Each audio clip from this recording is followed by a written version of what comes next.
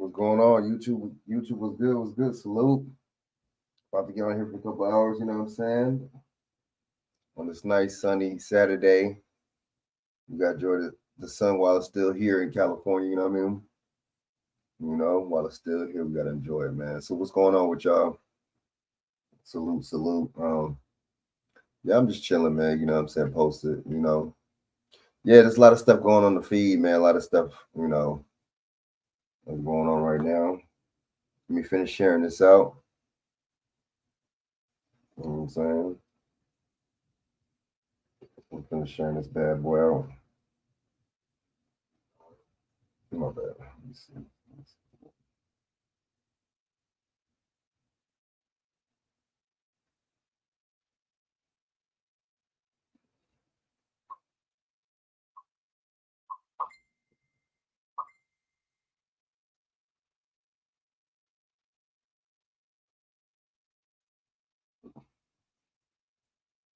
Yeah, man. You know, want to say, yeah, man. So I mean, people should be like, people have more money. When Miguel said more money, money for yayo. Mm, facts, facts on facts. I'm saying so.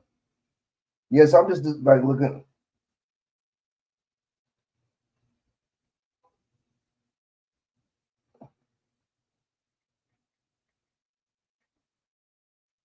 Yeah, man.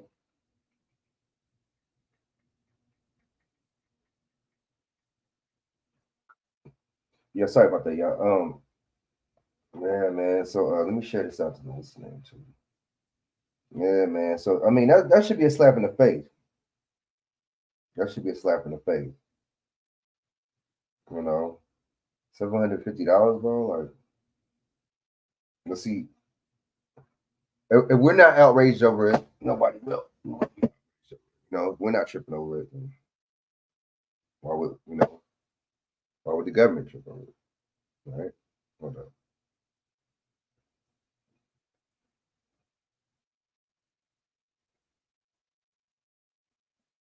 Hold up, yeah.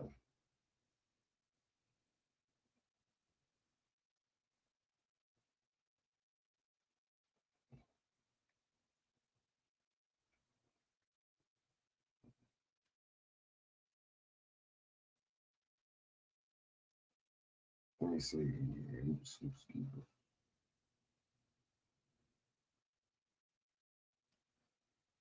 Yeah, man. So get Bishop on there. Get a couple people real quick. Share this out. Y'all social medias, man.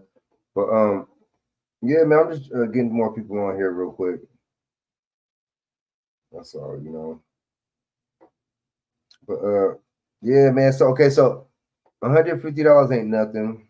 That's a slap in the face, right? That's a big slap in the face. That just goes to show that these people don't give a damn about you. And talk about the middle class this and middle class that, but I'm pretty sure these people that were in this hurricane were middle class people. They had nice homes and shit, right? Lived in a nice neighborhood. Were they a part of the middle class that Kamala Harris is talking about? Right? Were they a part of the middle class that Kamala Harris was talking about? That's what I want to know.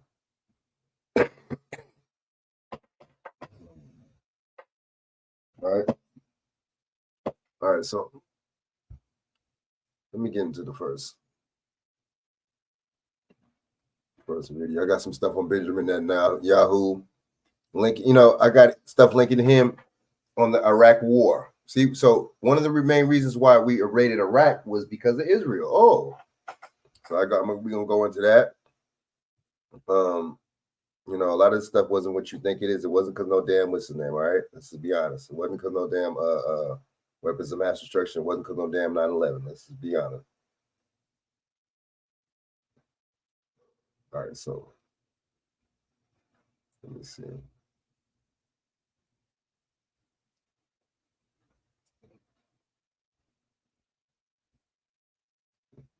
First, let me just play some of this.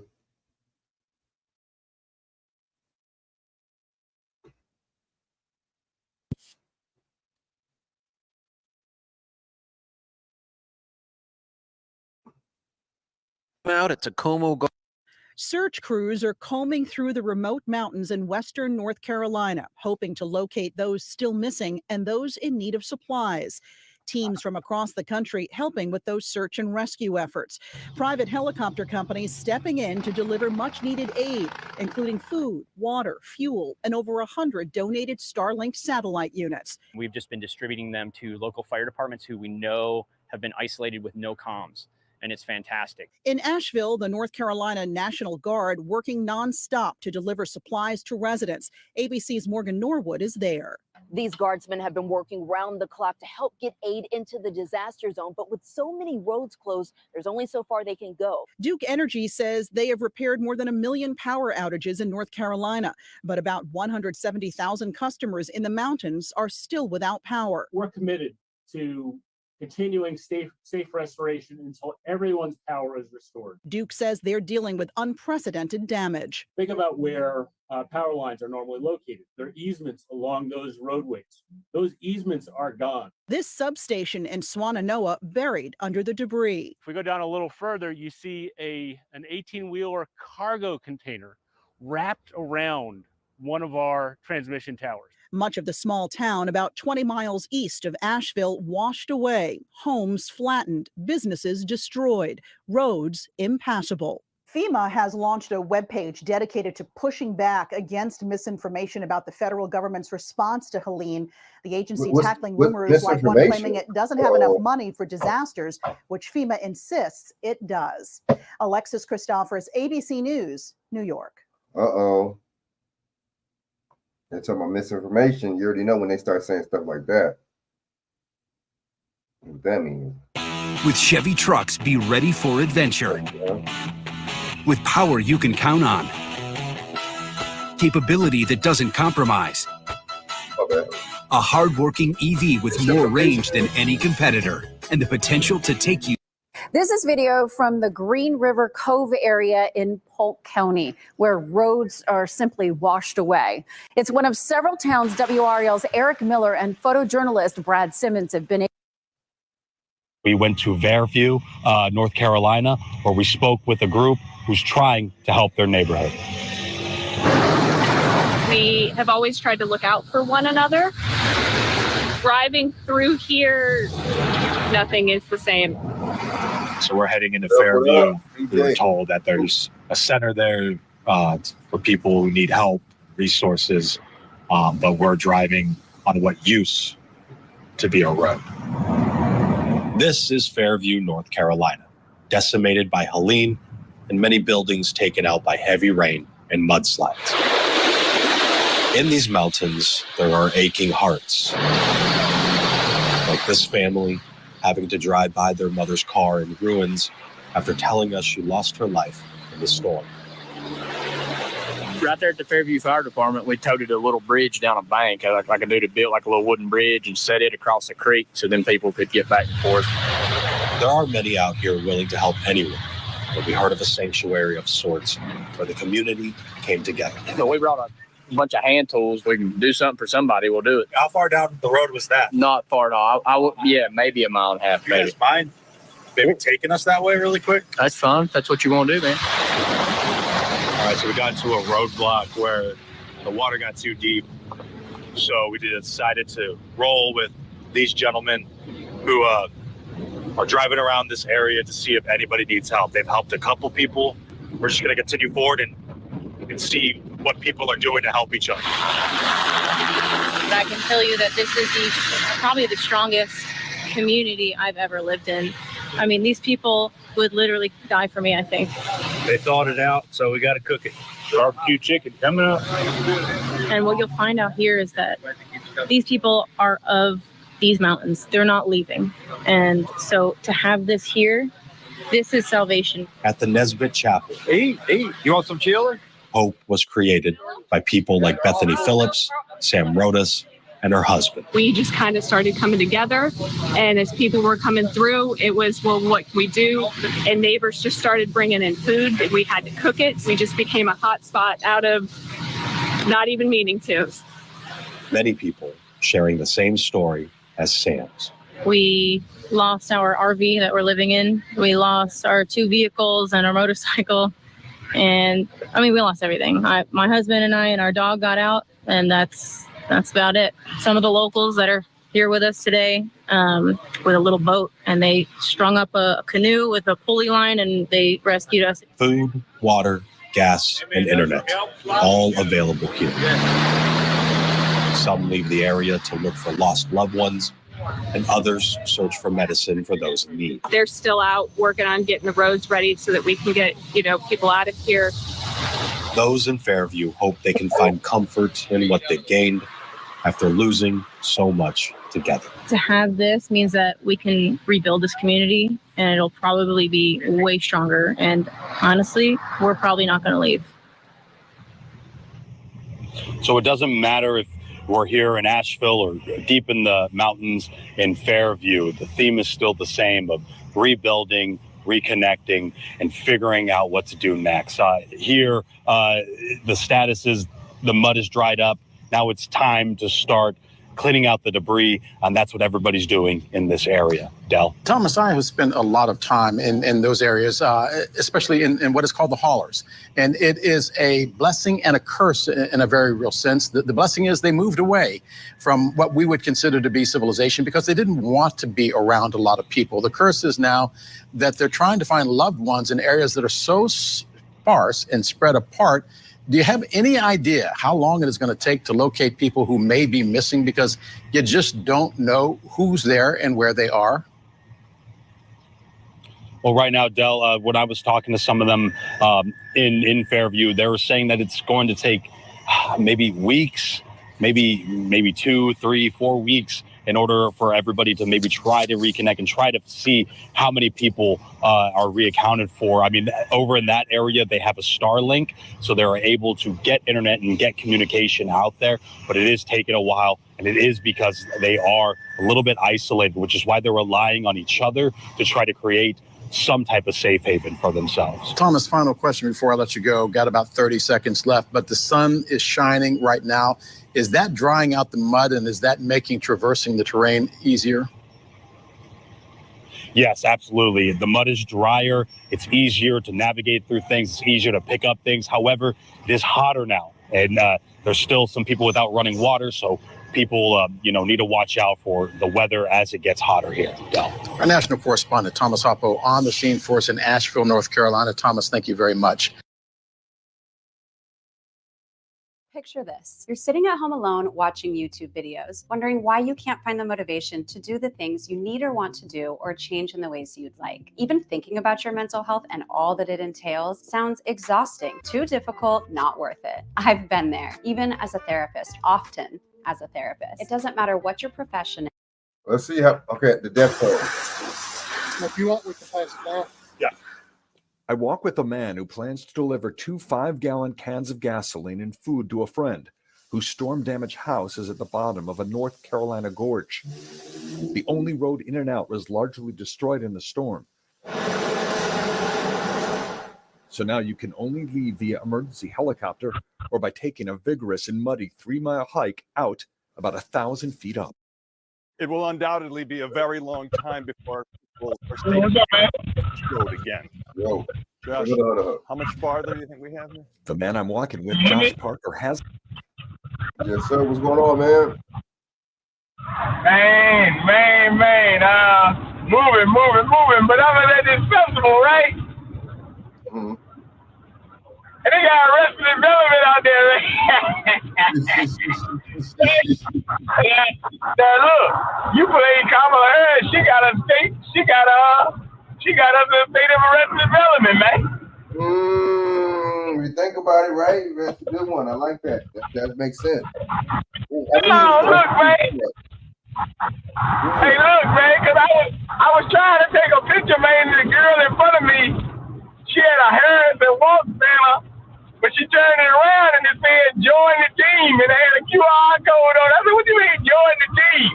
What the fuck kind of crazy shit is this, man? You hear me? A QR code. So you supposed to scan that mother? You supposed to scan that bitch? That's so funny, man. Man, they just enjoying the team, man. That's it, man. Wow. Now let me tell you something. This is one of the most historic events we've been having going on Richmond a long time. The Second Street Festival, right? Mm-hmm. It happens on the first Saturday of every October, right? Mm-hmm.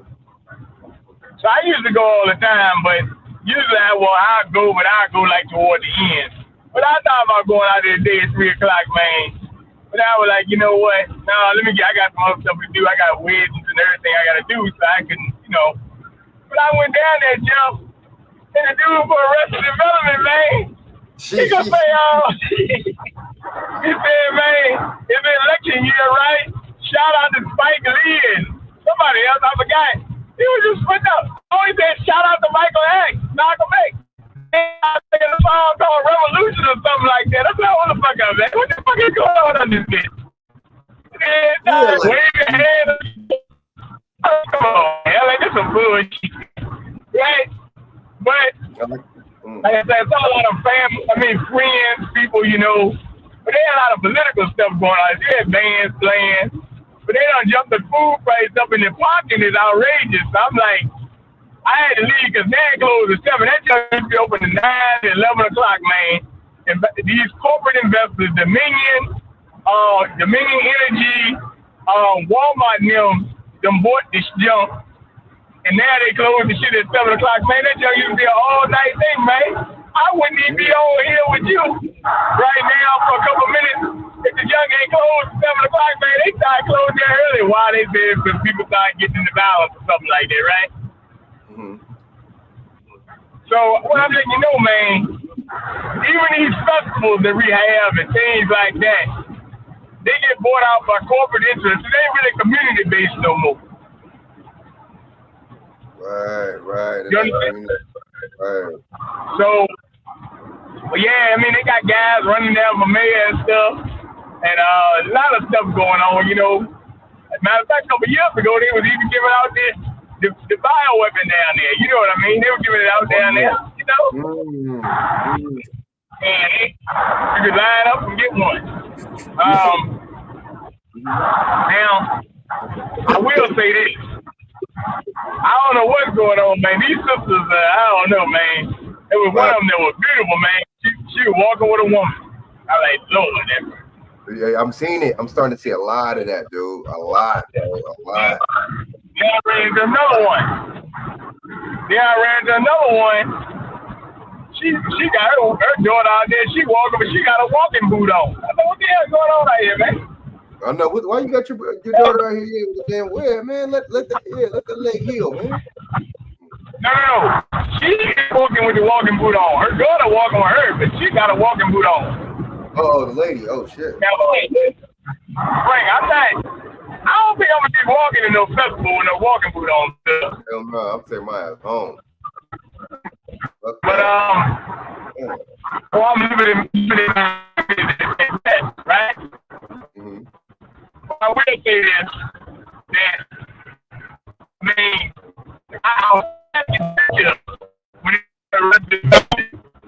I was trying to get that jump for the girl with the hairs joined the team. And she was from the group? That's why they call it Team Kamala, man. No, this girl was in the team. She had a fan, like one of them fans you wave on yourself in church. Got you. Yeah, she had a jump called Join the Team. But I couldn't get the picture of it because the girl, she put the fan down or she was talking. So I was like, damn. Yeah, I was like, but it got a QR code on it you can scan. So I'm going to find that jump and try to send it to you or find it another day and send it to you, man, because that's some wild stuff, man. That jump says join the team. That let me know. That let me know that this thing is bigger than just. They want you to feel like you're a part of something. Psychological. That's what I be saying all the time, man. Hella Yeah. psychological. Now, speak about the hurricane. I know you was on there with I know you might listen to Darren's show today. He was breaking down a lot of things at one time, you know. You hear me? Man, he was spitting some facts. He was spitting some, man. Yeah. He was breaking it down. But he was telling you they got that these lithium in that area they want. That's what they out. And what's the other one? We gotta be careful. Mm-hmm. Huh? What's the other one? What? It's not cobalt. What's the other one that was over there? The other mines? Quartz. You know. Right.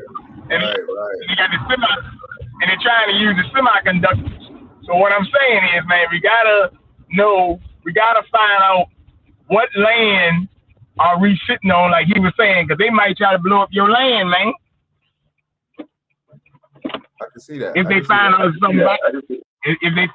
something valuable under there. So I'm just saying that people better pay attention. Like he said, the war is on. You can't be praying if you ain't gonna do nothing. You heard what he said. Facts.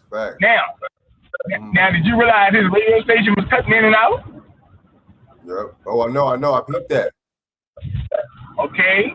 Well, on September 30th, he talked about it, and he say George Soros and them FCC to let George Soros file bankruptcy and get the airwaves. He said, I said it to you earlier, George Soros, yep, September 30th. So this thing, that's why he was saying that he might not be on that radio station much longer, because they're trying to get rid of all information. FEMA has even set up a thing, like you talking about this $750, right? Mm-hmm. They're saying you putting out rumors. That's misinformation. Oh, shit. So, no, you good, man. You good. They call it a rumor department. That's what they call it. They got like a rumor control thing going on. So, but let's just be real.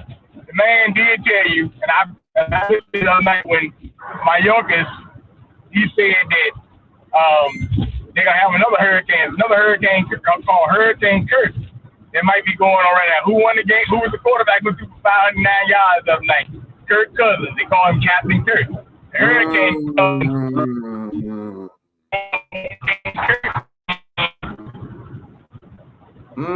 Hurricane Kirk. I think another one is called Isaac. So yeah. So just pay attention to what's going on, man. Like I said, they give you the clues right now. But you gotta pay attention, man. We're in some real shit right now. Okay? Yeah, Mike. Yeah, you seen that thing to me about Mayorkas, whatever? Yeah. Well, no, I didn't think you think of Mayorkas. I sent you a thing about the hurricane they got called Captain Kirk. He said there will be another hurricane and FEMA won't have the money. That's what he said. He told you you'll have another hurricane coming. How do you know? How would you know? Yeah, so he said hurricane season's not done with yet. That's what he said. So how do you spell? I mean, huh? No, how would they know? That's a good point. How would they know? Well, it's called geoengineering manufacturing, man. Hey, look, they manufacturing this cyclone, man. They call it, remember a couple years they called it a bomb cyclone? Remember? They give you all the clues, man. Just keep watching, man. Don't they? Don't worry about it. Just like last night when I sent you a picture in the Sam Club, they had no water. They want you like that, man. Hey, man, take all the water, man. Man. We ain't worried about all that. Long as we got you what? We got you scared, we control you if we got you scared, right? So that's just how it's going. But like I said, hey, look, man. When I saw that sister up there with that join the team thing, and Morgan State needs homecoming, coming up. I said, man, I don't want to be on your team, baby. You might be Team Cuckoo. Hey, man. And see, the thing I don't is, know if I want to be her. I don't know if I want to be her team, Frank. and then for you to try to push for Kamala Harris while all this is going on, and I mean, this administration has failed, bro. Like they wasn't even trying. It seemed like to me, people still. Wait a minute, man. What's it? Can I ask you a question? Mm-hmm. What's all this talk about failing, man? Ain't no failing. They doing a good job. They doing what they told to do, right? Facts. You're right. Why you think it's failure? You hear me? Yep. Yeah. What makes you think it's failure? I think they're doing a good job. They're doing what they told to do, right? Facts. Hey, You hear me? you're right. You're right. They're doing what they're supposed to do. And then Intrigue Mind said, we should have known that this was going to happen. Hey, look, man. Let me say this before I go. I get back to you, but listen. See, I had a song, right? I'm just doing my job. They're doing their job, man. That's what they're doing, man. They're doing their job. And they're doing a very good job of fucking you over. Oh yeah. Yeah, man. Hey, look. I'll get back to you in a minute. All right, for sure, man. I got you. All right, word, man. When the Intrigue Mind said we should have known this was going to happen because of how they did the people in Hawaii. Remember how much they offered them exactly, man. That's a fact. That's a damn fact. That's true. Hasn't been able to get in touch with his friend Brian and is worried. We run into other civilians who have been hiking down in order to help survivors who are either stranded or don't want to leave. They got hella chainsaws down there. Yeah. As we approach the bottom of the Green River Cove Gorge, we run into Fred Russick. He was among many gorge residents who rode out the storm. All the older people with infirmities have been airlifted out. My place, total loss, but I'm sorry. I kind of expected that. I'm sorry about it, man. But I'm alive, and my loved ones are alive, and kinfolk and such. So we got everybody. I'm glad you're okay. Safe that night. I'm glad you're okay. We arrive at the bottom after about 90 minutes of hiking. Houses, RVs, cars, trucks destroyed. Roads have disappeared into the Green River, which is now so wide it's unrecognizable to residents. Your house, you can tell, is beautiful. Yeah, it was. We'll get it back there again. You're gonna rebuild? Oh, if they let us, we don't even know what. If they let you. As we make our way farther into the gorge, a helicopter starts flying directly towards us.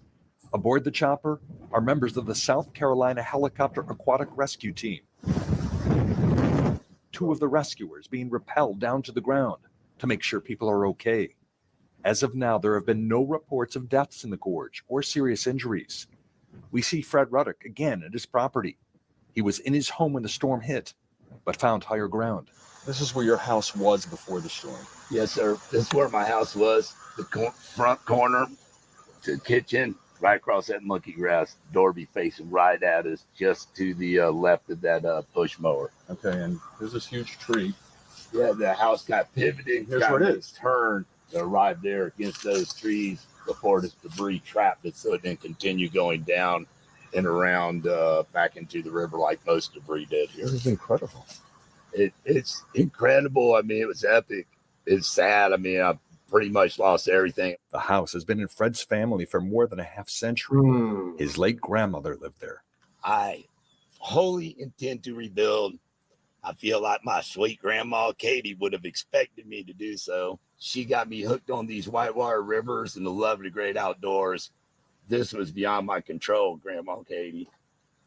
So you're doing this for your grandma, for yourself. This is your life. This is it. This is in my blood. Before hiking out of the gorge, Josh Parker finally gets to his friend Brian's house, only to find he's not there. We are told Brian was airlifted out just hours earlier when his health became a concern. Do you want to leave the gasoline here anyway? I'm going to leave it for somebody. Yeah, somebody can use it. Brian's dog Maggie wasn't taken on the chopper, but volunteers are about to take Maggie on the long hike out of the muddy gorge. Gary Tuckman, CNN, Green River Cove, North Carolina.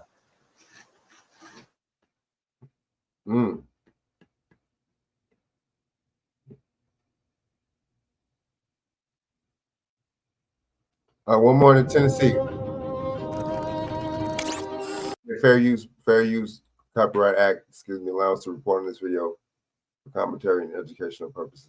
Now, with Dell's AI PCs, teams can work as fast as.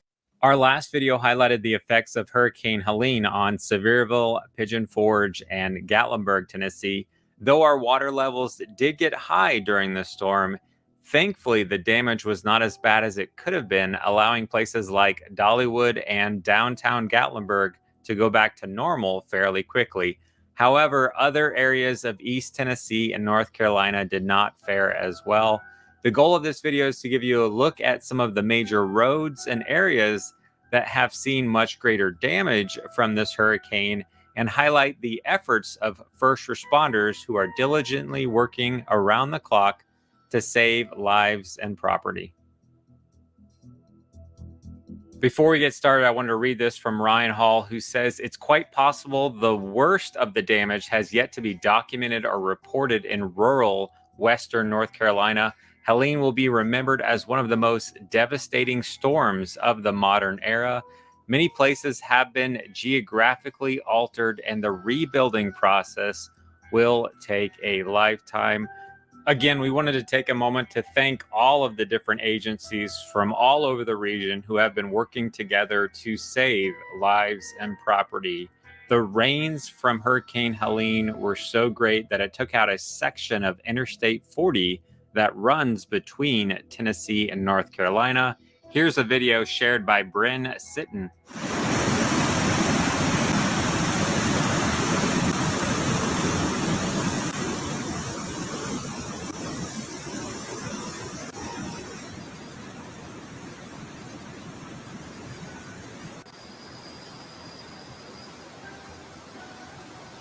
The North Carolina Department of Transportation just recently posted asking people to only travel in or to Western North Carolina for emergencies at this time.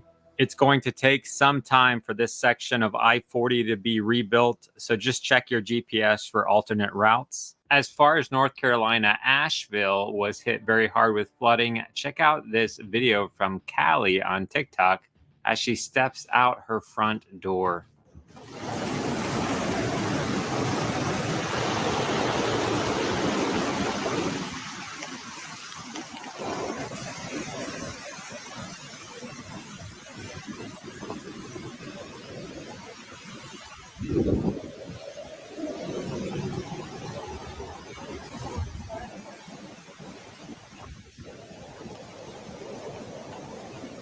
Back over to Tennessee, Cobb County was hit hard with flooding, which is a neighboring county of Sevier County, which is where Gatlinburg, Pigeon Forge, and Sevierville are.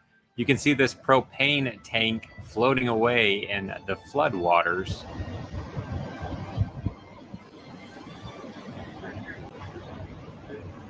We just stopped in Newport, Tennessee on our way home from South Carolina recently, and I took this photo of their fire department, which has been very busy as their first responders have been evacuating their downtown area of Newport, Tennessee. Here is an aerial video from the Tennessee State Trooper Highway Patrol.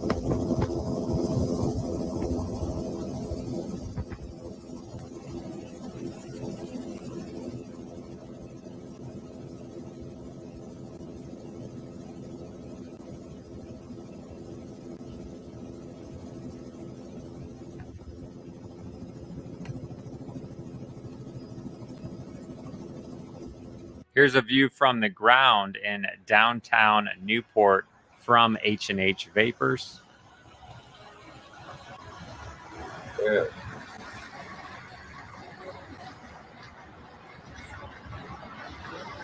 As they zoom in across the street here, you can see the river is raging and these police cars in water. But here are some highlights that the Tennessee Wildlife Resource Agency shared of saving this dog. And they continue to assist in a number of different evacuation efforts. So kudos to the men and women of the TWRA for all the work they've been doing lately.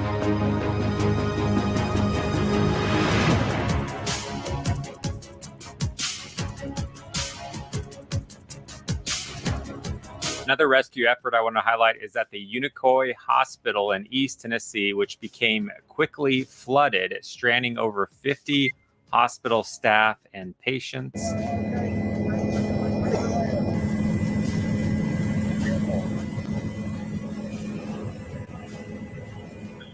Thankfully, with all the assistance of the different agencies, everyone was able to be evacuated. Not far from the Unicoi Hospital, Daniel Schrader captured the Irwin Highway Bridge getting washed away from the floodwaters.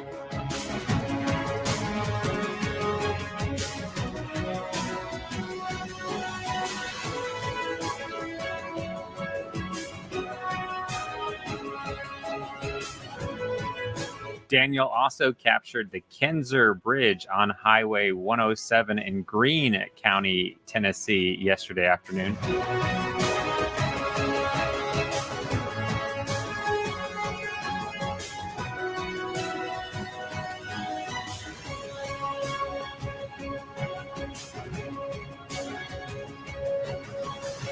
The bridges you just saw collapse were part of the Nolichucky River, and you can see how much water has been flowing through the Nolichucky Dam.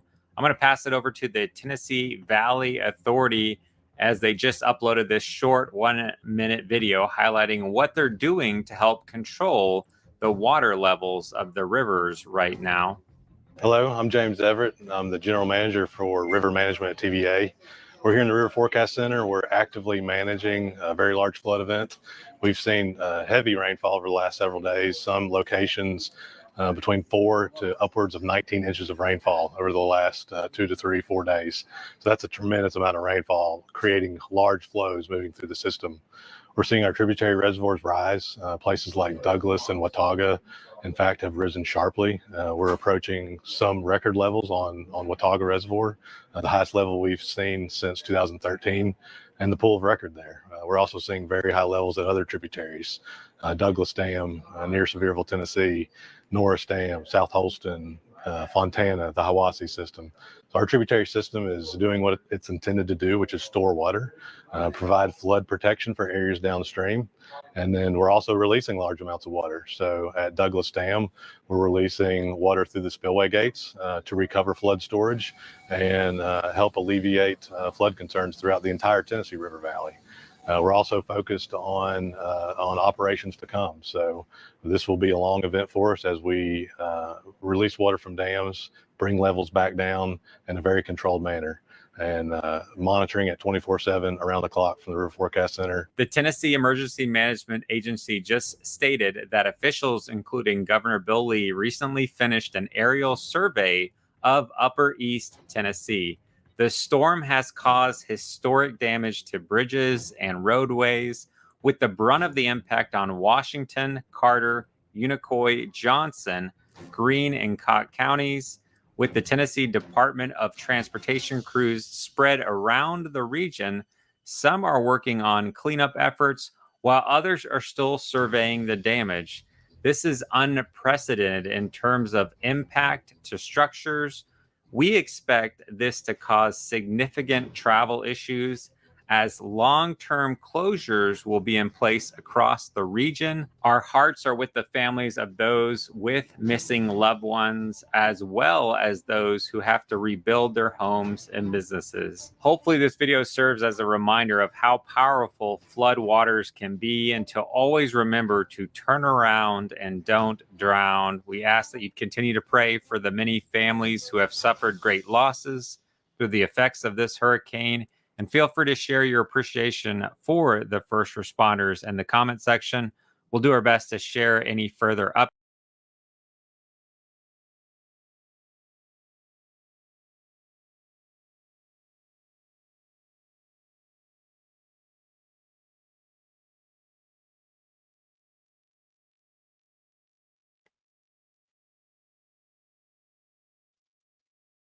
All right, fair use of the 1976 of the Copyright Act, 1976, Section 107. This gives me allowance to report on this video for commentary and educational purposes.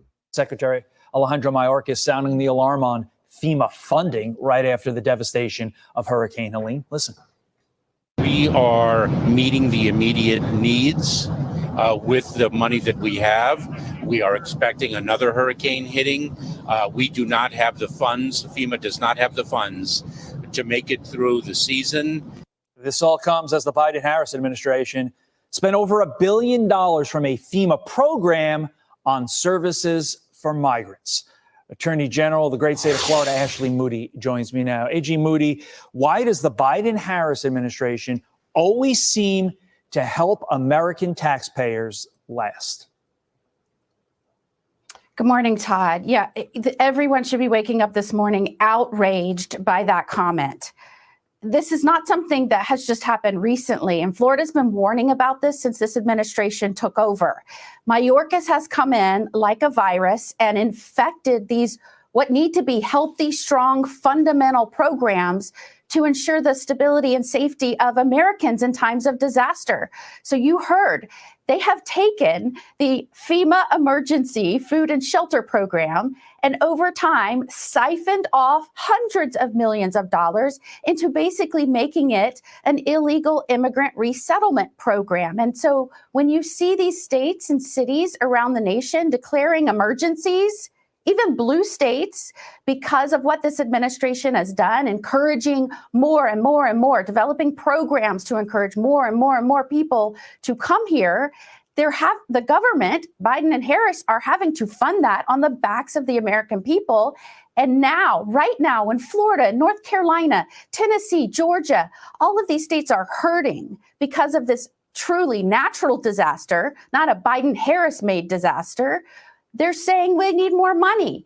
And of course they need more money because they've been laundering it from the true intended purpose of this fund that Congress set forth. Laws be damned. There's two things going on here. We just touched upon the main thing, this horrific prioritization of migrants over American taxpayers. But there's also something else here. What does this say about the Biden-Harris administration's ability to just lead? If they underfunded FEMA this much, and we are not even close to being in the heart of hurricane season, which in reality is August, September, October, and November, A.G. Moody. Look, this is what President Trump did so well while in office. He could get to a 30,000-foot level, look at the health of American agencies and programs, determine what the problems were, and enlist resources, talented individuals, and a strategy to put Americans and the safety and strength of this nation first. I've seen it work here in Florida with Governor DeSantis. We decide where our problems are, we set forth to fix them, and we make sure not only money, but the strategy and talented personnel are in place to fix them. So, for example, when you have a disaster like this, and you know when there's no electricity, instability, when there's people needing just the basics of life because of a disaster. I was with officers the other night, and we surged our resources in vulnerable areas to looting. We made sure officers knew what to look for when it was in complete darkness. Right. They knew what to charge. We make sure our state attorneys know to hold these people so they don't get back out and start ravaging these communities again. It takes proactive efforts, and you just do not see this out of this administration. And here, and the roosters are coming home to roost. Look at what's happening right now. The Florida model when really, we're in the middle of a disaster with this administration at the helm. You're right. The Florida model really does need to be a 50-state solution. Just want to mention this. You all launched an anti-looting team in response to Hurricane Helene, coming as 8 migrant workers are arrested in Tennessee, accused of stealing from flooded buildings. You guys do it right down there. I would just add, only a depraved person steals from someone in their time of need. AG Ashley Moody, thank you for your time. Thanks for doing what you're doing down there in Florida. I'm Steve Doocy. I'm Brian Kilmeade. And I'm Ainsley Earhart. And click here to subscribe to the Fox News YouTube page to catch our hottest interviews and most. Let's bring in Florida Congressman Corey Mills, who is on the ground, busy conducting rescue missions in North Carolina, delivering aid and services to communities in need. I'm emotional because I opened my phone, Corey, Congressman, and somebody posted just now on Facebook asking for a flyby near 2 falls on Elk River because a woman's house was caught on a bridge and they haven't been able to find her. And so they want to fly by over the river there, the falls there, hoping that they can find her alive. But that's what's happening there. And so just to tell us what you've seen and what you've been able to do. So yeah, Dick, I appreciate you guys covering this. Unfortunately, we're so concerned with everything that goes overseas that we forget about the American people at home, the way we did Maui and the way we did when it came to Ohio with Palestine. So we need to start thinking about America, and that's what we're here to do. So in the last 2 days, yesterday we delivered almost 4,000 pounds of water, non-perishables, diapers, wipes, other things to Asheville, North Carolina. We did a couple of actual drops yesterday to hard-hit areas, and today we resupplied, went into Bernardsville, conducted a search and rescue operation in a couple of locations. I did a hoist operation where we were able to rescue an 83-year-old, today, his birthday, elderly gentleman who was showing heart attack-like symptoms that we pulled out of Bailey and sent over to Johnson City to get them out. We were also able to get to South Toe and to Burnsville. We were able to put Starlink systems in place and also drop off 9 bottles of oxygen and an insulins. So that was a big thing where our diabetics were running low on insulin. So we were able to hit Broad River Fire Department, which seen over 64 inches of rain and water that flooded the entire fire department, destroyed 2 of their fire trucks, and decimated houses across the area. Swananoa is another area. Black Mountain we were in today as well. Asheville, North Carolina, and Fairview we had gone into. We had conducted rescues as well as for evacuations, and also just continuations and drops, and also just health and welfare checks. So going in for people who haven't heard from their families in 2 days, 3 days, 4 days, looking at that critical 96 hour where it stops becoming so much of a rescue and unfortunately starts becoming a recovery. And so we've been going into all these areas. We're going to continue to stay here to help Western North Carolina. I've got another plane coming in tomorrow. And look, I would be remiss if I didn't thank Glenn Beck, Mercury One, for all that they've done to help get supplies here that we can get in. Universal Air, who is a friend of mine who I've known for many years, who's flying these helos at his operational cost. We've continued, and even Benny Johnson, who donated water, pallets of water. So this has been an American issue that Americans have come to, but where is FEMA and where is the federal government? And again, we need to step up and do what is necessary to help the people of Western North Carolina, not let them be forgotten like Maui and Palestine, Ohio. Well, Corey, that's a good point. I think what's happening right now is what America is built on, neighbors helping neighbors. We stand up. We don't rely on our government to step in and give us assistance. I don't know if you're going to come back here, Corey, but I want you to talk about, if you can, Corey, if you're still there, what kind of response have you seen from FEMA? If you're still there, and if you're gone, well, it looks like we lost Corey Mills, but I wanted to ask him, what kind of response have we seen from FEMA? Again, Americans are stepping up. They're delivering the aid to those in need. Oh, he's back. Oh, Corey, you're back now. I want to ask you about what you've seen from FEMA on the ground. And I know that Americans are helping out right now, but is FEMA leading the effort? Are you seeing them on the ground delivering aid, or is this on the backs of the American citizenry? No, actually, the American people are the ones who are leading the efforts. And so you can see now that there is a tremendous amount of people that's just stepped up. I've heard from others who said that they haven't heard or seen FEMA. And so that's become a bit of a problem. And some of the other areas, which has only got helicopter accessibility, rotary wing only, it makes it even more difficult. And again, I want to apologize for the background noise and everything. We just landed to refuel. We're going to try and go back up and go out. But yeah, I haven't seen FEMA the entire time, and I've talked to many of the fire departments, and they've had very little communication with them as well. Well, maybe FEMA should be less concerned about DEI, which is the #1 priority of FEMA, and more concerned about delivering aid during crises like what's going on in Western North Carolina. And Corey, what does DEI got to do with FEMA? I knew people hour 1 in North Carolina. I don't think that had anything to do with DEI. I think it has to do with money, right? And greed. In Statesville, who were organizing flights, like dozens of flights a day, carrying tons of supplies. In Cessnas, Greg Biffle, NASCAR driver, all of his buddies flying their helis with now Starlinks. And these are just 2 of the people I know, Corey, but go north, go to Elk River, go to Linville. They're in We got need. about 26 Starlink systems that we've deployed so far. And again, I'm not, unfamiliar to this. You know, whether it was the rescues in 2021 after the Afghan botched withdrawal by the Biden administration, whether it was the 255 that I got out of Israel in 23, or the 28 that we got out, or 23 that we got out in Haiti only a few months ago. Failure We're after used to this failure. pattern of abandonment. And that's why we have to step up and make a change. Here. Corey Mills, Congressman, and the Biden Harris administration is sorry. So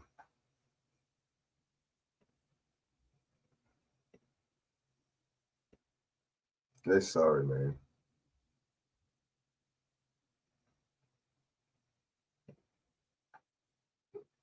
Check this video out. That law enforcement and fair use federal agencies may be interfering with the aid shipments that are going into Western North Carolina and to Eastern Tennessee, but I didn't have any facts yet on this particular instance. And I have some now for sure that you guys are about to see here in just a second. So long story short, let me just tell you what happened and why I actually went out there yesterday. It was to deliver aid, obviously, and to showcase the great people out there. That absolutely is one thing I was doing. But one thing I was also doing was trying to protect those people. I had received a report from people on the ground out there that one of my viewers, that the sheriff there was attempting to intimidate the workers, particularly Linda in this case, and threatening to seize all of the goods that had been donated by all of you around the country to these people in need. All that distribution center that you guys saw the footage of yesterday, he was threatening to seize all of it. And the reason he had given her the day before and the other workers was that they needed accountability of it. Now, here's the thing.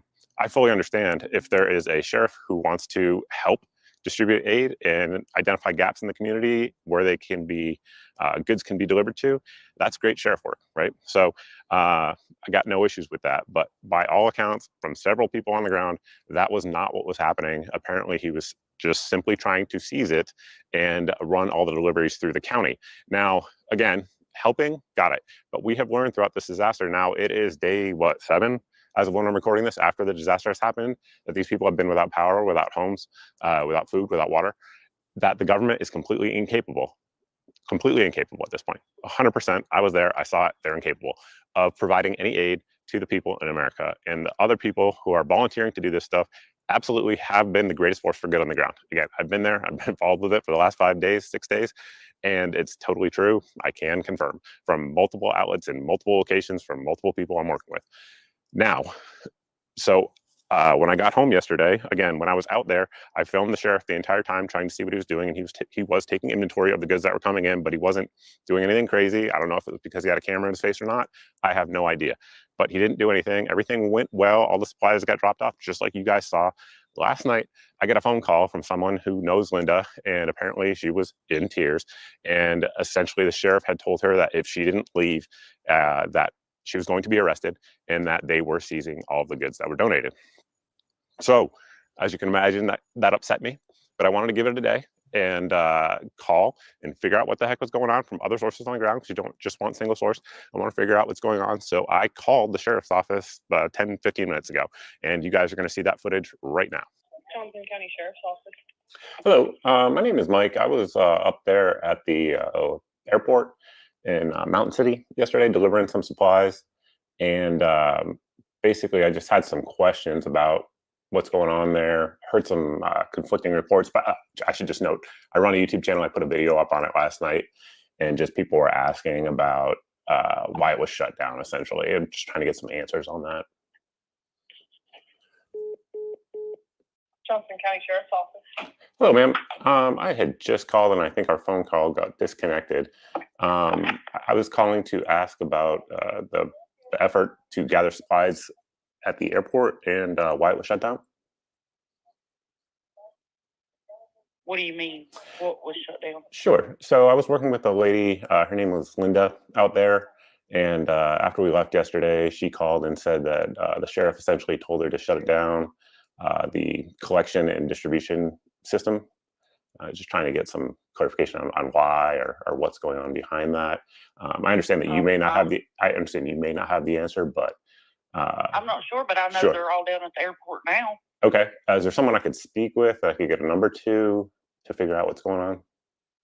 Yeah, sure, because I don't know what you're talking about, because there's people down at the airport. Sure. Yeah. I'd love to. We have, our officers and everybody else down there. Okay. Is there someone down there that I could talk to? I can. You can call me back if you need to. That's fine. I'll give you my number. Yeah, I will see if I can get you in touch with somebody. Okay. Because I'm up here, they're down there. Sure. Yeah. No, I totally get it. But as far as I know, the airport's functioning and we're getting supplies in from there. Okay. I was told I mean, you different. can call Dave Garrison. Yeah. Yeah. He's the one that's over the airport. Okay. Do you know where I could get his number at? Is it online? Or? Maybe Google Johnson County Airport. Okay. So Dave Garrison? Okay. Yes. All right. Thank you very much. Uh-huh. Bye. Bye. Johnson County Airport. Hello. Is Dave Garris there? You're talking to him. What's going on, big guy? All right, Dave. My name is Mike. I run a YouTube channel called the Mr. Guns and Gear channel. I was out there yesterday with Linda, helping bringing in supplies. Basically, I'm trying to get answers, and she was a little bit emotional last night. Essentially, she was saying that the sheriff was telling her that she couldn't be continue collecting and distributing supplies, and I was trying to see if you knew anything about that. Yeah.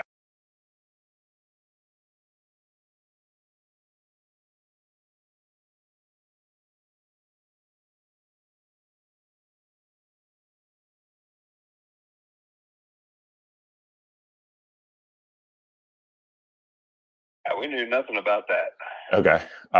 It just came down like yesterday afternoon that everything that lands here at the airport's got to go over to the armory that the sheriff's department is in charge of. Okay. And I mean, do you know any idea why? I'm just trying to figure it out because I put a video up yesterday. I don't know if you saw it, but it's getting a lot of views and people are asking what happened.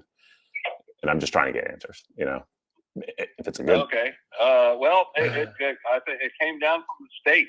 Okay. The state called up and said that they've cut supplies off to it because Linda was they thought commandeering stuff. Well, what she was doing was she was calling individual organizations, right? Like Helping Hands and the churches and all that stuff to come up and pick, and that was out of the protocol that was supposed to go down here. And do you know whose protocol that is?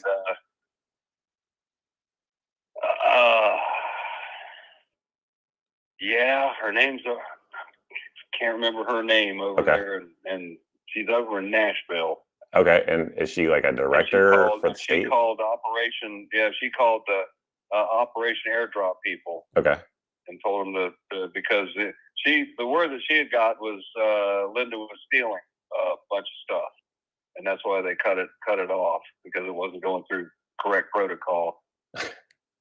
And so I had to work back and get them coming to our airport again because we desperately need supplies and food. Right. Yeah. No, I was there. And I still got a bunch of places up here in the hills and all that.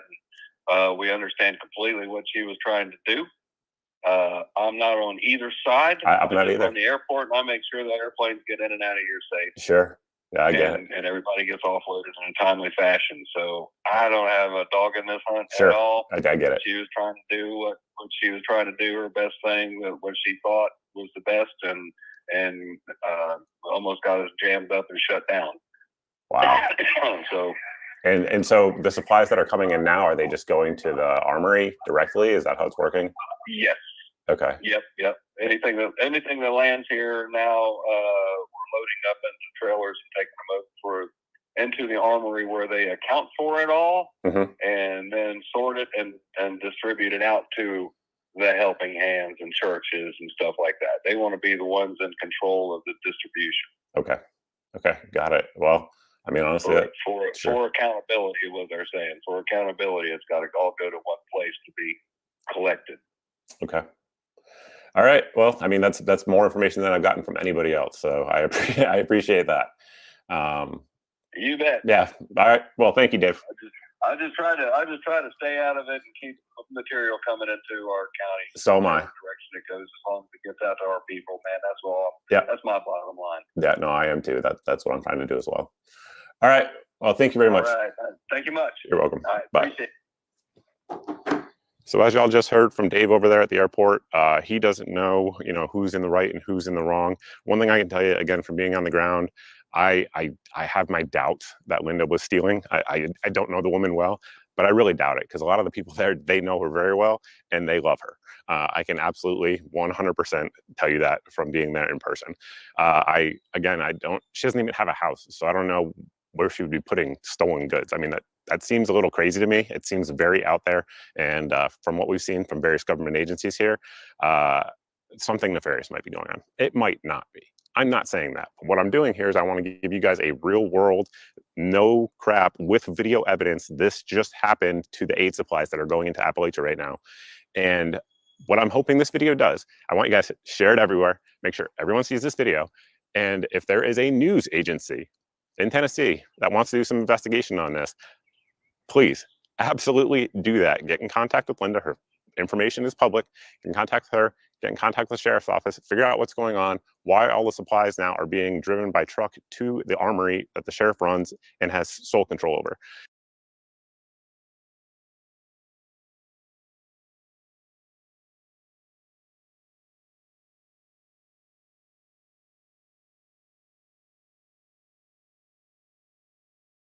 That's a crazy situation. They're saying that the lady stealing all this stuff. Well, I'll tell you.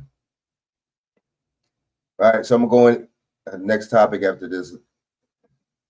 They blasting Kamala Harris, man.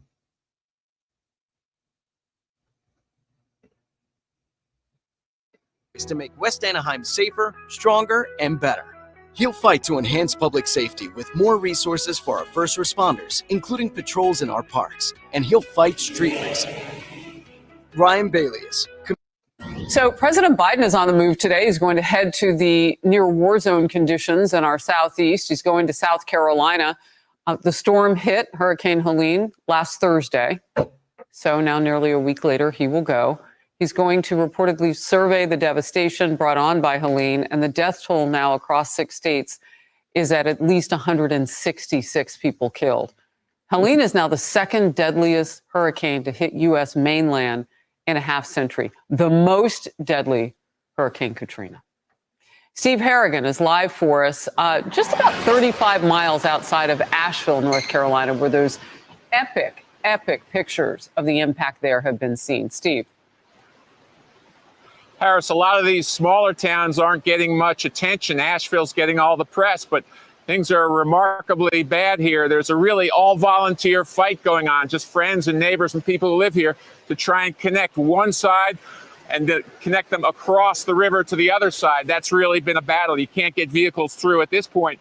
You said the death toll is higher than 160, and that's likely to keep going up. People here say it's going to go up much higher because many areas still so cut off. It's really people checking on neighbors by foot or by bicycle, going door to door. And people here tell us things have gotten so rough, they are sharing water with each other. We're sharing food, and water is now becoming available, but a lot of us had water on hand that we're sharing if needed. And then for flushing toilets, we're going down the street to the spring and collecting rainwater if it comes. People hungry here, too, for information. They ask us, what's going on? When's it going to get better? They're using handheld radios to try to find out. Many here are aware that the president will be flying over some of the worst hit areas this afternoon. Harris? Well, you got in there, and I know that the president isn't as physically capable as you are, but it would be interesting if some more people could actually get into that area. And military could definitely airlift something into that area. We do it all over the world. Steve Harrigan, thank you. Brian, I'm sure people can hear this tone in my voice. It was last Thursday. Mm-hmm. It's crazy. Not only that, okay, maybe the hurricane was not a surprise to anyone.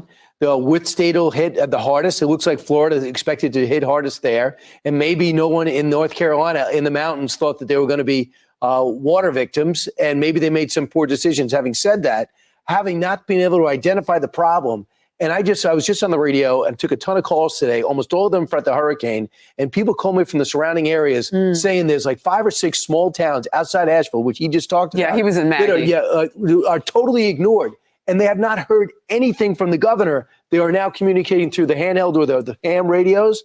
So there's a huge problem. And if anybody should know optics, wouldn't it be somebody that's been in politics for 50 years? Yes. Why would he even think about leaving the mansion? The White House, is it that bad of a place to spend a weekend there? You know so what? just to be in headquarters and show you're engaged, throw in a windbreaker. That is so interesting what you're saying. And Kaylee, I thought of it this way, just to further what Brian is saying. As you were talking, I was thinking, well, what younger person, other than the 81-year-old man, could go to this and maybe cross that bridge, because she's a year younger than I am. I know I could do it. And go to some of these areas, right? That bully pulpit. But my gosh, grab a gallon of something and take it with you and be part of the... What? Oh, you mean the vice president who still technically has a job? By the way, she's going to Georgia today. I hope she pops by the Savannah, Georgia port that shut down because of the strike. Lots of picketers. I call on those people. Do a good deed today and help. Yeah, a lot of problems on the Biden-Harris watch. Brian, I mean, to your point, would we expect anything different? Biden left the White House during the fall of Afghanistan and then had to go to Camp David from Delaware and then finally got back to the White House. You know, FEMA, we saw Kamala Harris there Monday. And it's this big, long table. And I've been there at these same briefings, and you have the nameplates there. And there's Kamala Harris at this briefing. And the sign behind her said, helping people before, during, and after disaster. And I got to thinking about that. Okay, well, before, Governor DeSantis said, yes, I got everything I needed from Biden. Kemp got a call from Biden. Before, they did deploy resources. They get credit for that. But before, during, and then almost to after, indeed to after, Biden was in Delaware. Kamala Harris was at a fundraiser. If I were advising her, I would have given her a call and said, get back here Saturday morning, come from the border. I want to see you in FEMA headquarters, and then we're sending you to Georgia once the damage has passed. We did not see her before, during. We're just now seeing her after. Let's go back to that moment on Monday, because we have Kamala Harris ignoring reporter questions at the FEMA briefing. I would ask if we could excuse you for a moment. Madam Vice President. This way. Thank you. Come on, this way. Let's go. Thank you very much. Unmatched by the moment. How would you describe it, Emily? Horrifyingly inadequate and underserving of every American, and especially those who are suffering right now in those areas. And, you know, for the fact to your point, Brian, about the optics, you know, the entire town, for example, of Chimney Rock, which the beloved Dirty Dancing was filmed in, and Last of the Mohicans. Think about the millions of Americans who feel sort of a personal investment there. Why is it so hard for our leadership to acknowledge the emotional impact all of this has on all of us when we see our fellow Americans suffering like that, when we see them suffering in silence with no way out? You've heard me mention many times, Save Our Allies on this couch. They stood in the gap of our administration dearth in Afghanistan when we left Americans and allies behind. They're headquartered in North Carolina. Right now, they are the military individuals, former, that are there, boots on ground, supplying and helping all of those Americans who need help. Anyone depending on the federal government? No, it's for leadership and it's for optics, but the actual boots on ground, helping those fellow Americans, that Save Our Allies, that's the United States Veterans Corps. And I hope to God it will include our administration sometime soon, but I'm not holding my breath. You know, this is a hero moment for the current administration. They can look at this and learn from the past when they were beating up on Republicans who actually were not making some of the best decisions they should after Hurricane Katrina. Like, we've learned this lesson already. Both political parties have. A hero moment would be, I'm calling up everything I got to get some airlifts in the air. I mean, it doesn't take much as a commander-in-chief to command your troops to go help your fellow Americans. And Maria, I don't want to single you out as like the only Democrat and all of that, because you've helped people in harm's way. You've been at... That's a good point, though. It's like, damn, the Biden administration, they can't send no... How come, you know, they send the National Guard to these cities and shit because of so-called crime and all this bull BS. You can't send the National Guard to go rescue people? I mean, isn't that why these different states have different constitutions? These different states have their own countries. So guess what? Their own countries have their own National Guard. What's up with that? Oh, no, man. The State Department. You know what it's like to be an American and need the help of the United States. You know. And to be fair, that's what they're doing. I mean, there are 4,800. I haven't seen any airlifts. I haven't seen anything that looks like, like our capability. Let me give you some of the numbers and the statistics. 4,800 federal employees that they've already surged down before, have been there since, that are helping on the ground. The president ordered 1,000 National Guard. He brought up the National Guard from all different branches to do airlifts, to get food to people, to get help to people. They are surging resources. And when you hear from some of these Republican governors who say we do have what we need, we've heard from President Biden. And one of the challenges that we all know that they have what they need. We know that it is Which Republican governor has said that? I mean, Ron DeSantis. Even the Democrat Ron Cooper DeSantis hasn't has said said very positive things, Harris. What I will say is getting a president and the security and the communications into places that have nothing is very, I mean, we hear from people on the ground. Our crew got there. Let me finish. No, but our crew doesn't have 25 Secret Service trucks that have to come with them. No, we hear you can from drop it sheriffs from the air. Harris, we hear from, but you guys are complaining that they haven't been down there yet. We hear from sheriffs and local officials on the ground who say, please don't come yet because we will have to divert emergency resources to I'm protecting not sending you. people in. I'm asking from And the air to utilize those so boots on the Biden ground. and Harris They need are resources. going today and tomorrow. They're going to visit 4 states. And what are they doing? Are they taking supplies with them? Yes, and they're hearing from people on the ground about what else they need. But they have the federal government down there, Harris, right now helping. And to say they don't is, I'm telling you. I didn't say they weren't there. I said it's not slow. enough. It's been real slow. It's hard to get to these places, Brian. But put it this way, these people need help and they're not getting anything from FEMA. Keep in mind, Trump has raised $3.9 million on his GoFundMe page for them. Is that from his watches? We'll see where it goes. No, it's for the It's GoFundMe. verified. Save our allies is there. Okay, we got to go. Donates. Families affected by the hurricane urgently need support. Help the American Red Cross provide meals and shelter to the. We already seen what happened with Red Cross last time, man. These organizations, you can't trust them. You know what I'm saying? Let's be honest, man. They ain't gonna spend that money right. Okay, so the port suspended strike, right?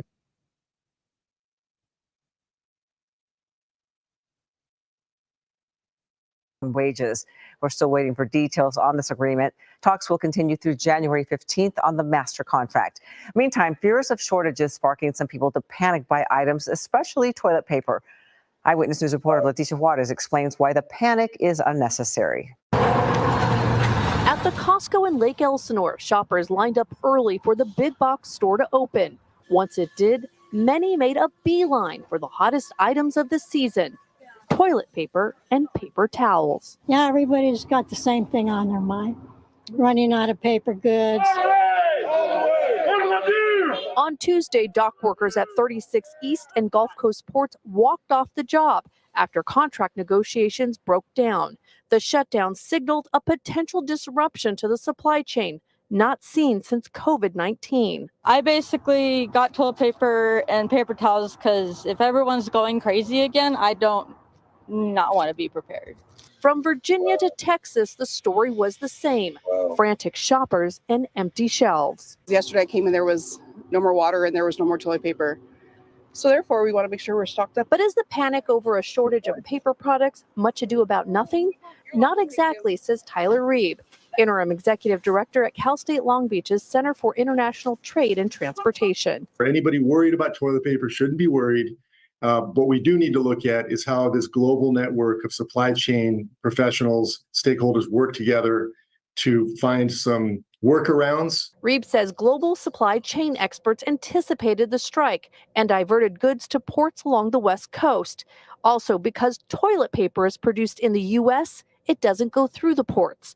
Instead, the most likely items to be impacted by the strike are Auto parts and accessories, bananas, imported alcohol, semiconductors, solar cells, those kinds of things. Not everyone is stocking up. For some shoppers, this was just a regular run to the store. Yo digo, comprar lo necesario. She says, I say buy what you need. I don't believe there's going to be a crisis. We've been hearing this for a long time.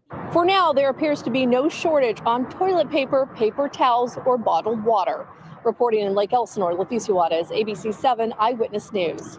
Hello, I'm Mark Brown. Get more great ABC 7 content by clicking the subscribe button for our YouTube channel and download the ABC 7 Los Angeles streaming app on Fire TV, Android TV, Apple TV, and Roku to watch on your TV.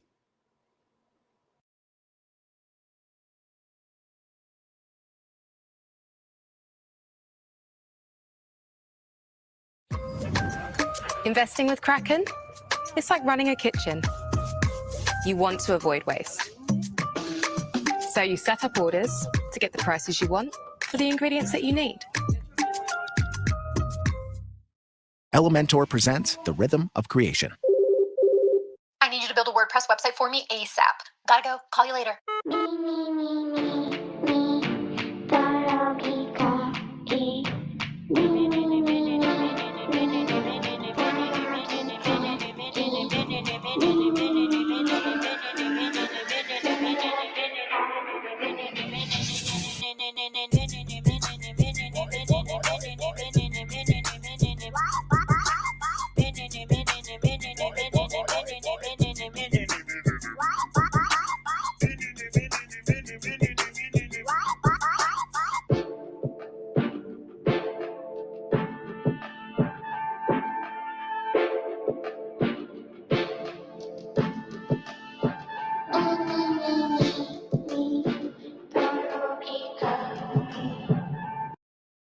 How consequential is this? Because this is a suspension of the strikes that could resume in January.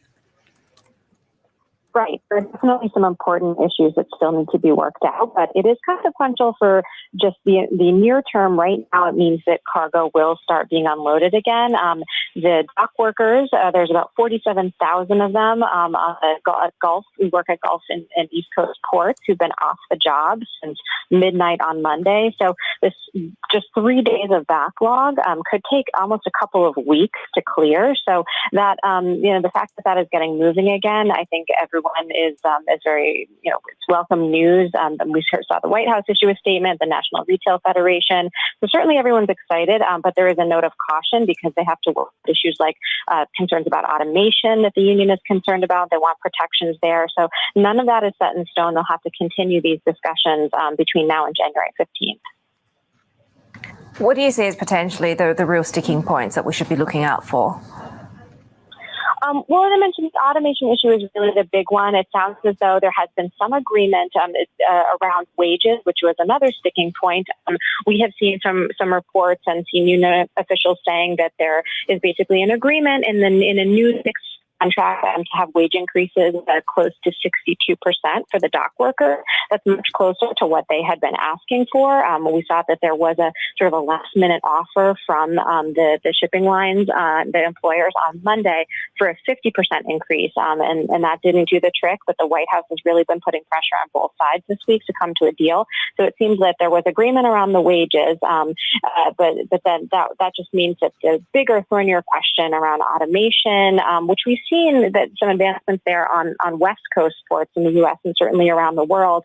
Some of those advancements haven't come to the East Coast and Gulf ports yet, and that's in part because of resistance from the union. And so they will have to work out, language in the agreement that's acceptable to them. So how important are these ports in the global supply chain, and how long will it take to clear up some of the backlogs that we might have seen this week given the strikes? Sure. Well, we had been seeing some analyst estimates saying that for every day that the workers were on strike, it would take approximately a week to clear the backlog. Some more recent estimates have suggested it could be a little faster than that. We've seen, about roughly 12 days it would likely take. But still, that means for cargo, some of which, it's auto parts, it's equipment, it's medical supplies, but there's also a lot of fresh fruit. I mean, we know one of the ports in Wilmington, Delaware, is responsible for bringing in about 2/3 of the country's bananas. So that's just sitting there right now. We have been seeing the number of ships anchored off of these ports just rising each day. I think it went from about 19 on Monday to 43 today. So there's certainly a lot for them to unpack and unload. We know that the union has said that work will begin immediately, possibly as soon as tomorrow morning. It's not clear whether they'll be working through the weekend, but it is going to take some time. And all of these ports collectively are responsible for about 50% of the world's shipping.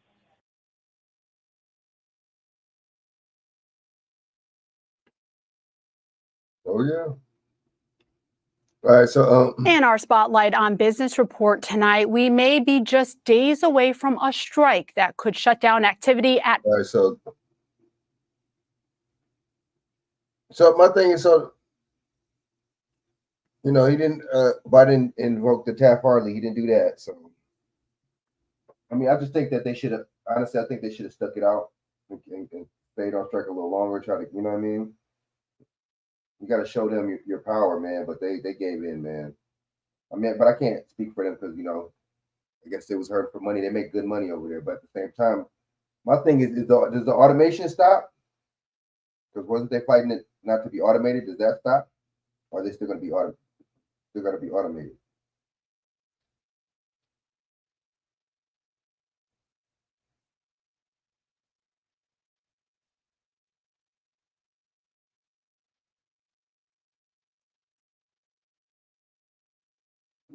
Does the automation stop? I don't know. What's going on with this? What's good? So, I don't know, man. Strike should. I mean, it kind of was a little bit of hype too, in my opinion. I mean, I don't know.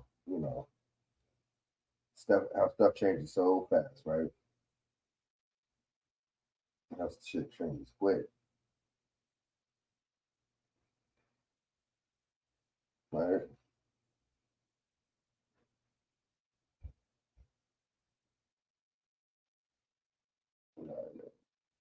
Let me get on to something else. Let me get on to something else. I mean, does the automation stop though? Let me see.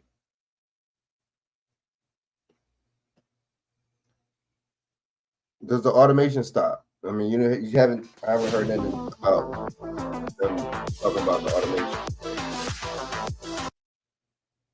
In Georgia as well. Well, this is what we know. The union representing those 45,000 striking U.S. dock workers at ports up and down the eastern seaboard and the Gulf Coast. Well, they have reached a deal with the U.S. Maritime Alliance to suspend their strike until January the 15th to provide time to negotiate a new contract. That's according to a person briefed on the matter to Fox here. So the strike is over for now. There's this 90-day window for talks to continue. This is tentative. You talk about these strikes being over, you know what I mean? Yeah. But it's like, yeah, can you hear me? Yeah, what about the automation though? Is there still gonna be automation? I thought that was the one. Let me tell you something, man. Wait a minute. Time out. How much of a pay raise they say they got? 62%, something like that. Yeah, 66, 62. Well, all you gotta do is add the numbers up. If they giving that much of a pay raise, of course they gonna do some automation. That's a given. Right. That's a big pay raise. Yeah, I remember UPS. They went to that big strike, and UPS, as soon as they gave them the deal, made the guy more money. They started closing plants, laying off workers. Yep, exactly. So my thing is, you don't know if these outside entities are causing the strike and say, hey, you strike, go ahead and strike, and then get the deal and then still do what they want to do. Right. That's what we were talking about that yesterday. You always gotta pay attention. And I know you listened to Darren's show today when the guy Ray got called in, and he talked about pulling behind that curtain. So you gotta pull that curtain back and go how far that deep is. Or you gotta be like Dr. Khalid Muhammad said, pull the dress off that Pope and expose his ass. You don't think the Vatican got nothing to do with it? Right. Of course. Yeah, so you always got to pay attention to who's really winning this game. Facts. Yeah, of course. Of course. But you're right, that's a big increase. That's a real big increase. Yeah, they're gonna do a lot of automation increase like that. Yeah, but that's the way it's going, man. We just got to pay more attention and know. But now, I'm going to say this. In all honesty, they were starting to make the people mad. See, they're not gonna get on the corporation. If people gonna say, why these people striking? I need my bananas. I need this. I need that. Right? Mm-hmm. Well, let me take that back. They're not asking about no damn banana. I'm gonna take that back. Cause these motherfuckers buying toilet paper, water, and everything else. Right. So they won't. Right. They ain't crying over no fresh fruit now. That ain't what they crying over. Yeah, exactly, man. I can go to the store and get all the organic stuff I want, or one of these farmers market they got every week, and ain't nobody raiding that, or trying to. I shouldn't be able to get a damn tomato or nothing from the farmers market if this thing like it is. Right. So if you ain't going for the health food, the more healthier food anyway.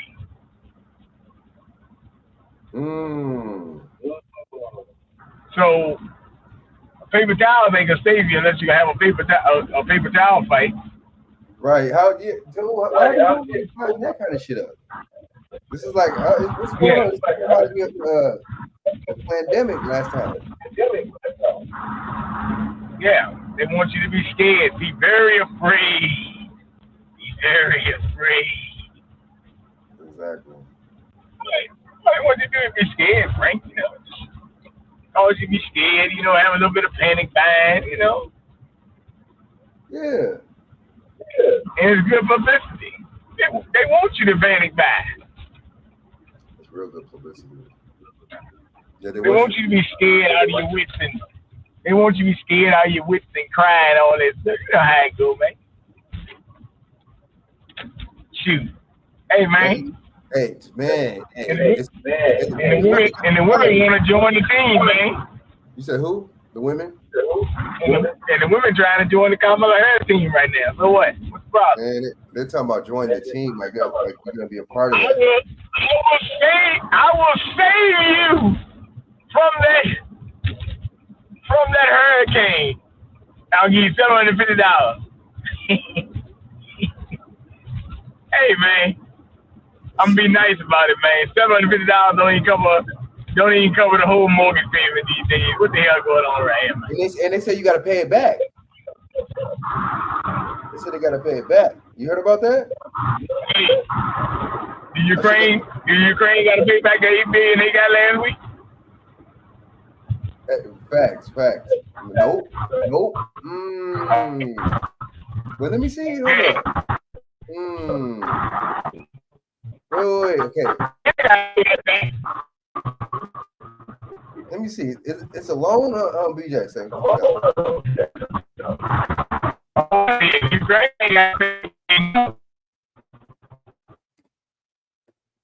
Man, facts for.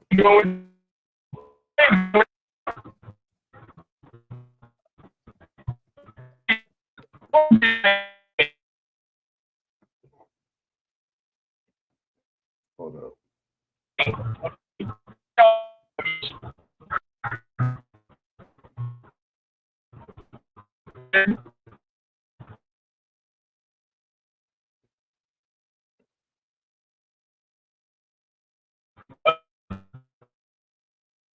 Oh.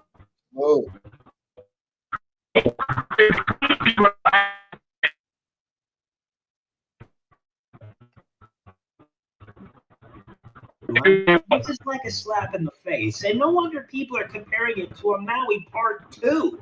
I think after the Maui fires, people got $700. At least the people in North Carolina get $50 more. Meanwhile, the government can spend $240 million to build a pier off the coast of the Gaza Strip to bring supplies into Gaza and then only use it for a month and it gets destroyed. And they can send billions of dollars to the Ukraine and billions of dollars to Israel. But when it comes to helping its own people, they were nowhere to be found.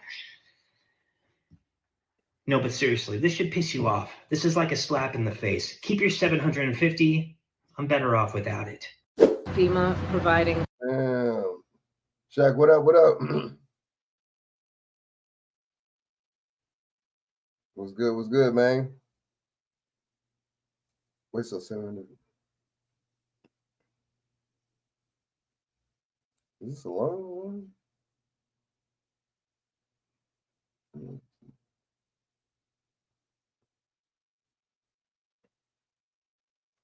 Georgia. Next question. Thank you for doing this, Senator. My question for you is, what do you have to say about President Trump pushing the claim that FEMA is running out of money for her hurricane relief because of funding for programs that support migrants?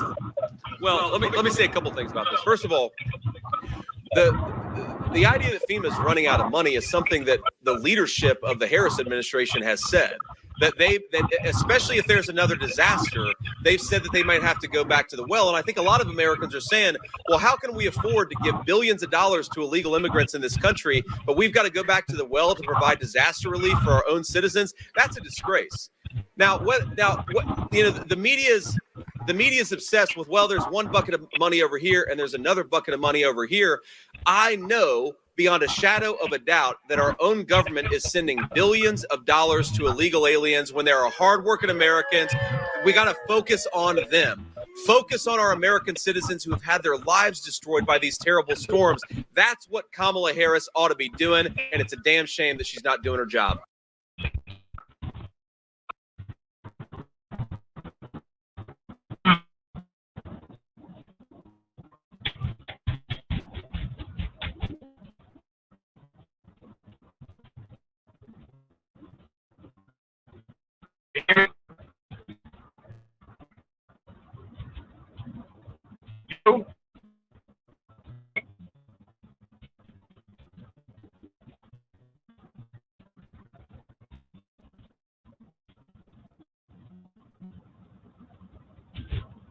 Yo.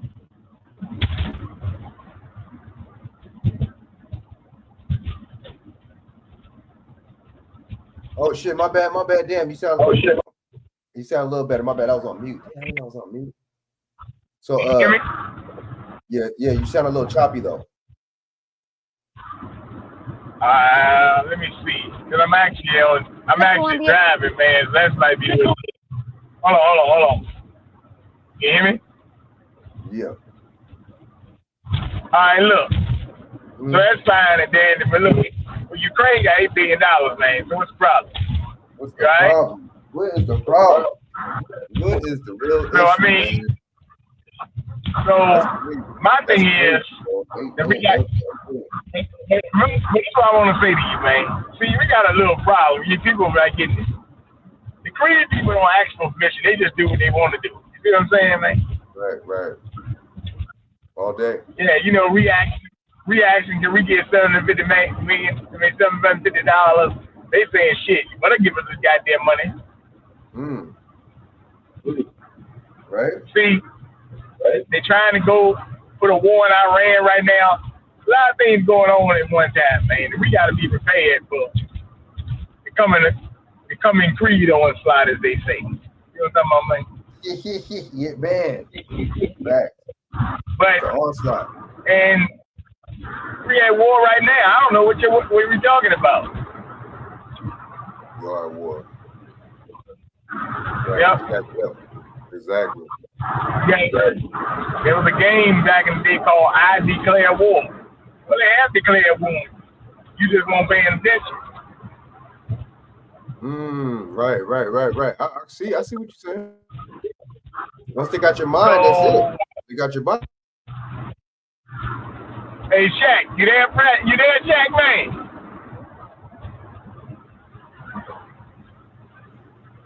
Yo, what up? Man, I was at this festival earlier, Second Street Festival they have every year, man. There was some weird shit going on down there, man. They had Arrested Development down there. They were talking about it's an election year, and they played a song called Revolution. They said they've been in hip hop for 32 years. They shouted out Spike Lee, Malcolm X, and everybody. My word. All right. Arrested Development.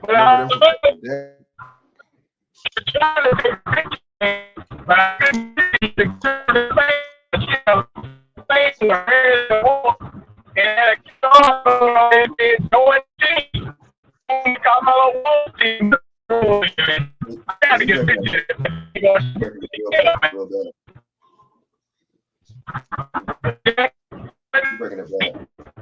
Yeah, you're breaking up. You're already breaking up bad, buddy.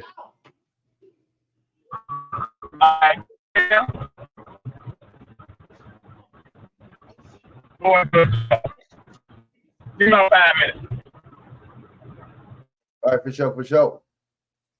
Shaq, what up, man? What's good? What's good with you, man? Shit, man. Trying to keep my head down low, baby. When the shots rain out, nigga, I'm taking cover. I'm ducking. Man, I feel you. I'm ducking, baby. So what you think about all this shit, man? It's $750, man. They said you got to pay that shit back. Yeah, you got to pay that back. You all sound better now? Yeah, a little bit. Yeah. Yeah. I do. A little bit better. Okay. Hey, yeah, the girl had a Joan B. I tried to take a picture of it, but I couldn't. But she put the daggone fan down too quick. Right? But she had a fan, a fan like a church fan that said, Harris Walsh join the team. My word? I said, what kind of shit is this? Join the team? Hey, man, I saw a girl out there walking with her daughter. Well, she had a walking boot on. I ain't lying. What you say? What? No, it was something I had bought. It was something I had bought. Yeah, it got me some these goddamn Asian restaurants, man. The motherfucker charged me $8.25 tax on a $20 goddamn bill. Are you serious? Damn, bro. Hell yeah, man.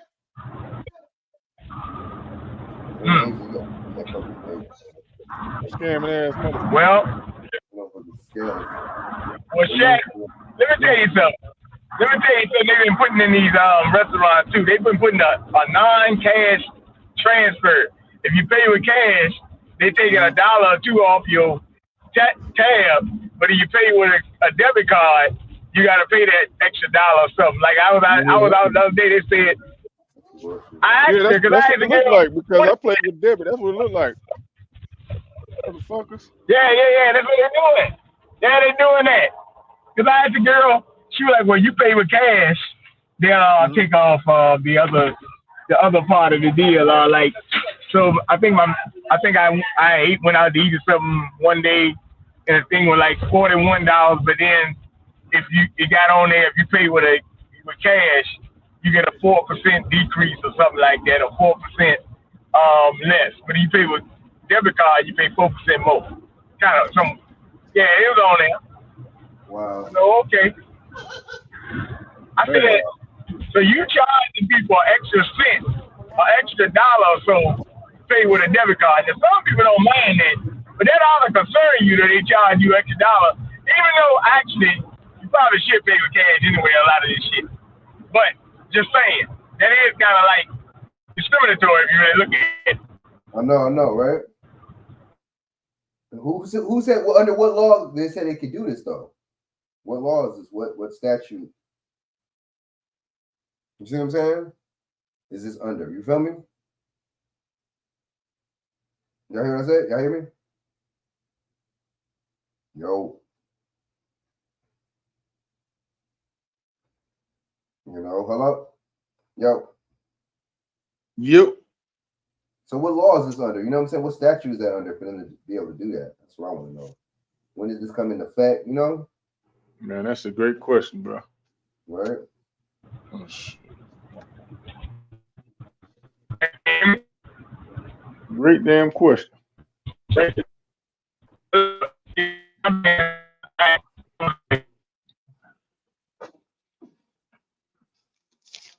You said what now? 4% decrease on income.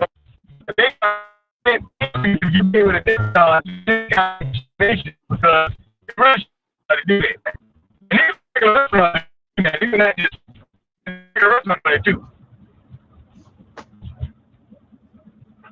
Yeah, that's some bullshit. So, well, hey man, look, man, they've been allowed to get away with stuff so long. You know, people don't say nothing to even look, man. People just say, "Hey, man, I'm just happy to be here. I'm paying, man."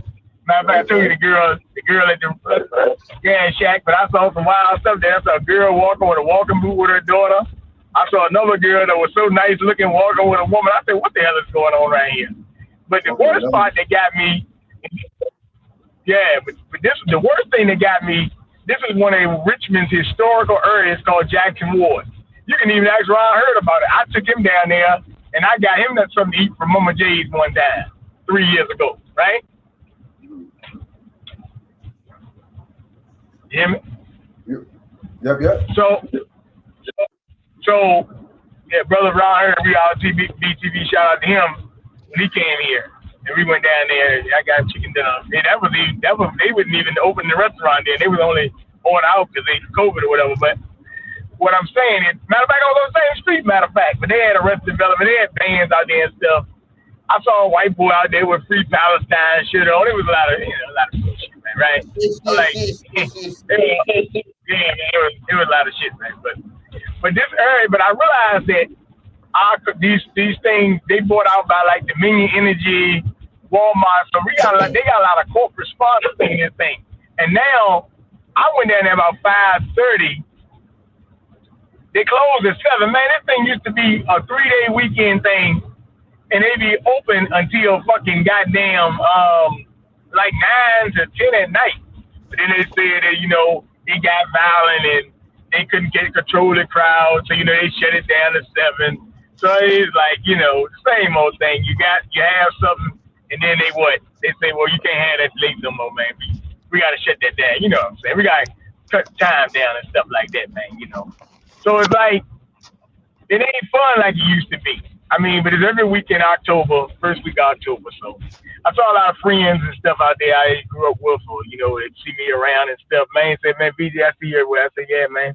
Talked to one of my guys about the politics of the city. We talked about that. He was like, yeah, man.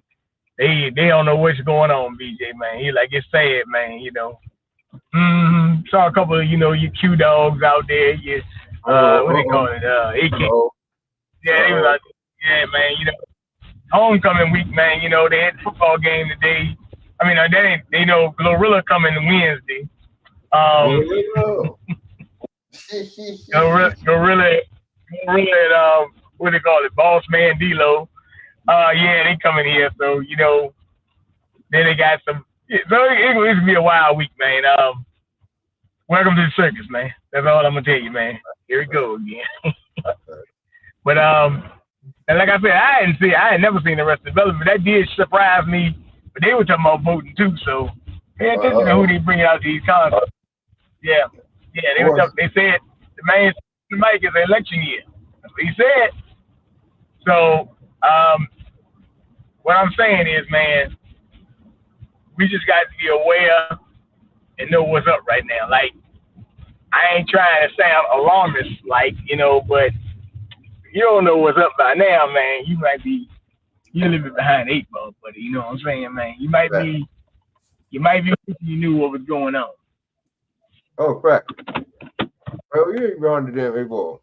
Are you ignorant? You know what I'm saying? Straight up. Like, could be both. That's real shit. And see the thing is, I'm about to go plug my laptop up when I get now. Hold on. For sure. Yeah, man, it's a lot of BS going on. A lot of BS going on, man. You know what I'm saying? So yeah, man. Hey, so let me play a little bit of this video real quick. The community is stepping up to help Western North Carolina in response to Hurricane Helene. Today at Finn's Farm, which used to be River Rat on Shop Road, people gathered to fill up these massive trucks. The trucks are 53 feet long, and they were donated by the Nielsen Moving Company. And they collected items like food and water and laundry detergent and more. Obviously, there's a lot of devastation going on in Western North Carolina, so we thought we need to get our contacts together and see if we can't take 2 53-foot trucks full of goods up to Western North Carolina. And, we're open to all donations, but, we're really looking for non-perishables. So any, canned foods, water, definitely bug spray, empty gas containers, anything that, pet food, paper, absolutely, paper towels, these things, are really what we're looking for.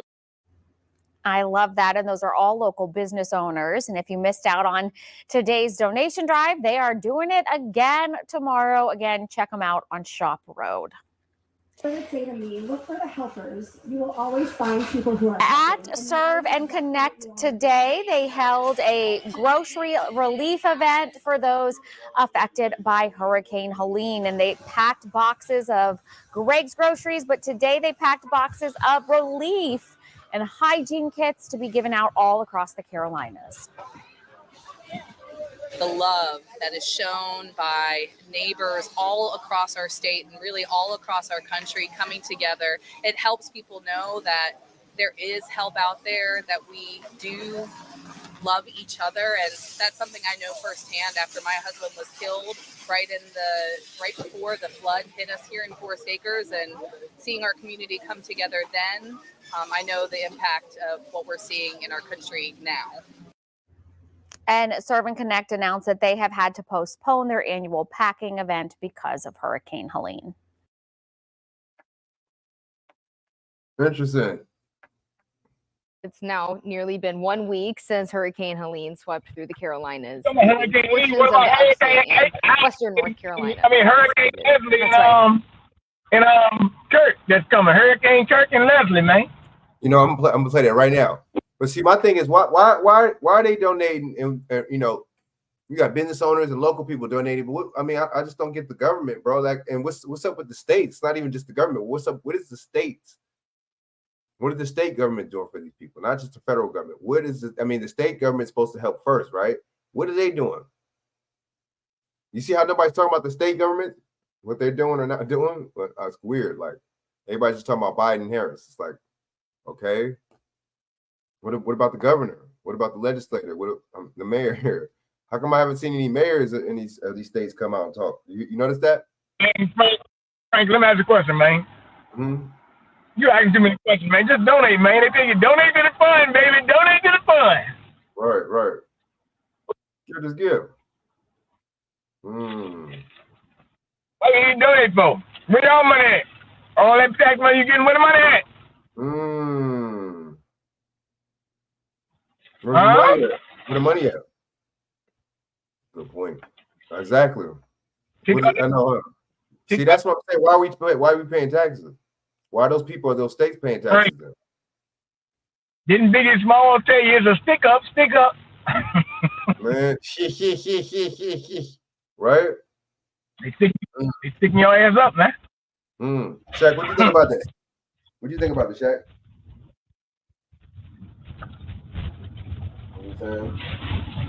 Shaq's there?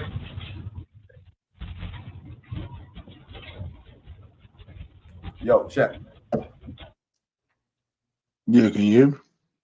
What you think about the situation, man? About everybody else having relief funds and all that, but what's the government doing? What's the state's government doing? What are the states doing for these people? Why are they just going straight to the federal government? You know? Is this a tax write-off? Man, what is it? Man, right. Is it a tax write-off? Donate? Can you? Is it tax deductible? Income tax, is it deductible? I think if you donate, is it a deductible donation or what? Good point. Good point. It's a good point, Shaq. That's exactly what this is. I mean, I don't. What goes on? I don't know what the procedure is with the state when the state, what portion of the state or the city or county or whatever goes, have any emergency relief funds. I don't know. Because they get theirs from the federal, but then I think they supposed to disperse it. You know what I'm saying? The state, or whatever city, state, or whatever, how that procedure supposed to disperse it. So I don't know, man. I don't know. BJ, you know about that? What? The state. How come the state government is not intervening in the? Well, can they intervene or what? I know North Carolina. North Carolina government is Democrat. I do know that. Interesting. Yeah. But what's funny is they're Republic. I mean, they're goddamn. What is it? Their lieutenant governor is a Republican. That's the guy who they call. He claim he a black Nazi and all that. They got a weird thing going on there. I can't. Oh yeah. Right. They're saying he need to. They're saying he need to step down. You know, because he They say he's an anti. Oh yeah, that dude said this. He needs to step down. And they said he was messing around with women on porn sites, or he was on a porn site or something like that. I'm like, how did you find that out? And matter of fact, that was like they said that was from 12 years ago. Man, that shit could be propaganda like a motherfucker. That's what I'm saying. That don't even make no sense. I mean, but I don't care if he was on a porn site. That shit ain't got shit to do with me. Or the taxpayers, right? What they got Shit, I don't care. Shit. Look, people do porn videos every day, man. What's the problem, man? Hey, but look, what they got to do? Why in the black? Look at man. The black. Porn is a hot commodity right now, bro. Let's just face it, man. For real, man. Let's be real. Porn is a hot commodity. It's one of the best commodities right now.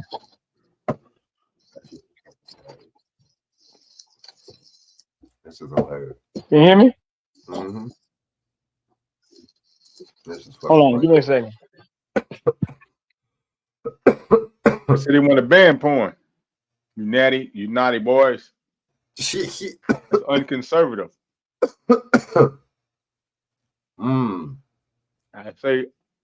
They say, damn the man, reproductive niggas suffer from blue balls, sir. Damn. God damn. Facts. Damn, right? What, nigga walk around with blue balls? God damn.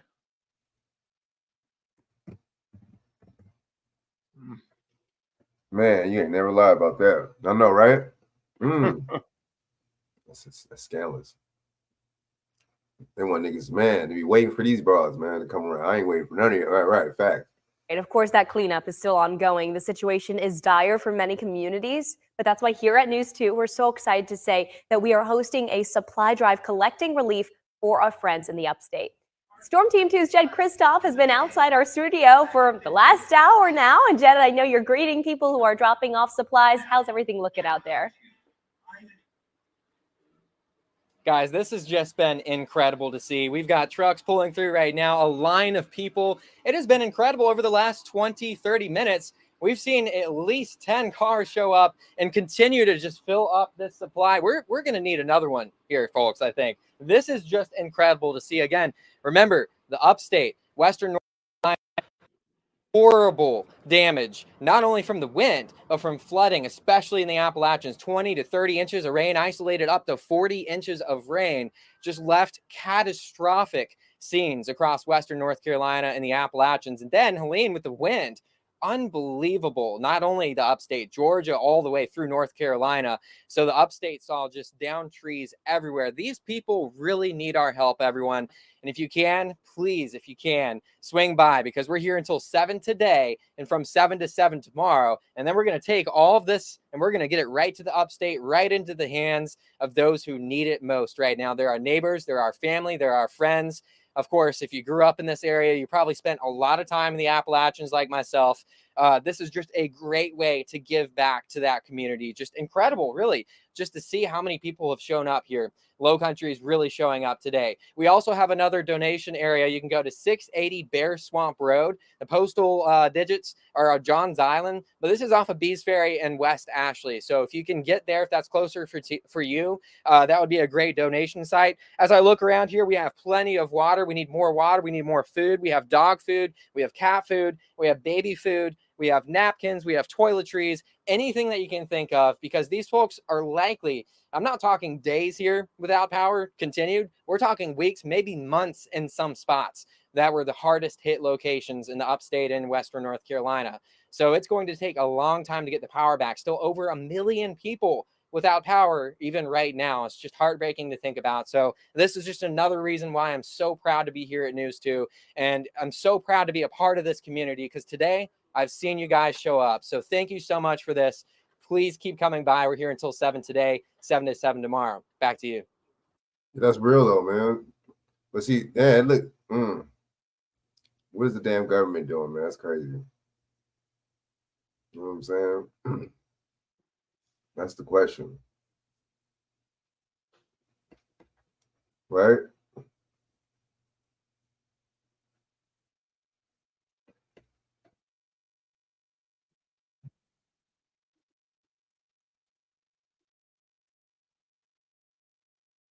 But they have bought themselves. What do y'all think about that though? What do y'all think about the strike? You know what I'm saying? That the fact that, you know what I mean, these motherfuckers, I mean, excuse me, not the strike, the fact that other people, you know, local people in the news, I guess that news station, they helping out, but it's just like, it's like Kamala Harris and them offering $750 though. What y'all think about that? That shit's crazy, bro. Just desensitizing, you know, desensitization. What y'all think? Yeah, I mean, yes. What do you think about the strike?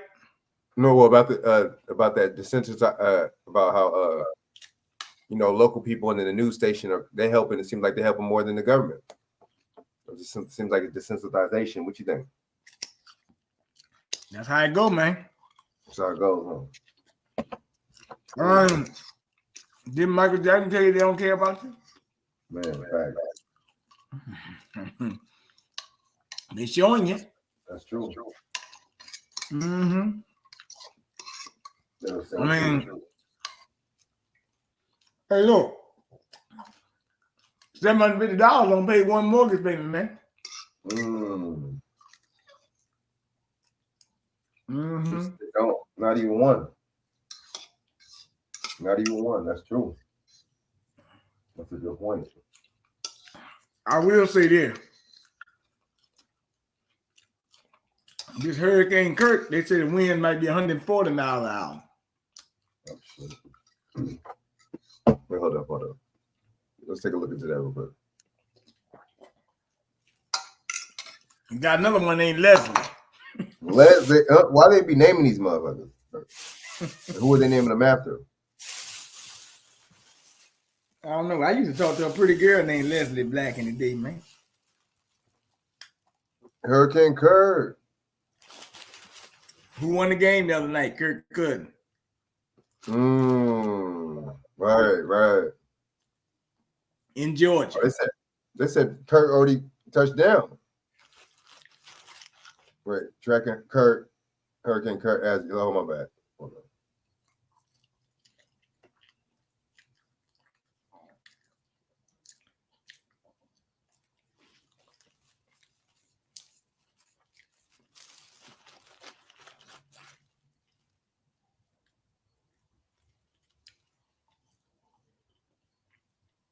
Hi, guys. So as we take a look at the forecast, we're noticing temperatures in the upper 70s and lower 80s, Miami, Fort Lauderdale, Key West.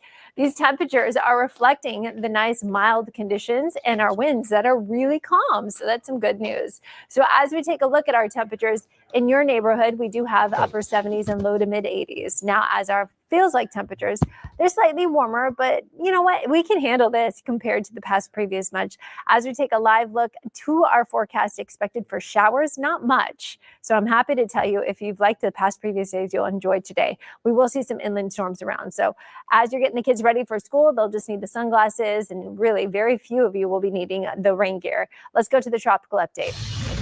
First 10 minutes of the newscast, we promised that tropical weather update, and things are busy in the tropics. We are tracking Leslie that developed yesterday, and we have Hurricane Kurt in the Atlantic, and all eyes on this area in the Gulf of Mexico and in towards the Western Caribbean that has a 30% chance of development. Here are the latest advisories on both of the named systems we're watching. Kurt has winds of 120 miles per hour, moving to the northwest at 10 miles per hour. The 5M advisory on Leslie has winds of 40 miles per hour, but expect to become a Category 2 hurricane. Both of those systems are not going to be a threat to land. What is going to be threatening our forecast is more rainfall, all thanks to whatever this area becomes as it moves into the Gulf of Mexico. I'm going to time this all out for you because the weekend's right around the corner. I got to get it for you. Coming up. It always starts with a problem. And our job. Yeah, another one coming, another one, right?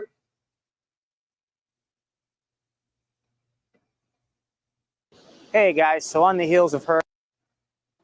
We've been keeping a close eye to Hurricane Kirk, a major hurricane, Category 4 as of 11 o'clock this morning. Forecast to hold on to that strength into Saturday. It's going to turn to the north and eventually the northeast. But would you believe as far as this thing is away from us, it's going to have some impacts for our coast. What are we talking about? Well, the rip current threat today for your Friday, it was moderate right along the ocean front in Virginia Beach. We had a high threat of rip currents down along the Outer Banks. As we go through the weekend, we're actually going to see the threat of rip currents elevated a little bit. And again, that's due to swells propagating out from Kirk. Well, take a look at this path. Again, you just saw it about 1,500 miles east of us. So the wind and the rain, obviously all of that far, far away, but as it moves by, it will be sending out some increasing wave heights. You'll notice as we take a look at the projection here, and this is a model that takes a look at the projected wave heights, you notice some blues kind of shaded in right along the coast. We've got a little bit of wave action, but it's not too bad. As we go through the overnight into Saturday, not looking too bad, but by Sunday, it starts to fill in. Now we're seeing kind of this greenish blue filling in all the way to our coast. Again, the worst of this far out to sea, but we will see a little more wave action kind of working back Sunday into Monday and early Tuesday. By late Tuesday, it'll be pulling away. Things will be improving. So what can we expect? Well, here in Hampton Roads and along the mid-Atlantic seaboard, we are going to be looking for increasing swells. And again, down through the Outer Banks, we're going to be watching very, very carefully. We expect to see this beginning sometime later Sunday. That's when the swells really start to build across our area. Continuing Monday and into Tuesday, there will be a higher threat of rip currents and high surf. There may also be some beach erosion and maybe a little bit of overwash down along the Outer Banks. We will, of course, continue to watch all of this and keep you updated at 13 News Now. Kurt. Wow.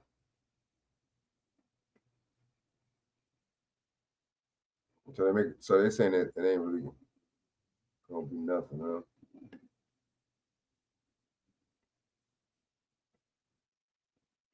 Time here. The union, remember, the International Longshoremen's Association will resume working immediately, at least until January the 15th. The agreement will allow both the union and the U.S. Maritime Alliance, which represents both the shippers and the ports here, time to negotiate a new 6-year contract. So the person to the Associated Press also said both sides reached agreement on wage increases, but details were not available here. Fox Business, though, does have the details. If no full deal is reached by then, by January the 15th, the offer that is on the table right now, that offer is a 62% wage increase. That hike will be pulled from the table if in the interim they cannot still agree on this here. This is a conditional offer. It's been made to the ILA. The ILA has accepted this right now. 62% wage increase here. Not entirely sure if they have agreed or not on some of these other concerns these dock workers had, like the threat of automation to their jobs. Also some with regard to their retirement plans as well. This is what we know right now. The deal reached only matters right now with their base pay, with their wages, and they're getting a 62% hike. It's on the table, that offer, for the next 90 days here. In the meantime, we are getting in right now a joint statement in from both parties. Let's take that here. All right, so this is what they say. This is a joint statement between the ILA and the Maritime Alliance, quote, that the International Longshoremen's Association and the United States Maritime Alliance Limited have reached a tentative agreement on wages and have agreed to extend the master contract until January 15th, 2025 to return to the bargaining table to negotiate all other outstanding issues. Effective immediately, all current job actions will cease and all work covered by the master contract will resume here. So this was about a 3.5-day strike here. We've covered a lot of union strikes here at Live Now. This one, not very long at all here. We do have live pictures. I believe this is in Red Hook in Brooklyn at the moment, a live picture there. And you can see it looks like some of these striking dock workers who are no longer striking, waving the American flag. You see there our friend Fox's Connor Hansen. He's on the scene there in Red Hook in Brooklyn. Of course, we know the largest port on the East Coast. That's the port of New York and New Jersey here. We've been showing you some of these scenes throughout the last 3.5 days here. So this is happening very, very fast. Just happened within the last 30 minutes here. Let's put up some of these tweets. The Associated Press has it that the union representing 45,000 striking U.S. dock workers at East and Gulf Coast ports has reached a deal to suspend their strike until January the 15th to provide time to negotiate a new contract. Now, this doesn't mean this is over by any means. All it means is that these dock workers, they will get back on the job while the parties that represent them, the union that represents them, led by the ILA president, Harold Daggett, he will be back at the table with the U.S. Maritime Alliance here. Now, the ILA this morning put out quite a testy, tense, long statement on their Facebook page, really criticizing members of the media. There was a piece in the New York Post just yesterday, kind of detailing, outlining some of Harold Daggett's lavish expenditures and mansion there, talking about his lifestyle.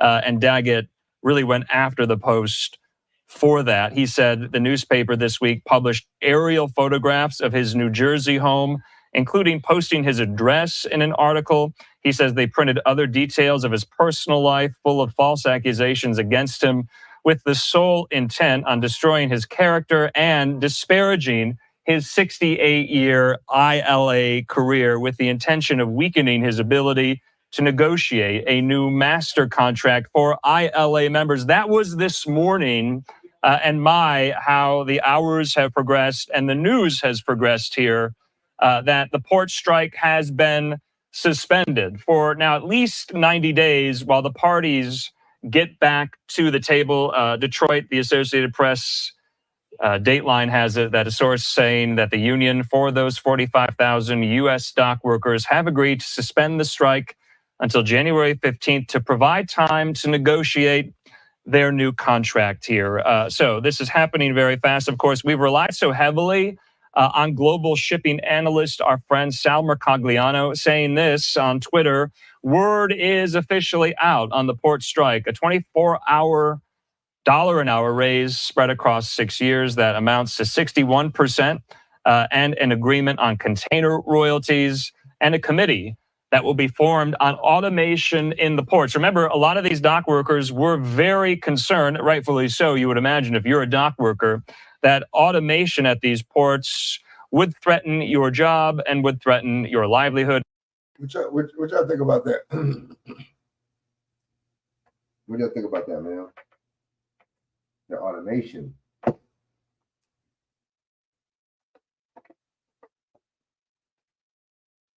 Because out here in the ports in the West Coast, out here, a lot there's automation in these ports out here, you know. But I mean that really takes people's jobs away. You see what I'm saying? And these people get paid good. What do y'all think about that?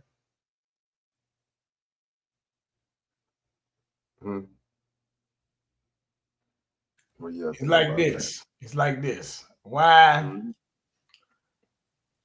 do you? I mean, you talking about it, but I mean, it is what it is. I mean, They are on the warpath. I thought y'all were talking about 2025. Right. I thought they were talking about that. And it said, meanwhile, somebody, the Heritage Fund, they endorsed Kamala Harris. You heard about that? Well, the trustee did, yes. So, I mean, what does that tell you? What does that tell you? Mm-hmm. You're right, 100%. Right? This is all a game. You know what I mean? That's what it tells me. That's what it tells me. Mm. It tells me they both playing with us. That's what it tells me. Yeah, I'm playing with you. They got the focus on Trump and 20 probably 2025 being linked to him though. That's very interesting. Mm. You're right. It is interesting. Damn, nothing's coming up on that, but Liz Cheney. Yeah, Liz Cheney, she endorsed the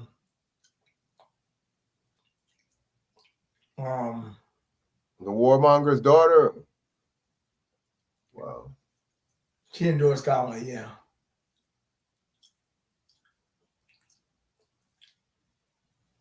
New conspiracy theories.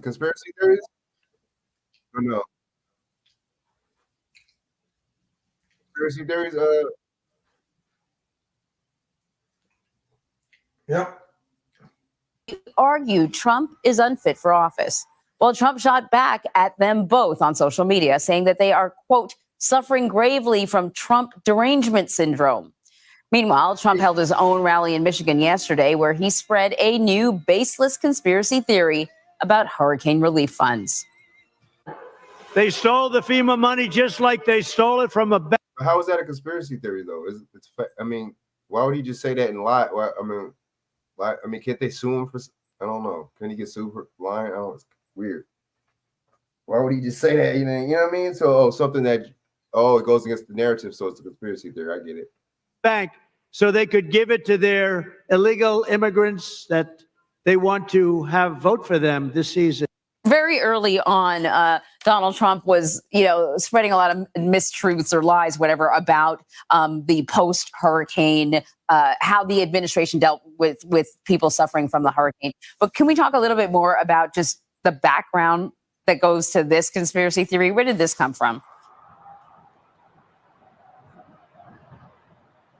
Well, Anne-Marie, the goal here by former President Donald Trump is really to tie the disaster relief and the response from the Biden administration to Vice President Kamala Harris. Now, of course, she's part of this administration, but he's claiming that FEMA has run out of money and is not able to distribute any resources because they've been spending that money on migrants coming across the border. The White House is vehemently denying this, saying in a statement that the disaster relief fund is specifically appropriated by Congress, and it's for these types of moments like Hurricane Helene that have caused just massive damage in North Carolina. So that's the focus, but they're also saying that it's completely separate from any funding from DHS or FEMA in that regard. Now, this also comes as former President Donald Trump will be back in Georgia today to tour some of that storm damage. And it's important to note that he will be there with Georgia Governor Brian Kemp. And it's the first time these two men will be in person together since 2020.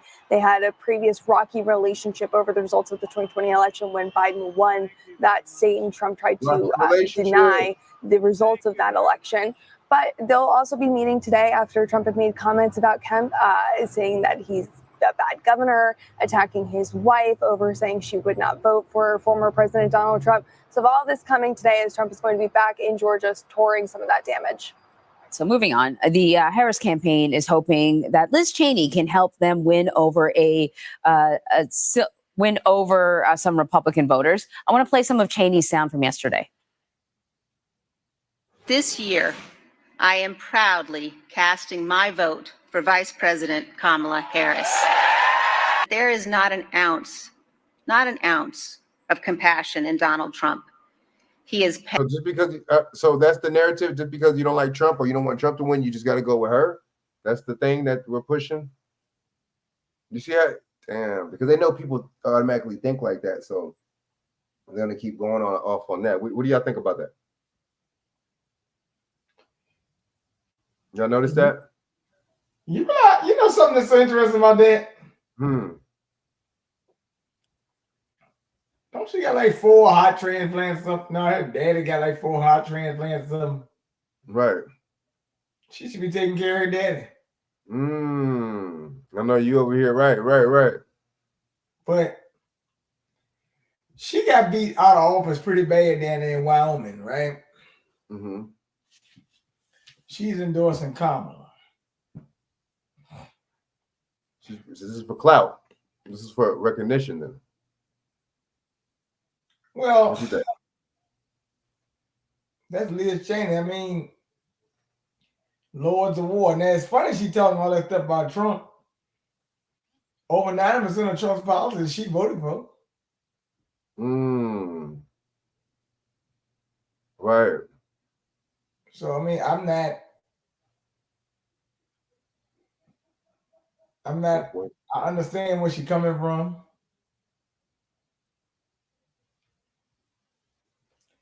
But it is what it is, man. You know. But she's a Republican, so them Kamala Harris. Does she agree on them same views that these same policies that Kamala Harris and Biden are pushing? That's my thing. Does she agree on this border thing? Does she agree? I mean, why would you vote for Kamala Harris if she agree on Ukraine?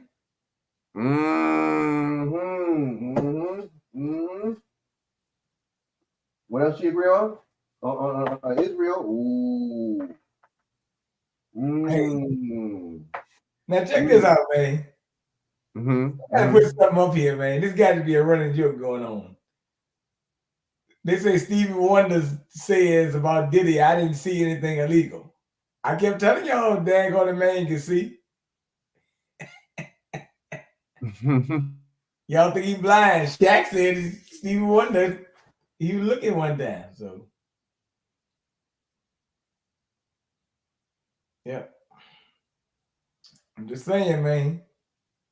Hey, good point. Y'all seen that. But see, this lady's just full of it. This is all for this is all just this is clout. This is like you said, she lost, so you know. Stevie Wonder can see through the bull crap she pushing on right now, okay? You know, this is just for political clout. This is just to try to go at But see, if you're a Republican, why would these Democratic policies? Why would you? You know what? A lot of these motherfuckers agree on the same shit. What am I talking about? They let the same shit slide. So I'm not even getting caught up into all that. You know what I'm saying? Petty, he is vindictive, and he is cruel. Oh, wow. And Donald Trump is not fit to lead this good and great nation. But he already the president, though? How are you going to say he's not fit when he was already the president? They make it seem like he's running for the first time or something. Wow. What y'all think? That sounds like some bullshit to me. Hold up. Hold up.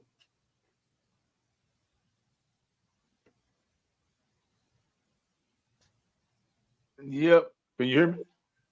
Oops. Yeah. Oh, what up? Yep. Yeah, I mean, we see they run the same script, man. They give you nothing but a word salad, man. It's all about, this guy's a bad guy. This guy's he's a danger to your country. He's a danger to the democracy. But they never tell you what they're going to do to fix the already current situations and problems that's going on. Right. They're not talking about the infrastructure. They're not talking about infrastructure. We got so many structures that need to be rebuilt. Right. You got cities and towns that don't have water, or the water is so poor. The quality of water is you know what I mean? Facts. Real bad. That's number one. You're right. Look at Flint, Michigan. Yeah. There's other places, you know what I'm saying, where the water's bad. Mississippi, parts of Texas, different little cities and towns, Texas, and probably all around the United States where the water is bad. Where and I'm talking about the water is so bad, it's ridiculous, man. Shaq, can I ask a question? You know, you talking about it's so bad and ridiculous, man. You know, if this thing wasn't such a daggone thing with stuff, we could make a comedy show, Shaq, right? Because there's a lot of it's a clown show and a comedian show. Now let me bring this up. Y'all heard of a comedian named Rob Schneider? Yeah, wait, the old school, Rob's. Well, Yeah, he was in that, all those movies back in the day, they going to task on him right now because he basically said the bioweapon, you know, it hurt Matumbo, and basically, you know, they saying he politicized it and things like that, right? Mm-hmm. So, what I'm saying, everything you've been pulling up tonight is conspiracy theory to them. You know, you say this, it's conspiracy. Trump is putting out misinformation, it's conspiracy. This is conspiracy. This is a conspiracy, right? Now they mad at Rob Schneider because he made the comment about Matumbo basically saying, hey, look, if you didn't take it, you probably still be alive, right? Okay, cool. Right. Now, haven't we been saying that? And then you got people in the comments saying they have never shown to cause brain cancer. Well, goddamn, what the hell wrong with you people? Every time somebody says something, y'all got a rebuttal if it wasn't approved by the news media, correct? So what I'm saying, the hell with these people. If they don't get it, man, they just don't get it right now, right? You know, because you can make a good comedy show out of this stuff because the shit's so funny that people still don't believe it. But as Ray said today when he called in, their minds messed up, man. Now, as far as Liz Cheney, correct? Mm-hmm. She's a conspiracy. She's conspiring. I thought she was a Republican. Doesn't it show you that by she endorsing Harris and rallying with Harris, doesn't that show you that they're two wings of the same bird? Right. Okay. So there you go. You never forget that her daddy was the vice president. Oh, matter of fact, he wasn't the vice. He was really the guy running the. See, who is Dick Cheney related to, man? He related to Obama, right?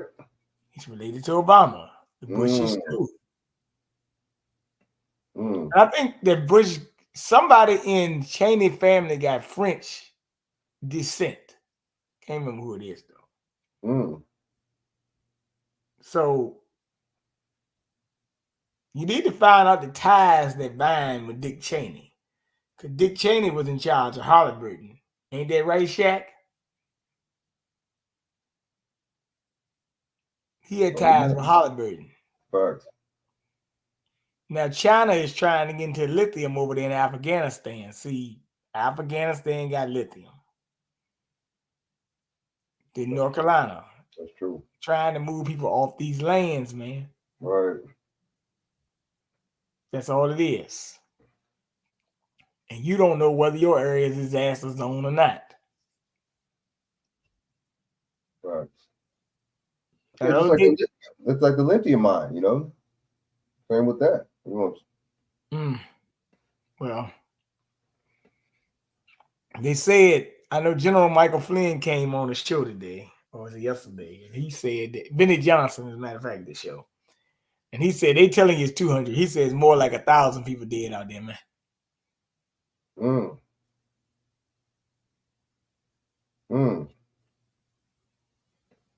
And I can see that because when you have storms like this, people go missing, man. That's true. That's true. Hurricane Katrina. Yeah, how could they just say 150 or 200 people? Who's counting, you know, with that, right? You're right. How are you going to count people that are unaccounted for? How would you know? Like, is this like a big database or something? You know what I mean? You're right. It's a big database. You're right though, DJ, man. It's probably way more than that. I was just like, there's way more migrants in this country. Same thing. They're saying it's the same shit. Deflate the numbers. This is the smartest port in the world. It's located 60 kilometers away from downtown Tianjin, a coastal metropolis southeast of Beijing. China operates more than 34 major ports and 2,000 minor ports across the country. But there's something unusual about this port. On the surface, it looks like any other shipping harbor, filled with cranes and containers. But here's the catch. It's very rare to find employees working on the ground. Instead, this terminal is fully automated using 5G, cloud computing, AI, and robots to operate the entire workflow.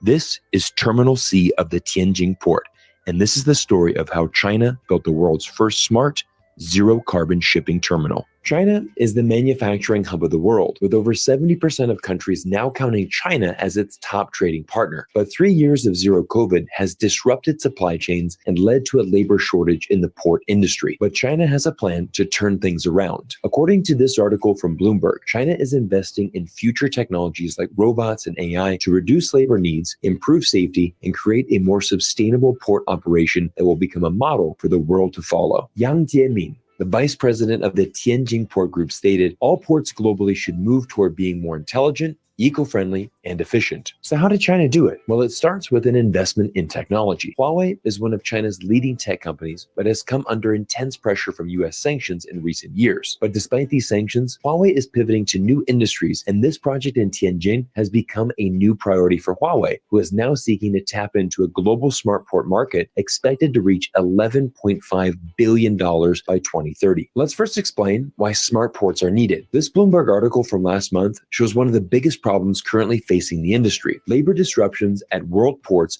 quadruple as discontent grows. Finding reliable workers is a problem for seemingly every industry after COVID. Shipping hubs from Europe to Asia experienced major staffing problems as unions battled growing inflation and stagnant wages. Even the US was not exempt from these problems. When the worst of the pandemic hit, several California ports started operating 24/7, but it still didn't solve the problem because there simply wasn't enough workers. Let's take a closer look at the port in Tianjin. Currently, the port operates a fleet of 76 fully automated driverless vehicles. If the port operated 24/7, each truck would require 3 shifts and 3 drivers, resulting in a workforce of at least 228 drivers alone. At traditional ports, all equipment and every vehicle require a driver, but the Tianjin port has been operated since October 2021 without a single driver. This has saved the port millions in labor costs, but also provides other huge benefits. In doing my research for today's video, I was shocked to learn that most ports around the world still rely on manual scheduling. This requires hours of manual planning instead of having an AI computer plan out the entire operation in just a few minutes. And here's a stat that will absolutely blow your mind. With Huawei's intelligent planning, the capacity of a single vessel is shortened from 20 hours of manual planning to 10 minutes of intelligent planning. When you consider that Tianjin port processes more than 21 million cargo containers a year, ranking it within the top 10 busiest ports in the world, it's easy to see how much time and money this port is saving by operating as a smart port. Another advantage in building smart ports is the reduction of errors and increase of safety. A traditional port has over 800 workers, with most of them on the ground loading and unloading containers and moving them around the facility like a giant Tetris puzzle. Most accidents at traditional ports are the result of human error. But remember, the Tianjin Smart Port doesn't have a single person on the ground. Loading and unloading containers, that's done with robots and machines. Moving containers from point A to point B, this is done through 5G-powered automated vehicles. By removing human drivers from the equation, the Tianjin port has become one of the smartest and safest ports in the world. It also greatly reduces the need for human staff. Smart ports require only 25% of the human workforce of a traditional port. And most of these employees are located in air conditioning offices and simply manage the entire port's operation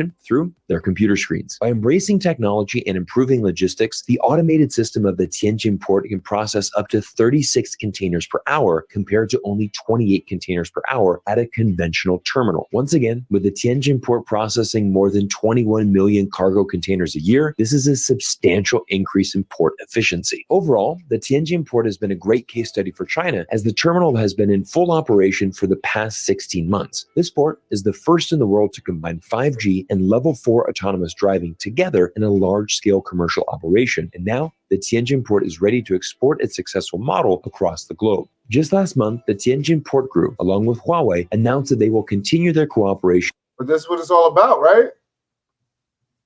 Isn't this what it's all about? BJ Shaq, this is what it's all about, right? Automation, right? Yep. That's who they try to compete with.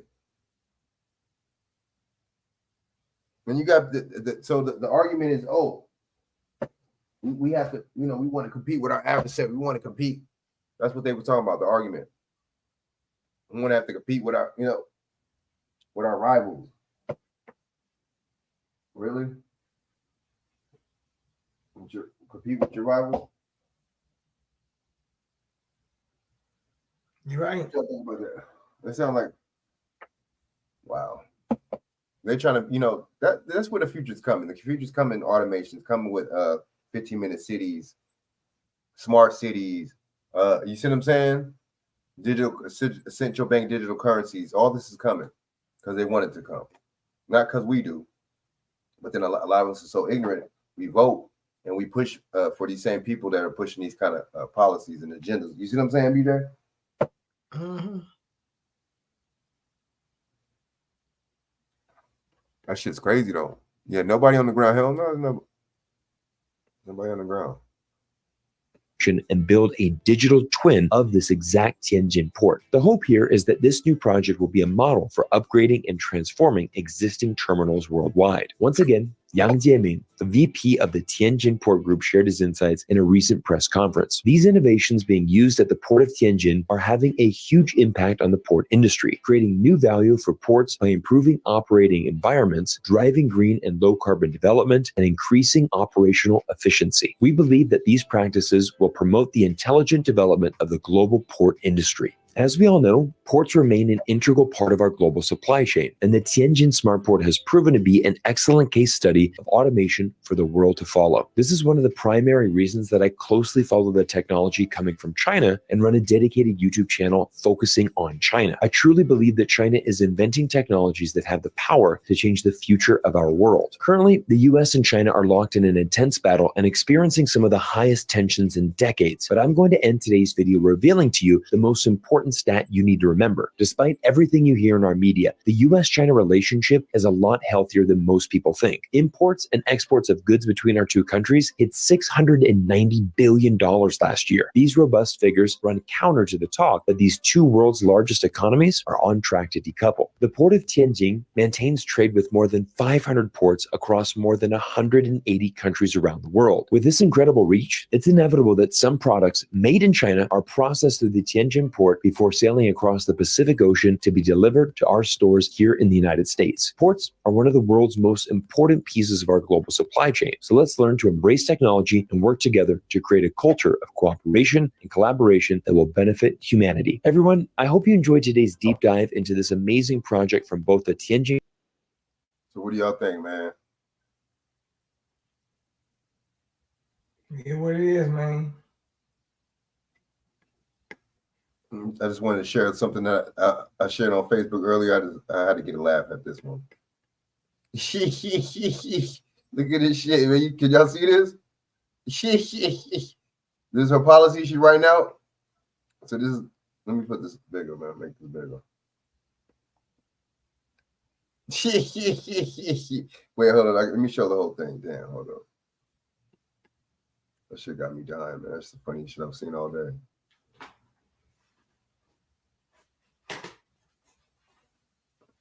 Writing out her economic policy. You see that shit? Yo, that shit is burnt out, bro. What is that? A bunch of scribbles and shit? Yo, whoever made this meme is crazy, bro. They stupid. They're stupid for that. John Kerry's daughter says First Amendment terrorists must be federally executed. You said John Kerry's daughter? Mm-hmm. Wow. So she basically talking about that control shit John too. Kerry made headlines last week by stating the First Amendment is a major obstacle for the global elites aiming to transform America and the world into a totalitarian society. Under Kerry's globalist vision, anyone who dares to challenge the elite's agenda will be labeled a threat to society and in prison. As if it wasn't disturbing enough, John Kerry's daughter's position is even more extreme than their problem. According to failed. What? Okay. Joe. Okay. Yeah, John Kerry's daughter said these First Amendment terrorists, you need to be in prison and federally executed for spreading the First Amendment. So what she said about the First Amendment? It says First Amendment. Okay. She's saying that if you are a First Amendment terrorist, you need to be federally executed. Wow.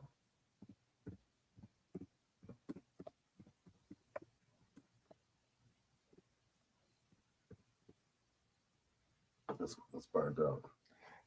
John Kerry said that people go to only one source, and the source that they go to is sick and has an agenda, and they're putting out disinformation. Our First Amendment stands a major block to the ability to be able to just, hammer it out of existence.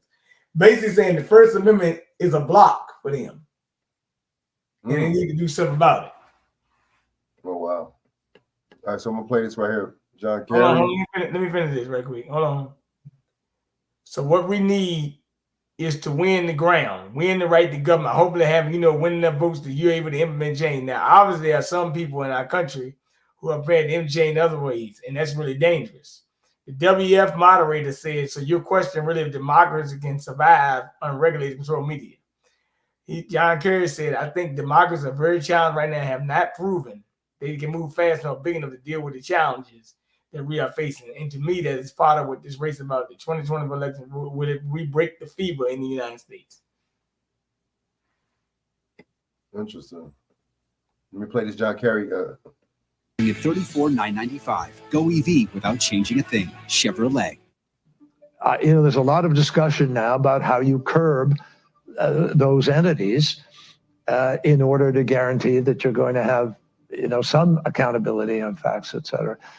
But look, if people go to only one source and the source they go to is sick and, has an agenda and they're putting out disinformation, our First Amendment stands as a major block to the ability to be able to just, hammer it out of existence. So what we need is to win the ground, win the right to govern by hopefully having, winning enough votes that you're free to be able to implement change.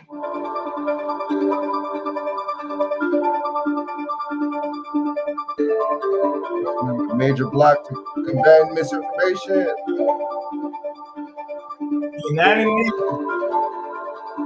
Anybody who opposes Agenda 2030 is saying it is no longer a negotiation. It's called an agenda and not a wish list. Oh yeah, this what we be talking about, man.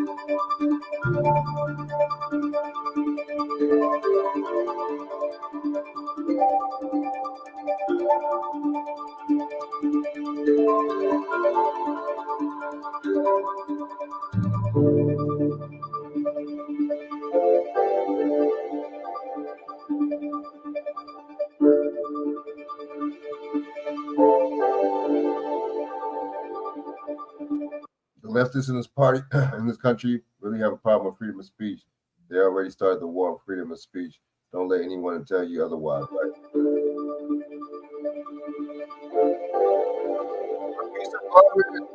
Exactly what we have. Look at this dude. What do you look like? This motherfucker look like a. Remember that Mask? Remember that movie Mask? Rocky. Look like.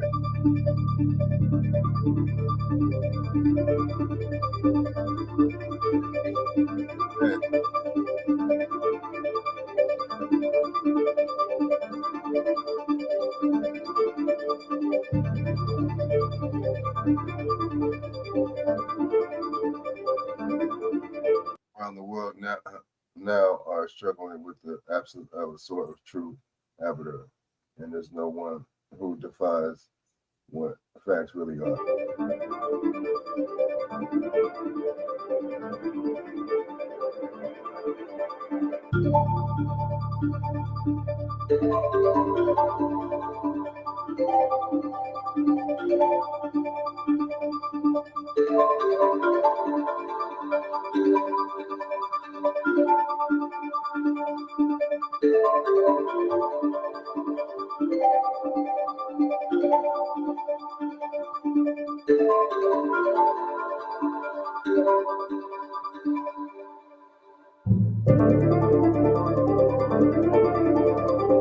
This dude's burnt out.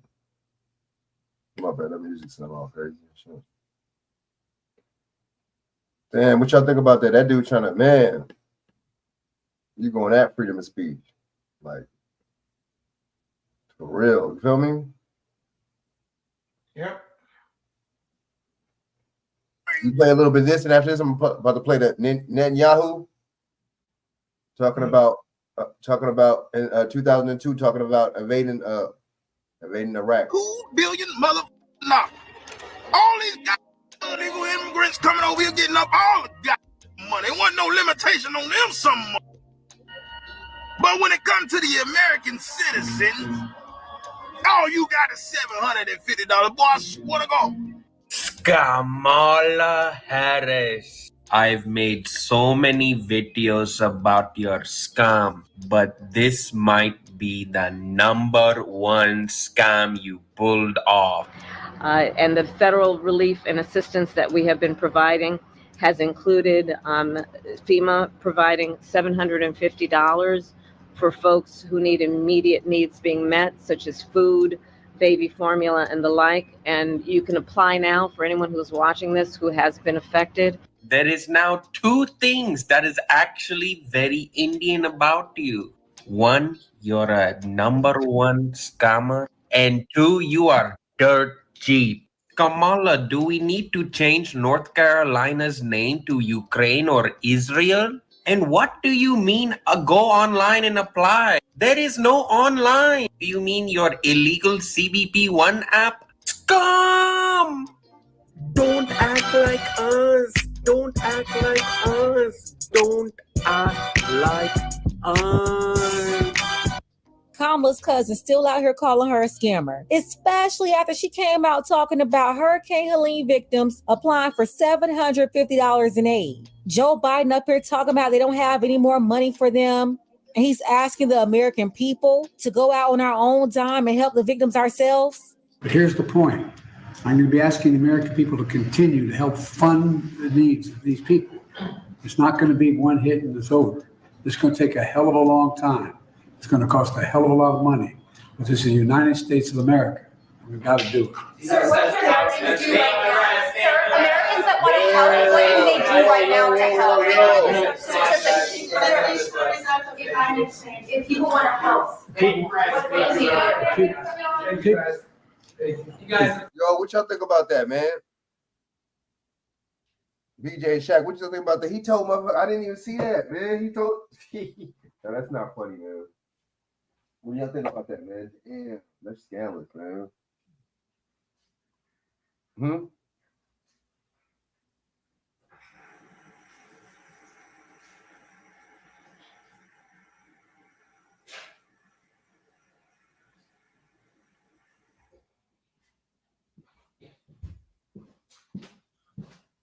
Crazy stuff, man.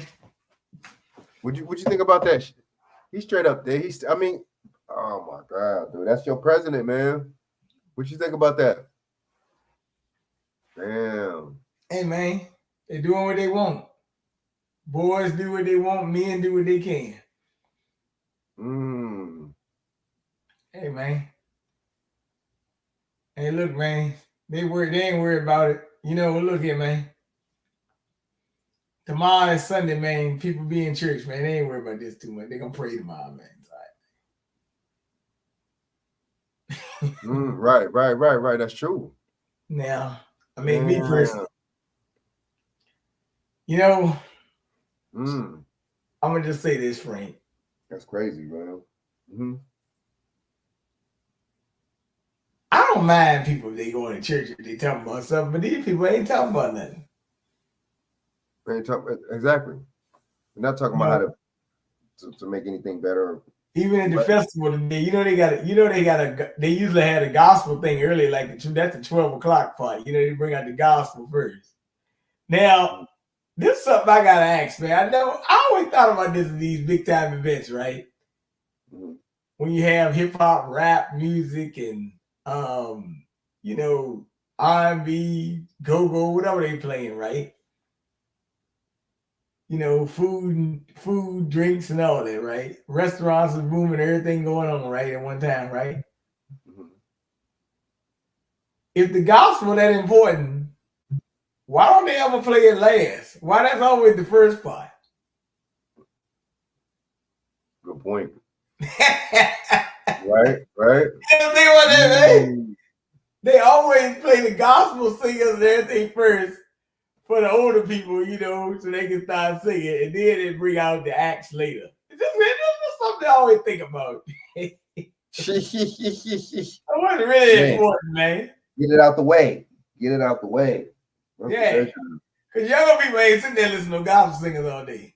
Just tell you no. You ain't never lied. I didn't get a picture of the curriculum today, or like the program, because like I said, I got there like at 5:30 in the day, man. 5:30 when it started at 12. You know, one of my buddies out there for 3 hours. And he saw me coming. He said, man, I knew they walked right away because I had my shades on. It was 80-degree day in Virginia, man. You know, it's been a little warm by October, man. I ain't telling a lie. We had like 80-degree days, you know. So same here, same out here. But yeah, man. It's good to see people, but at the same time, I understand, man. Hey, look, man. I told you, politicians was down there too. They had some voting material down there. Get your ass out of here and vote, goddamn. It's all a gimmick. Hey, it's all man. a gimmick, man. The main for Arrested Development said it's an election year. He said, shout out to Malcolm X. He had to remind everybody. I like, come on, man. Yeah, wait a minute, man.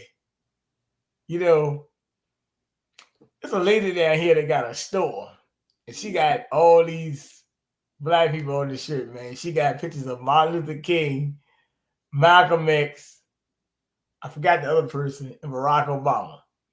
I told her, look, baby, I don't know where you got this shirt from, but you don't need to have Barack Obama and Malcolm X on the same shirt. You need to move that shit, man. You need to take that shit off. Take Martin Luther King off there too, goddamn. Fuck it. This shit. Yeah, man. She was like, why you say that? I said, Barack Obama ain't no goddamn messiah for me. Hell no. She was like, how would you say that? Simple. Right? But she was like, all he did to help us. And I said, and what was that? He made you feel good as a man when you looked in the mirror to finally say that you could wake up and be president of the United States one day. I like, oh my God. Wow. I said, that's it. That's it. I said, yo, I told her, who said that that's what young men was inspiring to be? Good point. Because to be the president of the United States, I hate to tell you, Frank, you know, you got to be loyal to Israel. You got to bow down to Israel. Hell yeah, man. That's the number one priority. Number one priority. And then both of them are backing them. That lady Jill Stein is right. They both backing them. They're both backing the war. They're both backing.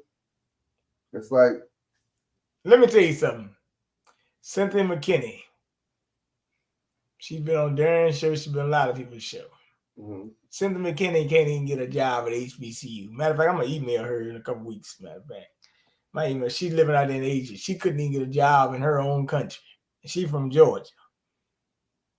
Congresswoman Georgia. Because after 9/11, she wanted to get on that commission because she said she ain't believe what happened in 9/11, right? Mm-hmm. Cynthia McKinney ran for Congress twice. Won twice. And Nancy Pelosi and them didn't want her. They actually started using Republicans. Like, they started allowing her primary, a Democratic primary, but they started letting Republicans vote in the primary, and that's how they got her out. And they got a woman named Dennis Majette was the first one. That's a woman that ran against her. And the other guy named Hank Johnson. Hank Johnson is still in that seat today, man. And that was from 2006. But Senator McKinney talked about what happened to Hurricane Katrina. But they wanted her to sign a pledge for Israel. And she said she won't with it. And guess what? After that, she was gone. She actually ran president in 2008. Actually, when Obama was running, as a matter of fact. I think she got like 0.8% of the vote or something like that. Now, I mean, she might be connected to Stein or something, but you really can't do much if you got an adversary like Israel backing you. Oh, that's true. That's so true. I mean, that's why it's called third party, man. It's like, Yeah, I mean, because you think about it,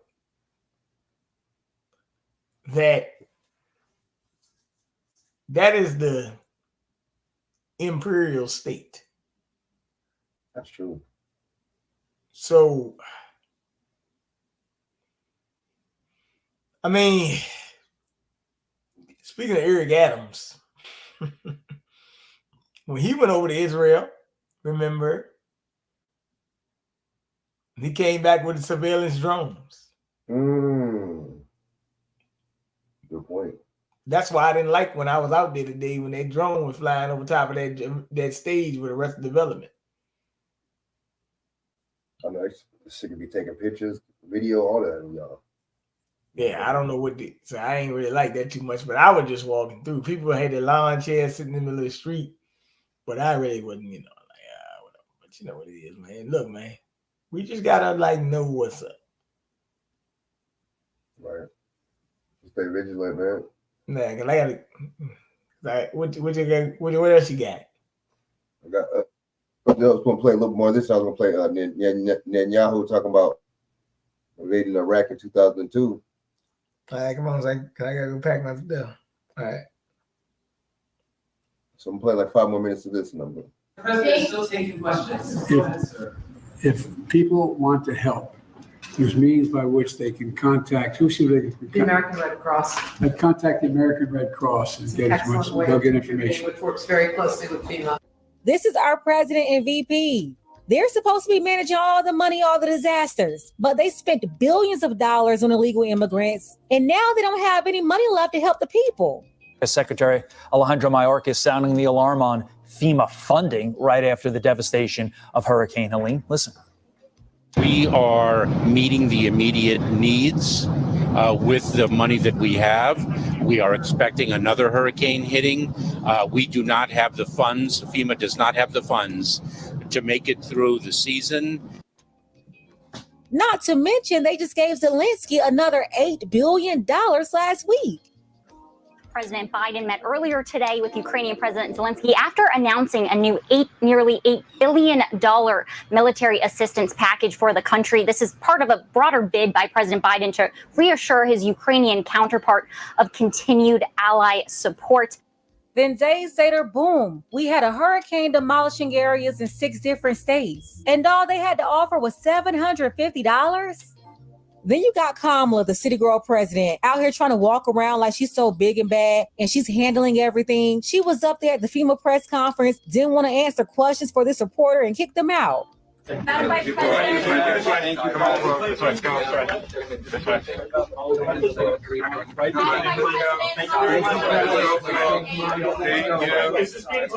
you. This way.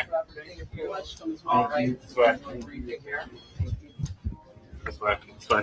Thanks so much. This way. Folks, this way. See, this is why people are 38 hot right now. Straight up ticked off. I know good and goddamn well this man did not just say that he needs us to continue to help fund this. Where the are we supposed to get the funds, Joseph?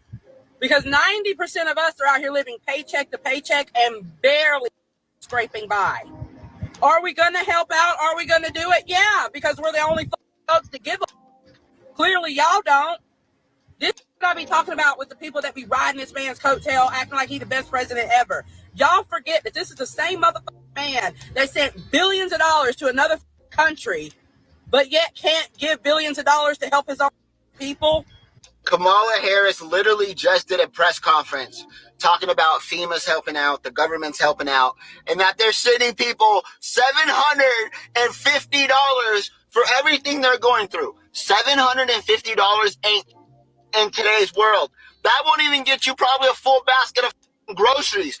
I know immigrants right now in Los Angeles who get more than that on their food stamp card every month. The disrespect by this administration, bro, is crazy.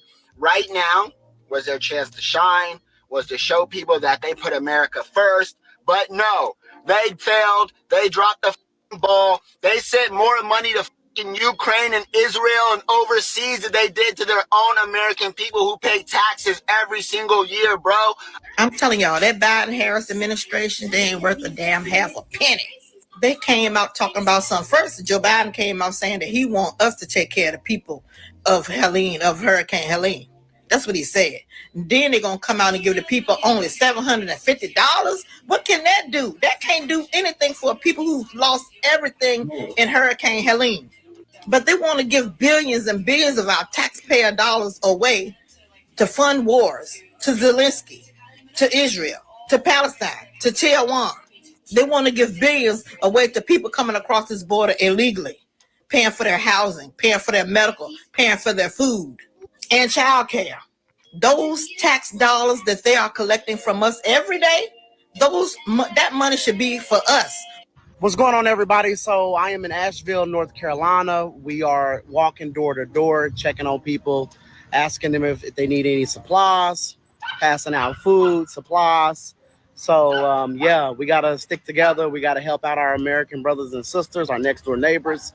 We got to take care of home, and America is home. No matter what city you live in, if there's people in another city who needs help, if you are able to help, then please do that. But we are out here helping out. Yeah, Kamala announced that the $750 would help residents cover home repairs, insurance deductibles, and hotel stays. And of course, most people are offended right now because they see illegals get more money every month. So much money is being spent on illegals in sanctuary cities like New York, Chicago, and LA. In New York, they're giving them $1,400 per month on food stamp cards. Gave them $53 million on debit cards and about $1.5 billion spent on temporary food and housing services. Out in LA, they gave free full coverage health insurance to 700,000 illegals. And they're even giving them $1,000 per month in cash benefits, not to mention food stamps, rent programs, and home buying programs. And we all know Chicago isn't any better. They've spent millions of dollars in temporary food and housing services, giving $15,000 in rental support alone. And here's another part that's making people angry. These people have been depleting our FEMA budget to fund illegal immigration. Get this, in 2023 and 2024, they took over $1.4 billion from our FEMA money to help fund illegals. And that's just one budget. They're definitely skimming off the FEMA budget for non-citizens, but they're also pulling federal money from other departments too. Listen, folks, that's our money. This is absolutely crazy. We're sitting here watching them give Americans who are taxpayers $750, where we know that they have given credit cards to illegal immigrants $5,000, $15,000. I even heard that there was a hotel in New York that they are paying $6,000 a month for illegal immigrants to live in that hotel. As we have Americans who are losing their houses in this hurricane, and what is happening? We have lost our way.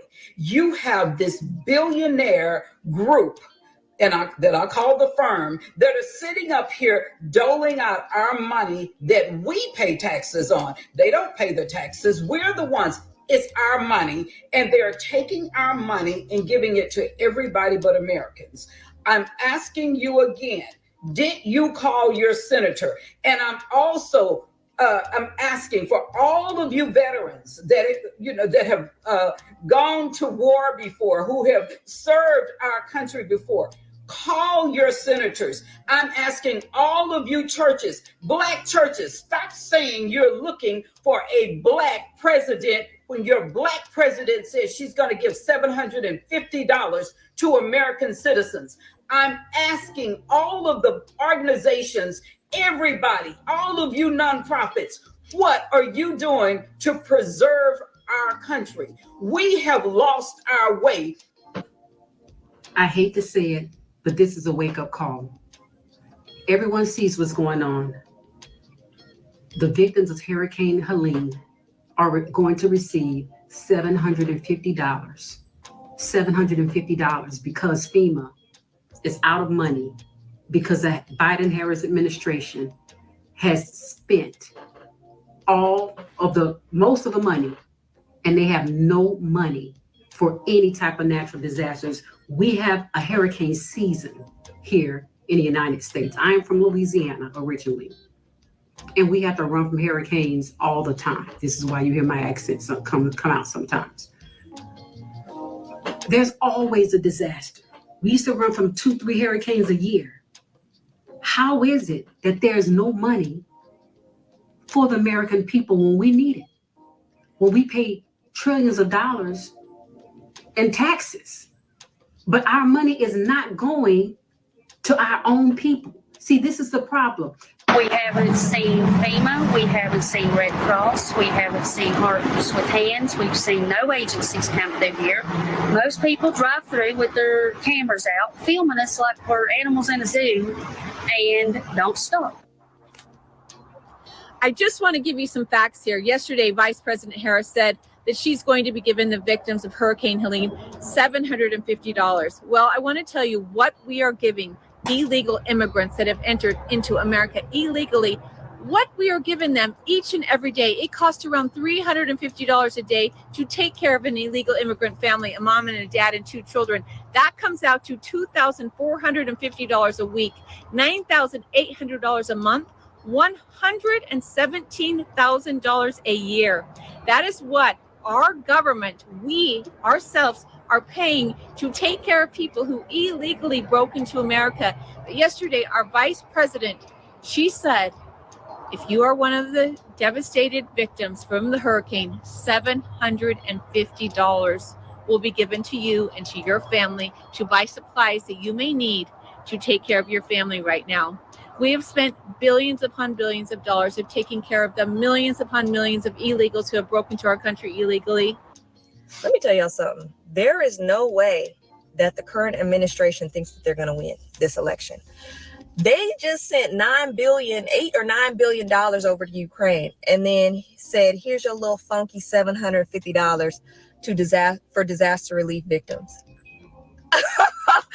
There is no way they think they're going to win. And I think they know that.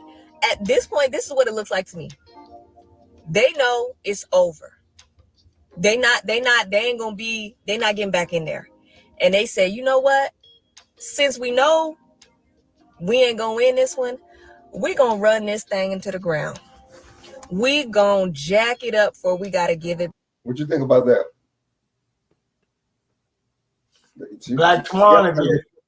Black Swan event. Right. Exactly. Yeah, because Because her poll, they was talking about her poll numbers, right? They said her poll numbers don't look too good. Weren't they saying that? Mm-hmm. What they tell you, right?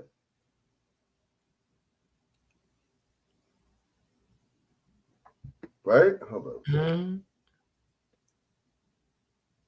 Back to the people. That has to be it, because there's no freaking way. There's no way.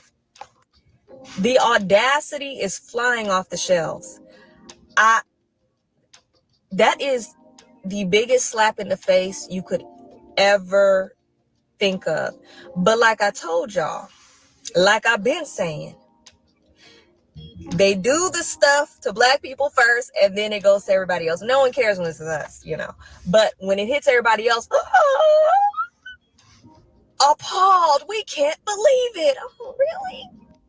That's a word. She said they do it to black people first, and when it's us, nobody cares. Not even other black people like Angela Rye and the Boulay. They all treat us the same way. Everybody will move along like nothing is happening when benign neglect is served to black people, especially descendants of slaves. But listen, let me tell you, more and more people are starting to get the same treatment, from Muslims to the white folks down in North Carolina and Tennessee. The way Biden and Kamala trying them right now, you would think this was the Ninth Ward of New Orleans. And side note, blessings to my people in New Orleans. I still got a bone to pick with the Jay-Z. They out here disrespecting our people. Next year's the 20th anniversary of Katrina, and we're allowing Jay-Z to play in our faces too. Yes, it's going to be the 20th anniversary of Katrina in New Orleans, where all those black bodies floated in that water. And it's heartbreaking because Jay-Z was acting like he was for the culture. He had Frank Ocean singing on his song. Frank Ocean is from New Orleans. He said, because the water drowned my family, the water mixed my blood, the water tells my story, the water knows it all. They're talking about our people's struggle from hundreds of years ago, but the same words are true for Katrina.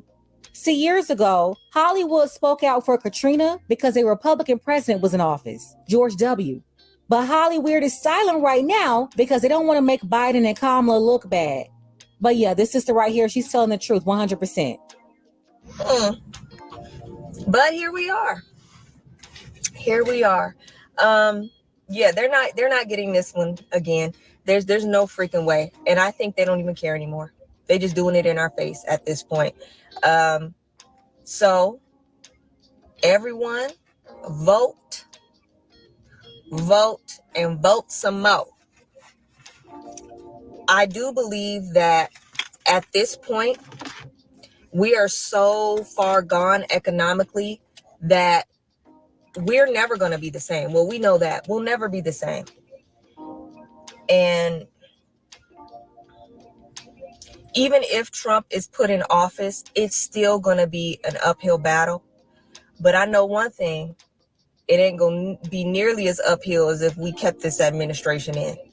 That is literally like shooting ourselves in the foot. I don't know what's more upsetting, knowing they gave all our money away for these stupid wars and to illegals, or their dismissive attitude. But see, Kamala, she's been dismissive towards black folks. Joe Biden, he's also been dismissive. This time they're treating everybody like black people. I'm assuming they're making everybody equally uncomfortable, except for the illegal immigrants coming in the country on that app or from the border. Yeah, they're all doing just great. I guess they only want Americans to suffer. Let's go ahead and get the conversation started. Let me know what you think about this below. I want to send a special thank you to Roland C. for contributing to the channel, helping these. Man, shout out to Pink Book Lessons. Shout out to her. Check out her channel. Like it, subscribe. You know what I mean? I got one more. Hold up.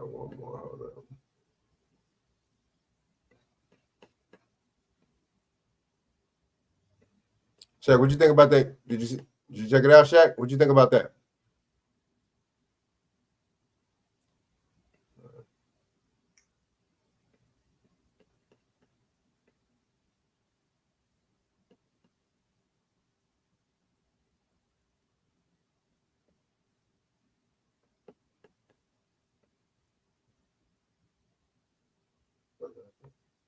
If you take out Saddam's regime, I guarantee you that it will have enormous positive reverberations on the region.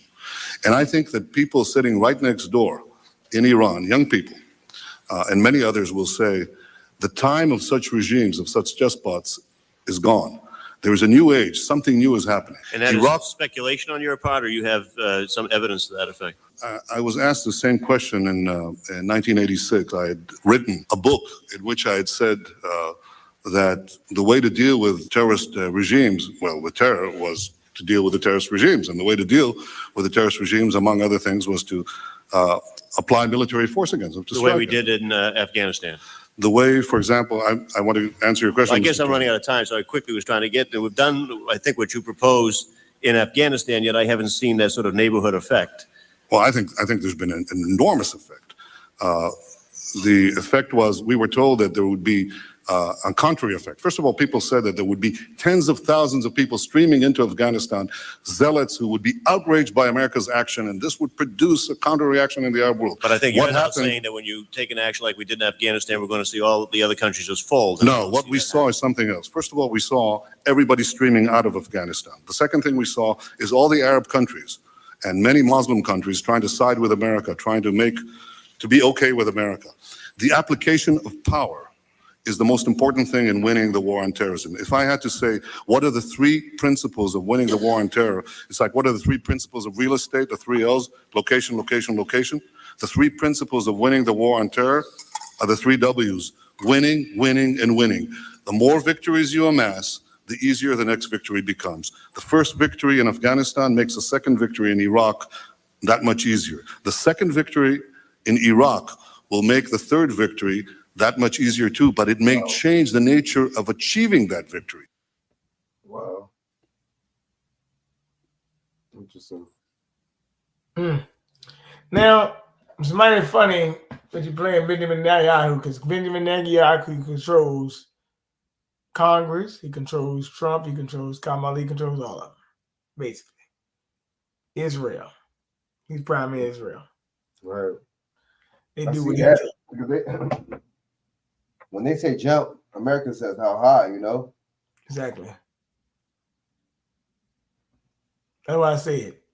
You have to find a way to, like I say, get the people out and get the people out that need to be getting out. You're talking about these politicians, though. No. Get the people out. And, I mean, you know, the people who are innocent in Israel into the Creed people, as you say, right? Blow them to smithereens, right. Beat them down. Right, man. Hey, they all need to be executed and hanged at the stake. Yeah, because where they be. See, you know, where they be doing, but you got people on this religious dogma. Israel was not even a state till 1948, man. Right. Dang on, they're not the real people, okay? They're reptilians. So, So their job is to move the indigenous people off their land. That's what they want. As a matter of fact, it's called the 2020, I think it's the 2035 Israel plan. But that's what Benjamin Netanyahu's got going on. Facts. And you talking about, it's like we talking about they hype all that hype for 2021. 2025, but yet these mugs, one of the persons from the Heritage Foundation, he said the treasurer endorsing Kamala, because it's just games, man. At the end of the day, you know what I'm saying? Of course. I mean, hey, look, man. You fall for it. They don't. Man, that's true. That's so fucking true. That's a fact.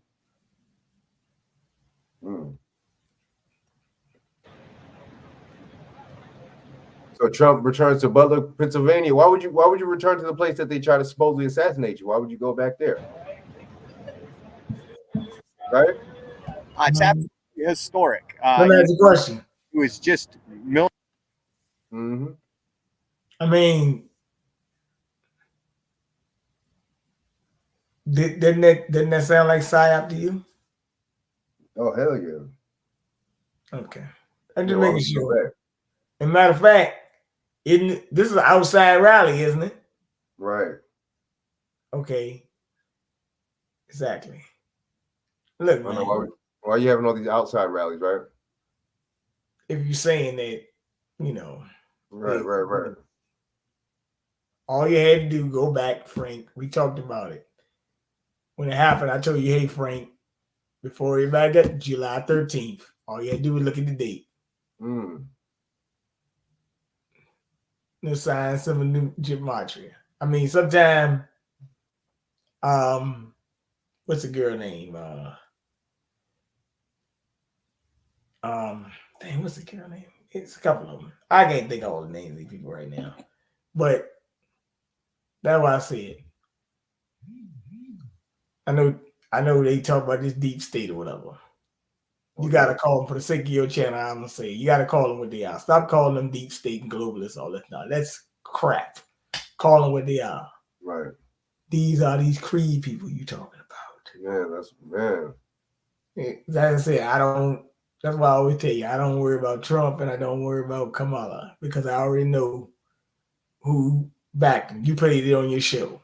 I showed you the article July 20th. BlackRock is the one who has both of their ears. Oh, Larry Fink, my fault. So when you know that, you kind of like, okay, Wall Street. You got them playing both sides. And Rhea in the middle. Right. Because Rita Pond's in this whole game. I mean, let's be honest about it, right? That's true. So what I always say is people got to understand that you get what you need out of the policies. But if Ukraine or Israel gets another dollar, we don't need neither one of them. Facts.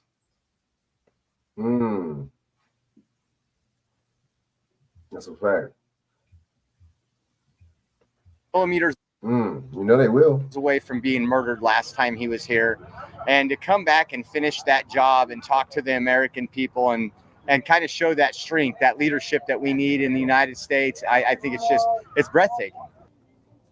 I'm here for Trump. He is a great man. He'll bring our country back the way it should be. We were here last time, and we just found it was very important to be here again to support everyone.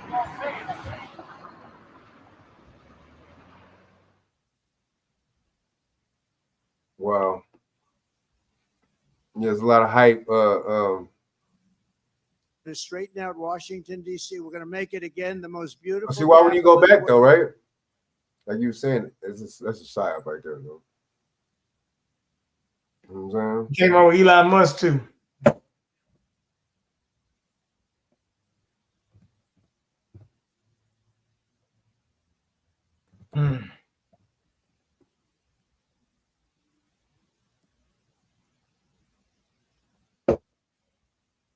Came out there with Elon Musk too.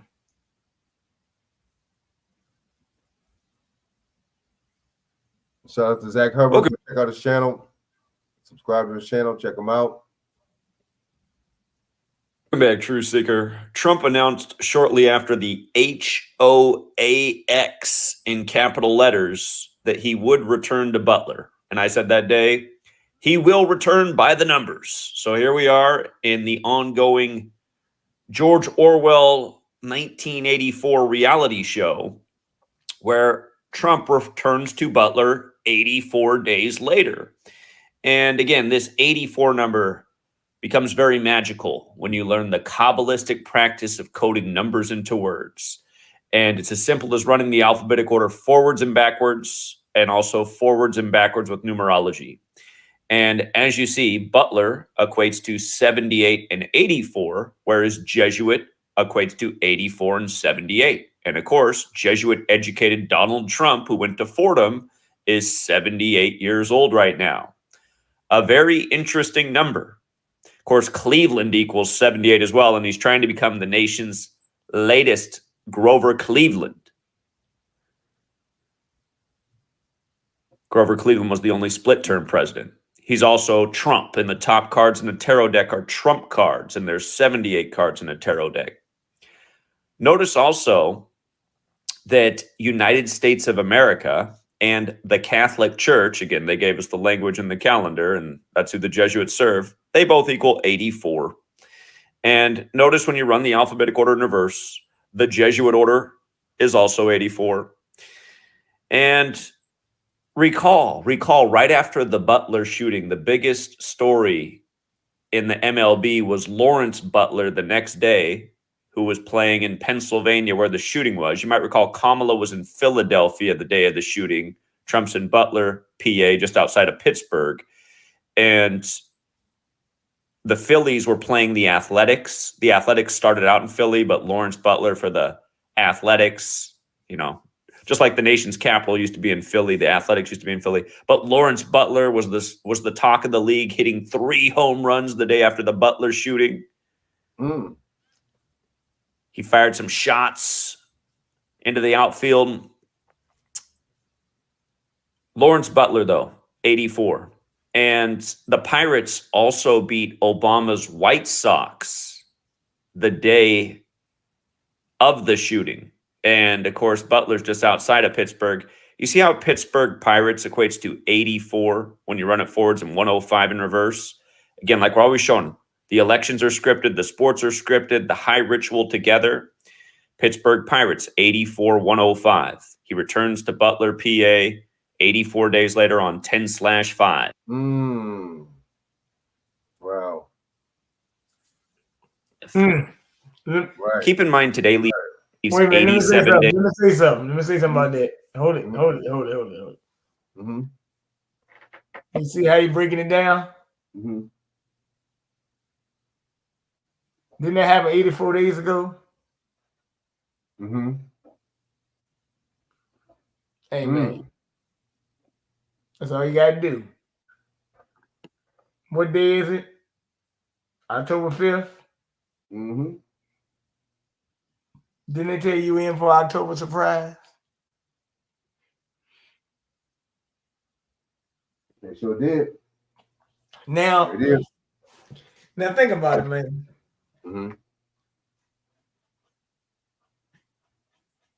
Let's say you got robbed or something. Like I got robbed a couple times, right? If I got robbed in an area, unless I'm going back to get somebody, I ain't hanging around there. Right. So why would you go back to the state where you supposedly got shot at? Right. Why would you go back to in the exact spot too? Exactly. Oh, wow. So I mean, look, man. This is what that was on the 13th, right? 84 days after the what thing, right? Didn't George Orwell have a book called 1984? Right, George Orwell. Yep, I was just thinking that George Orwell. Yep, 1984. Yep. So understand the game, then, believe me. Damn, I see the game, bro. I see that shit. There you go. All right. Days left in the year. Voting equals 87. The Pope's 87. We said how the Catholic Church equals 84. If you run it the other way, the Catholic Church equals 87. He returns on the day, leaving 87 days left in the year, while the Pope's 87, the first Jesuit Pope. Remember, the founder of the Jesuits is Ignatius of Loyola. Ignatius of Loyola equates to 87 as well. Now, you might recall the MLB All-Star Game was right after the shooting, and it had a lot to do with 2 teams. It had a lot to do with the Pittsburgh Pirates and a lot to do with the Boston Red Sox. And prior to the MLB season beginning, Tim Wakefield, who was drafted by Pittsburgh in 88, remember Trump equals 88, he died. And then 150 days later, his wife died. And it's interesting because World Series equals 150. Illuminati equals 150. Fight, fight, fight equals 150. Obviously, Pittsburgh and Boston aren't in it. But I see something major that I'm going to talk about on Patreon later today with the Grover Cleveland joke. And just to remind you about this All-Star game, right after the shooting that was synced with JFK. Remember, it was 45 days after JFK's birthday anniversary. Just like RFK Jr. got in the race, officially filing his paperwork on April 5th, 4-5 in a major Jesuit ritual. Remember, Robert Kennedy equals 195. He was killed on the campaign trail in 68. And then his son links up with Trump shortly after the shooting on the 195th day of the year, where the fireman who was killed's name equals 195, Corey Comparatore. But did you see the score of the All-Star game 3 days after the shooting? Remember, on the 13th of July, under the 13 stripes, 13 weeks from the anniversary of the establishment of the Secret Service, the score was 3-5, like JFK number 35 killed on I-35. JFK was killed in Dallas. Dallas equals 113, like Scottish. Today, Trump's return to Butler is 113 days after his birthday.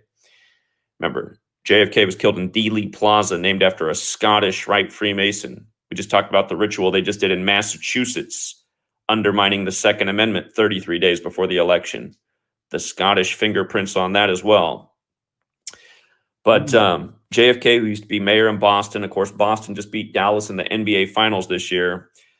It was won on the bat of a Boston Red Sox, the All-Star game this year. 5-3, Boston Red Sox 53. That was Tim Wakefield's team that he won the World Series with. The starting pitcher. What happened? Yeah, your boy, Kim Bay just called me, man. Okay. Yeah, he just said, what's up? He wanted he was looking at that thing I said about John Kerry's daughter talking about the First Amendment and things like that. Oh yeah, that shit's wild. Hey, yeah, tell myself what up. Shit, I want to get him on the show one day soon, man, and have him chop it up. You know what I'm saying? That'd be dope. Pitcher for the National League was Paul Skeens, the young superstar for the Pittsburgh Pirates. And you got to love that Mason Miller got the win. He got Mason Miller credited with the win. Stupid, bro. Mason Miller, Scottish Rite of Freemasonry. All the American sports credited as Scottish Rite Freemasons. But Mason Miller is also teammates with Lawrence Butler, who had the big day with the 3 home runs. And here's what's really interesting. The American League picked up the 48th all-time win in this All-Star game. You might recall they stayed on 47 the year before in Seattle on the 47th parallel. That game was on July 11th, and the National League won for the first time in 11 years. I was outside the stadium educating about rig sports, ritual murder. But, of course, I'm up there in the Pacific Northwest, so it was a lot easier to get to than where this year's game was. But anyway, the American League picked up their 48th win. Remember, Donald Trump and Cleveland both equal 48. The Pirates' record for the season, remember, they had the starting pitcher for the game. The Pirates came into the game 48-48. Paul Skeens has the same birthday as JFK, May 29th. For the record, that's the 149th day of the year, which is the 35th prime going with him being number 35, killed on I-35. The final score, 3-5 from the National League perspective. But notice, the game was also 48 days after Skeens' birthday. You see that? And that's why I'm going back and showing you how all this was connected and where it fit in with, you know, the Pirates playing not far from Butler. And now here we are. The postseason's underway.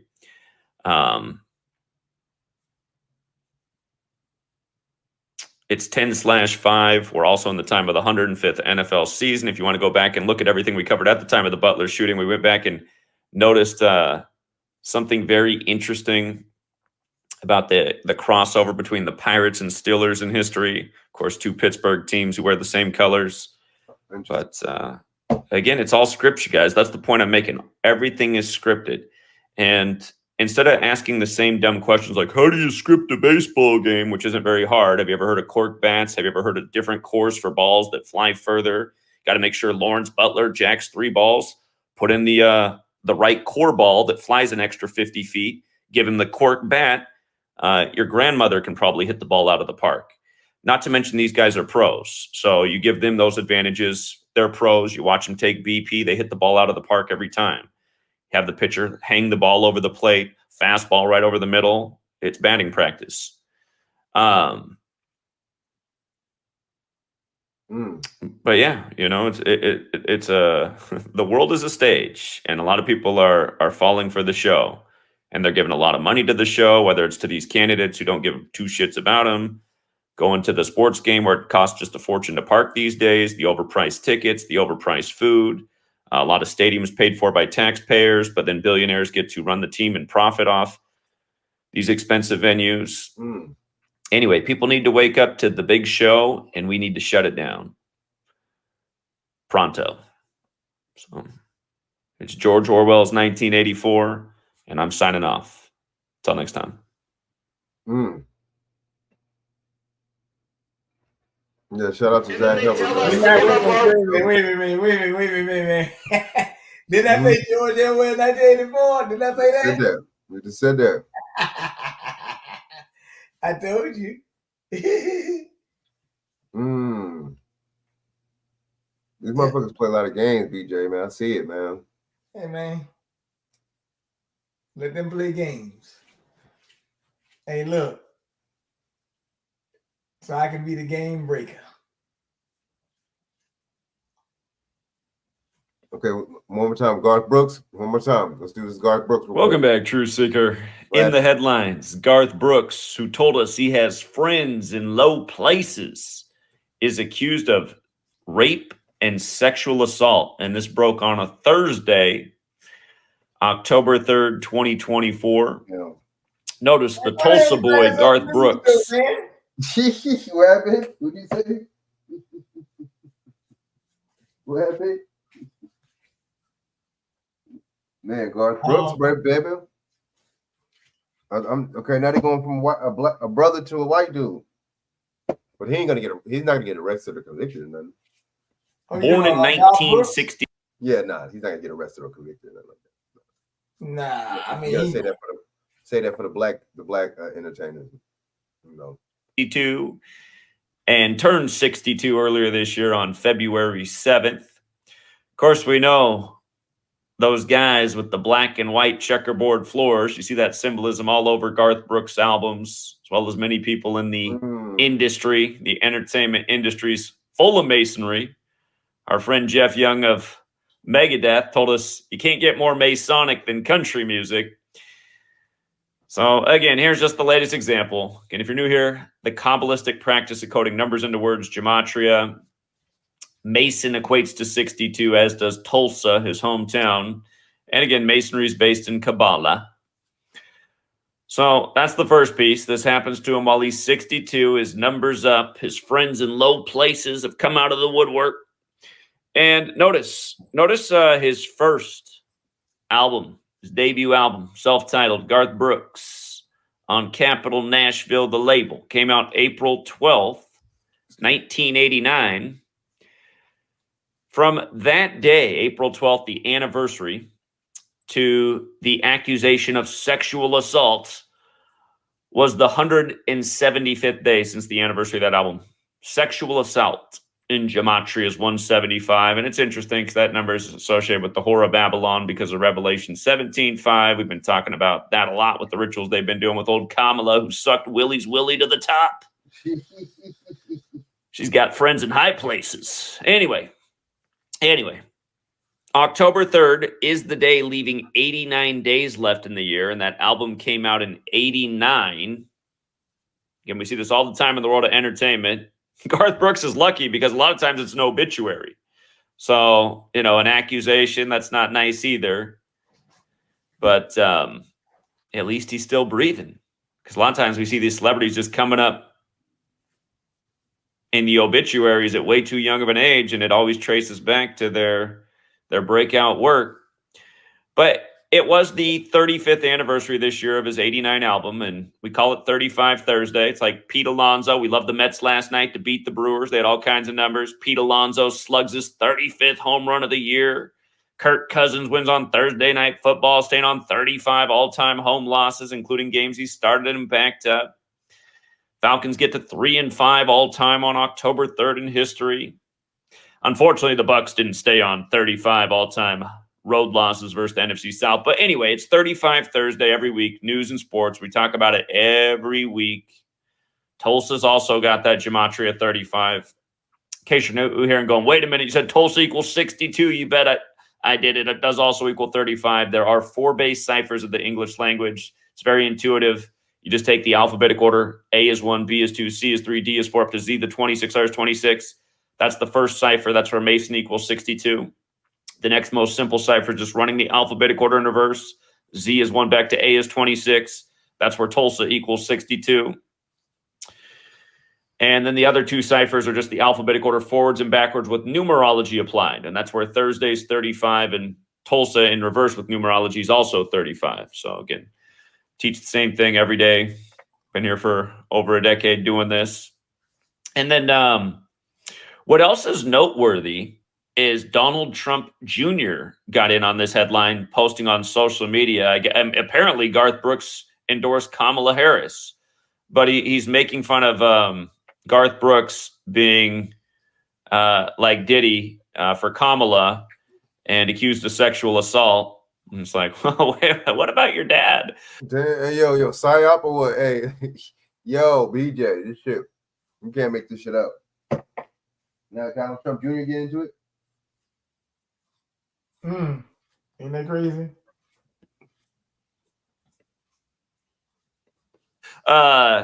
Anyway, that phrase that's emphasized in the headline, white dude for Harris, that has the gematria of 103 and 104. Again, this news broke on 10/3.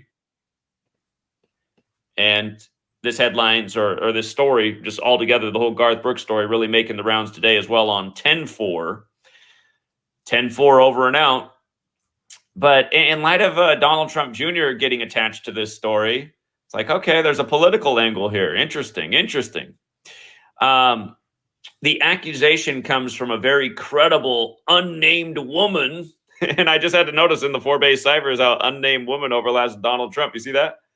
The triple overlap. Hey, Donald Trump Jr., where's your mom at? Oh, that's right. She died exactly 60 weeks into the first Jesuitic nation year ever on the same day that Donald Trump said he'd run in the upcoming election, which was the 60th, which is this one. And it goes with Tim Walz supposedly being 60, even though he looks 75. And Kamala's about to turn 60 on October 20th. And again, she started sucking Willie's Willie when she was in her 20s, and he was 60. And yada, yada, yada. All the 60s. Alvin Bragg, indictment, blah, blah, blah. Again, it's a big show from both sides of the aisle. And again, it all goes back to those Jesuits and those Masons. Again, the Jesuits made modern Freemasonry. They also gave us the calendar and the language, and they synced up this little system. It's like a big game, like 52 cards in the deck to go with the 52-week year.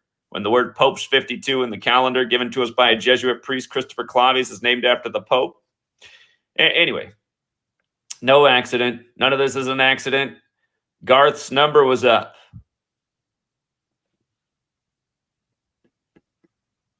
We'll leave it there for now, True Seeker. Until next time. Damn.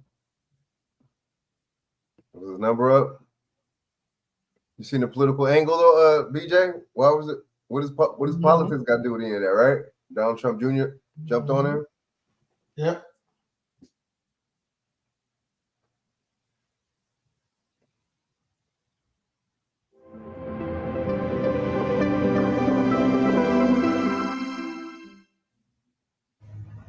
Welcome back, True Seeker.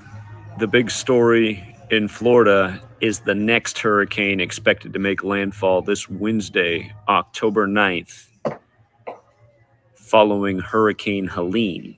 And you might recall Hurricane Helene had that gematria value of 83, like flood, like how the biblical flood ends in Genesis 8:3. And again, that hurricane formed on the anniversary of JFK's weather control speech, which was September 25th, 1961. And it formed 83 days before the Pope's birthday. Well, now Florida about to get battered again. This storm is expected to make landfall on October 9th, the day leaving 83 days left in the year. And look at the gematria of Milton. Milton equates to 83 with the alphabetic order. Again, like flood, like earth, like Genesis 8:3. And when you run the alphabetic order in reverse numerology, Milton equals 34. October 9th is 34 days before the Superior General's birthday, Arturo Sosa, born November 12th. And again, he's the leader of the Jesuits. We're in the time of the first Jesuit Pope. The first act of weather warfare ever admitted to was on the Jesuit order's birthday, August 15th, 1952. With regards to the Jesuits being a military order, October 9th can be written 10/9 like 109. Military equals 109. So does weather. Till next time, Truth Seeker. Yo. Shout out to Gematria Facts. You know what I mean?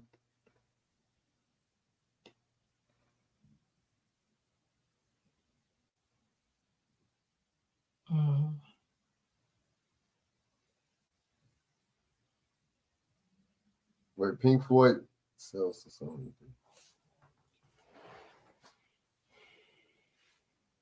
Hold on.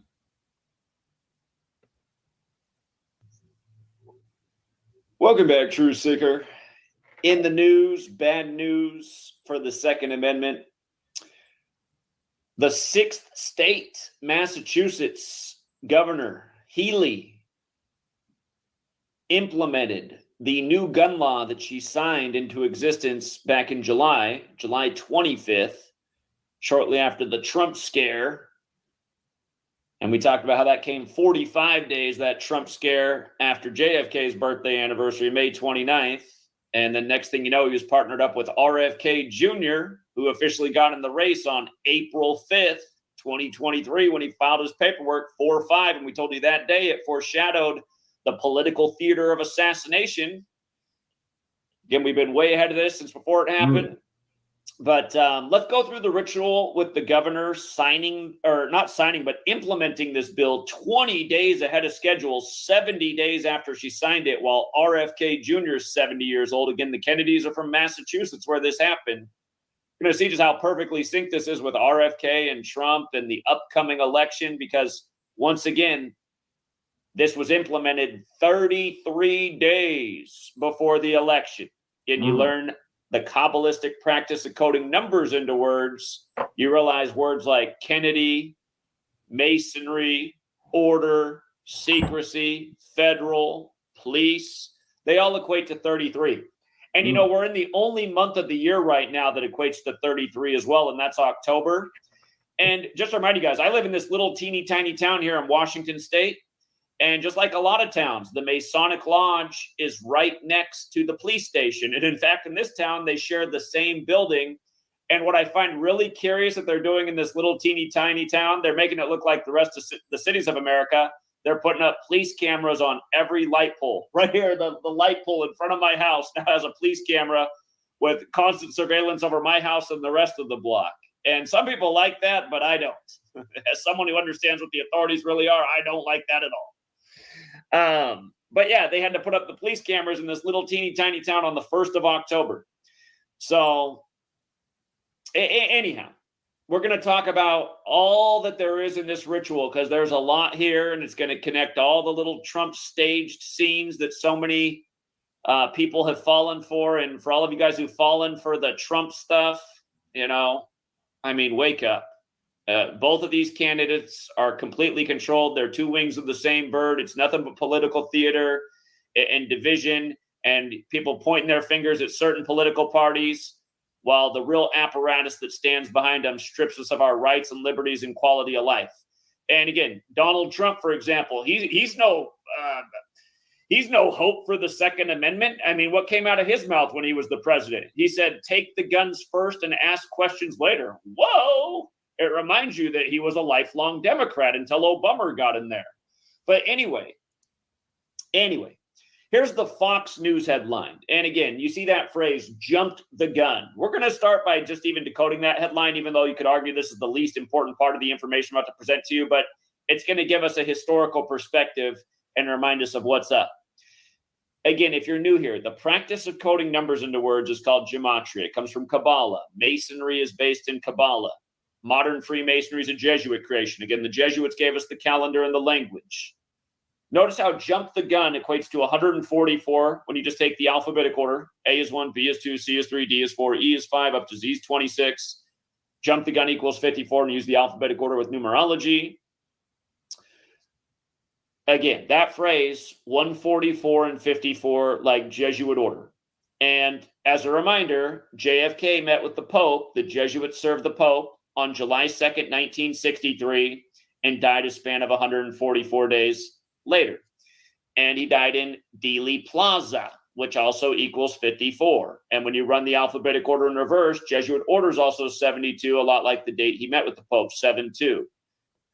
Remember, his child died August 9th, 1963, just before his assassination, his infant child, and that's the day leaving 144 days left in the year. Again, Lincoln blamed the Civil War on the Jesuits, shot on 14/4.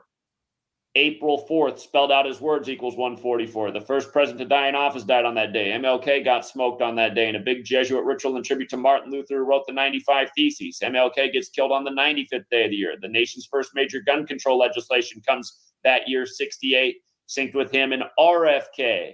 And RFK, 10 days before he was shot, was in Oregon, the 33rd state, saying that this nation needs gun control reform. And funny enough, from the day he got shot to that gun control reform was 139 days later, where gun control equals 139, like kind of like the 94 assault weapons ban was on 13/9.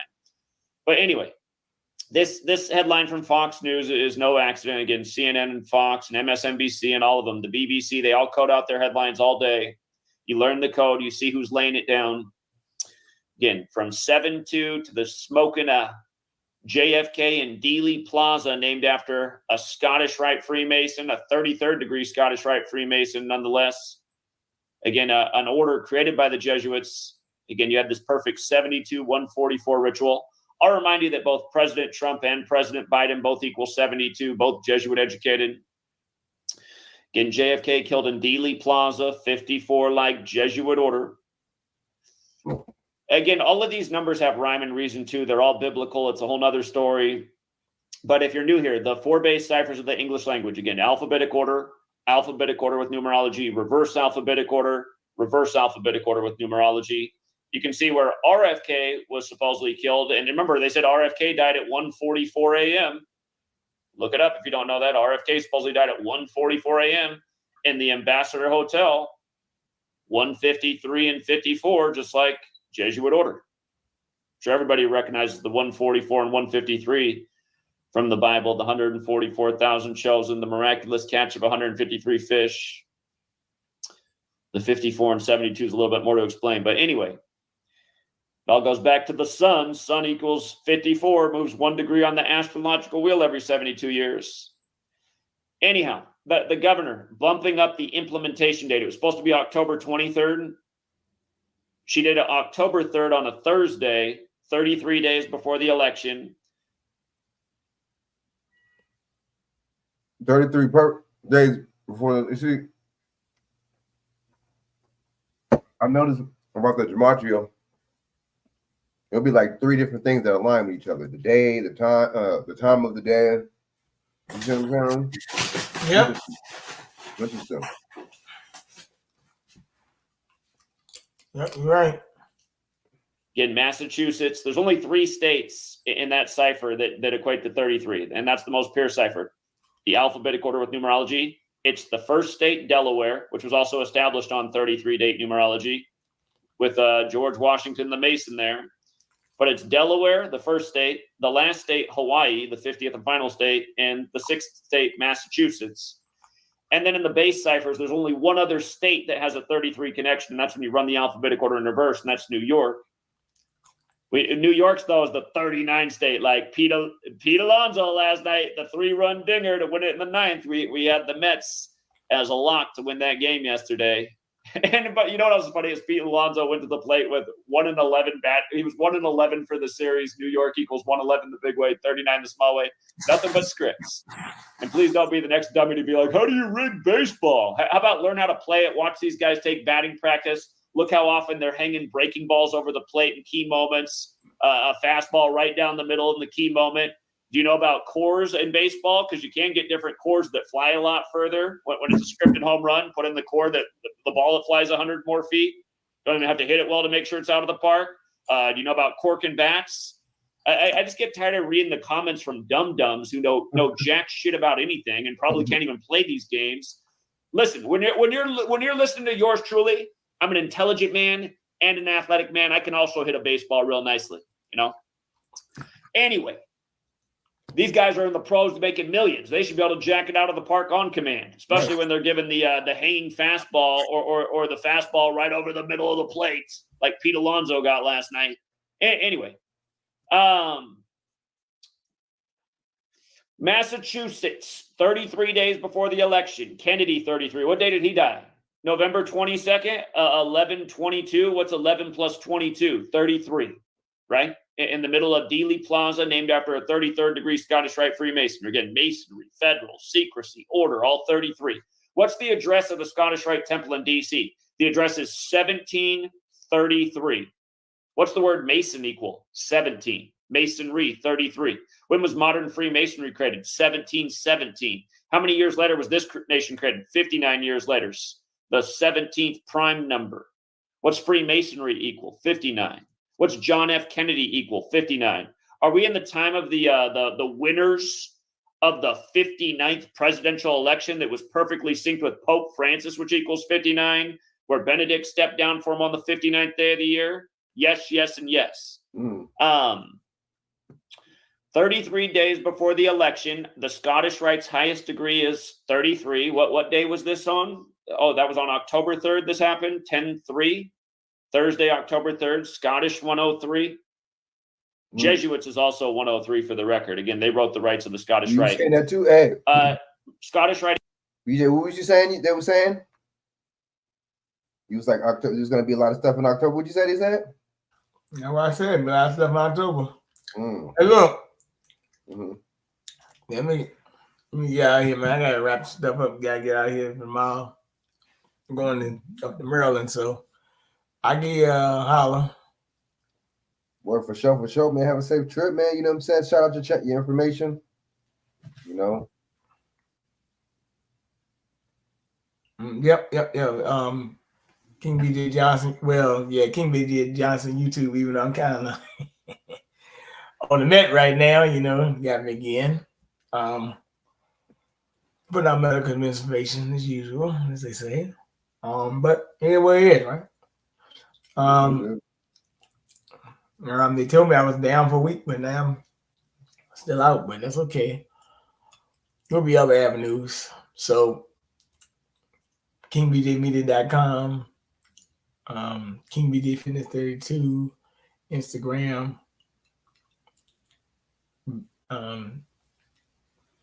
BJ1980, 1987BJ1 Twitter, Bernard Johnson Facebook. Yeah, man. Take your time, man. Just keep on putting it out there, man. Some people wake up, but unfortunately, man, it's gonna be a lot of pain this upcoming dark winter. So take your time. Right.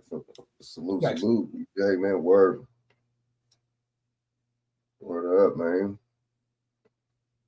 Check, you still on here?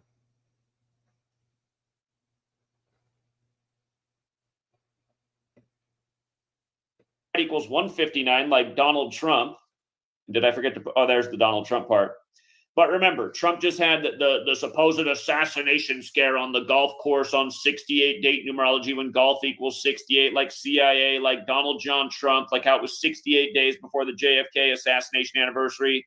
And then he's partners with RFK, who lost his father in 68. But this governor signed this bill that she implemented yesterday, 70 days later. She signed it on July 25th, and that's the day leaving 159 days left in the year.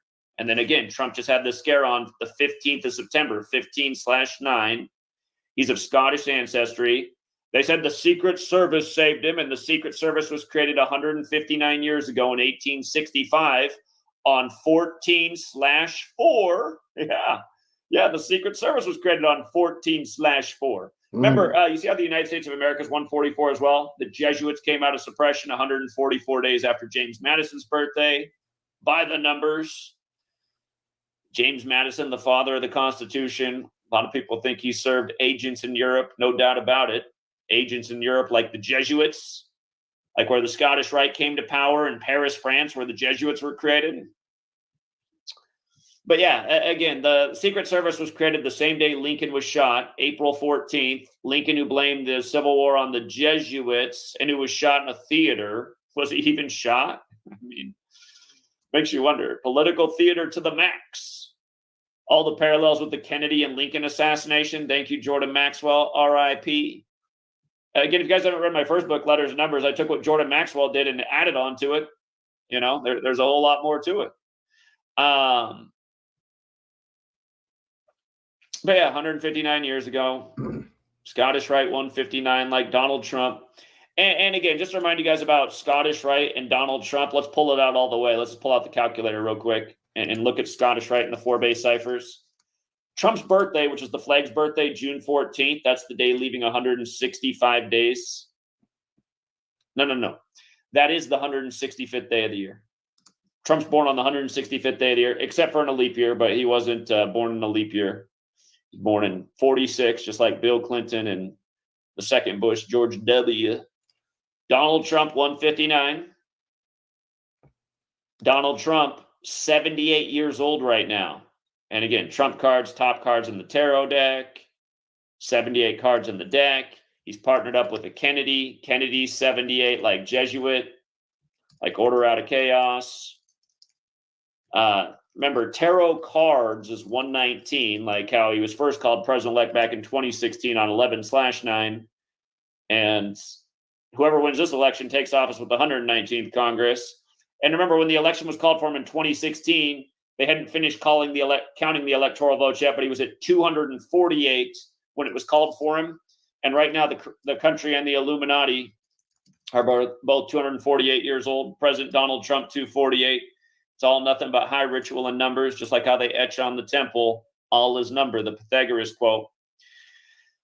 So just, beating a dead horse with the Scottish Rite thing, from Kennedy's birthday anniversary, May 29th, to this ritual was 127 days later. Scottish Rite of Freemasonry equals 127, like assassinate. Again, he was killed in Dealey Plaza, named after a Scottish Rite Freemason. 127 is the 31st prime. If you don't know this, the degrees of the Scottish Rite are 31, 32, 33. So if you add those together, it's 96, like Freemasons 96. But yeah, this ritual coming on a Thursday in tribute to clearly Kennedy. Remember, JFK was the 35th president, the first Catholic, killed at age 46, killed on Interstate 35. And again, born on the 149th day of the year, which is the 35th prime. So this ritual comes on a 35 Thursday. We're talking about Garth Brooks. The Garth Brooks ritual is 33 days before the election too, and he was at the inauguration shaking hands with Kamala. If you missed my video on Garth Brooks, go back and check that out. They're all in the club, you guys. All the people in the world stage. No. I'm not going to lie, though. I'm not a big fan of country music, but I did always like Garth Brooks' Low Places song. It makes me laugh. I'm learning he's a creeper, though, man. I didn't realize what a nasty little man he was. Outside of that accusation, which might even be total BS, but I didn't realize the whole thing about where he goes on tour, women always end up missing. I didn't realize that had been going on, but now I'm just like, good God. This cabal, man, is getting away with nonstop evil. Anyway, Governor Healy, right? And don't say I cheated there, because you see it all the time when these people are on TV. They abbreviate GOV. The American people can't read the full word governor. They need an abbreviation. Gov Healy. Just look at it. 46 and 35. Oh, sure, that's a coincidence. And what else is funny is she was the 44th Attorney General, and JFK was number 35, but the 44th term president. He was the beneficiary of the 44th inauguration of the president of the United States. Of course, shooting equals 44. And remember, Trump was number 45, but actually the 44th person to be president because Grover Cleveland messed up the count due to his split term. But yeah, in light of JFK being born on the 149th day of the year, again, the 35th prime, the timing of this, Second Amendment equals 149 and 59. And John F. Kennedy equals 59. And this is part of the reason we were saying a year in advance why Joe Biden would become number 46, exactly 46 weeks after the Pope's birthday in the 59th election, a total tribute to JFK. And I invited another YouTuber out there, No Impact Flicks, a.k.a. Here's the Deal, a.k.a. The Disturbing Illusion. And I'm going to keep calling you No Impact. Get some tough, thicker skin. We all know you watch my videos and copy, but never share the gematria piece. I appreciate you trying to educate your audience on weather warfare the other day. Nicely done, Brian. But, Brian was one of these guys who was totally just bamboozled about the 2020 election. He's like, oh, well, I went to bed last night and it looked like Trump was going to win. And then it looks like maybe there was some cheating here. It's like, well, Brian, had you shared what we were trying to get you to share for a whole year in advance, Jesuit Georgetown did simulate the election June 12, 2020, and they said Biden would narrowly win, Trump would say he was cheated, and it would lead to a deadly altercation in America. Isn't that exactly how they made it play out? I mean, everybody with a brain was like, well, that was weird. Trump had a big lead last night. Now we wake up and he's behind. How does that happen? Where did all these votes come in overnight from? Again, because it's all part of the sick joke, you guys. It doesn't matter when you vote in rigged selections. Actually, it does. What you're doing is you're just validating the lie. These people up on the stage are chosen candidates for the selection. So they just did the American Pickers act, reality actor, right? Frank Fritz, dead at 60. His name equals 60. American Pickers, dead right before the 60th election. You don't get the sick joke. But anyway, we're still in the time of the winners of the 59th election. And now we got the Massachusetts governor implementing this bill in her state, which I would say to date is the most infringing bill on the Second Amendment to date. All the requirements that you now have to do to have a gun in Massachusetts, I mean, that's going to keep a lot of people from ever owning a weapon. I understand. I could look at the bill and say, okay, I understand the reasoning and why. But this was not the idea from the founders of this nation. The idea was that you could arm yourself because your government is armed and tyrants can take over your government and you need a way to protect yourself from that. Not with 50 hurdles to jump through before you can protect yourself from the tyrants. And for all of you guys who don't get that, you're too emotional, you're too soft, you're too ignorant. You're way too caught up in the news headlines. And Brian, you validate the news headlines all the time by treating every single one of these stories like they're real. I know that guy's out there watching too. He won't say anything. But that's what you do with your rhetoric. You validate the news. I was like, I can't tell if it's real or not. Advance yourself, buddy. Learn the code, because every single one of these stories in the news is by the code, synced up with the governor, undeniable same patterns over and over. Again, it's just undeniable. And now let's bring in the other Massachusetts guy, RFK. And let's not forget how they synced up the whole NBA finals this year with the Kennedy assassination. And we called everything about that before it happened. Couldn't have been any more obvious. Boston, Dallas for the brain dead. And we were telling you all along the way, this was all foreshadowing for what was coming. Again, RFK Jr. RFK Jr., guys, when he filed his paperwork. Here, look at this. Look at this. Arturo Sosa, date of birth. This is the leader of the Jesuits, right? November 12th, right? RFK Jr. filed his paperwork April 5th, 2023 to run, and then he gave his first speech on April 19th, which is Ignatius Loyola Day, the founder of the Jesuits. But look at this. November 12th, 2022, it would have been the last birthday of Arturo Sosa before April 5th, 2023. 144 days after the leader of the Jesuits' birthday, RFK Jr. gets in the race when his dad died at 1:44 a.m., when his uncle died 144 days from being with the Pope. We said that day in that video, this foreshadows the assassination stories to come. And what was it? August 9th, 2023, the day leaving 144 days left in the year, there was a major international headline about the assassination of a political candidate in Ecuador, if I'm not mistaken. Hold on. Ecuador, I'll remember if it was Ecuador, if their establishment dates the 144th day of the year. Ecuador date of establishment. Let me see. Yeah, it was. It was Ecuador. Established on May 24th, the 144th day of the year, the same day Donald Trump went over and visited the Pope at the Vatican. And then the guy gets shot on August 9th, the day leaving 144 days left in the year. And that was the same day that there was a story about a man being arrested in Utah for supposedly threatening to kill Biden. And let's not forget, Joe Biden has the same birthday as RFK, the father, who died in 68, at least so we're told, at 1:44 a.m. But anyway, look at this, you guys. RFK Jr. 70 years old, right? Vatican and Francis equal 70. His middle name is Francis. It's all about the Pope. Again, from the day the governor signed the bill, July 25th, to the day she implemented it was 70 days later. Remember, don't forget, from when JFK's birthday, his last birthday happened to his assassination, that was 177 days later. The name of this governor, Maura Tracy Healy, is 177. Maura Tracy Healy's 177 and 69, like the Jesuit order. I have a guy out there who made a bill like, it's all just number manipulation. That's why sometimes he uses a the, sometimes he doesn't. It's like, if you see it that way, I know that you're a RETARD, because these are fair ways to phrase it. And all of these rituals are perfect throughout history with the same numbers over and over.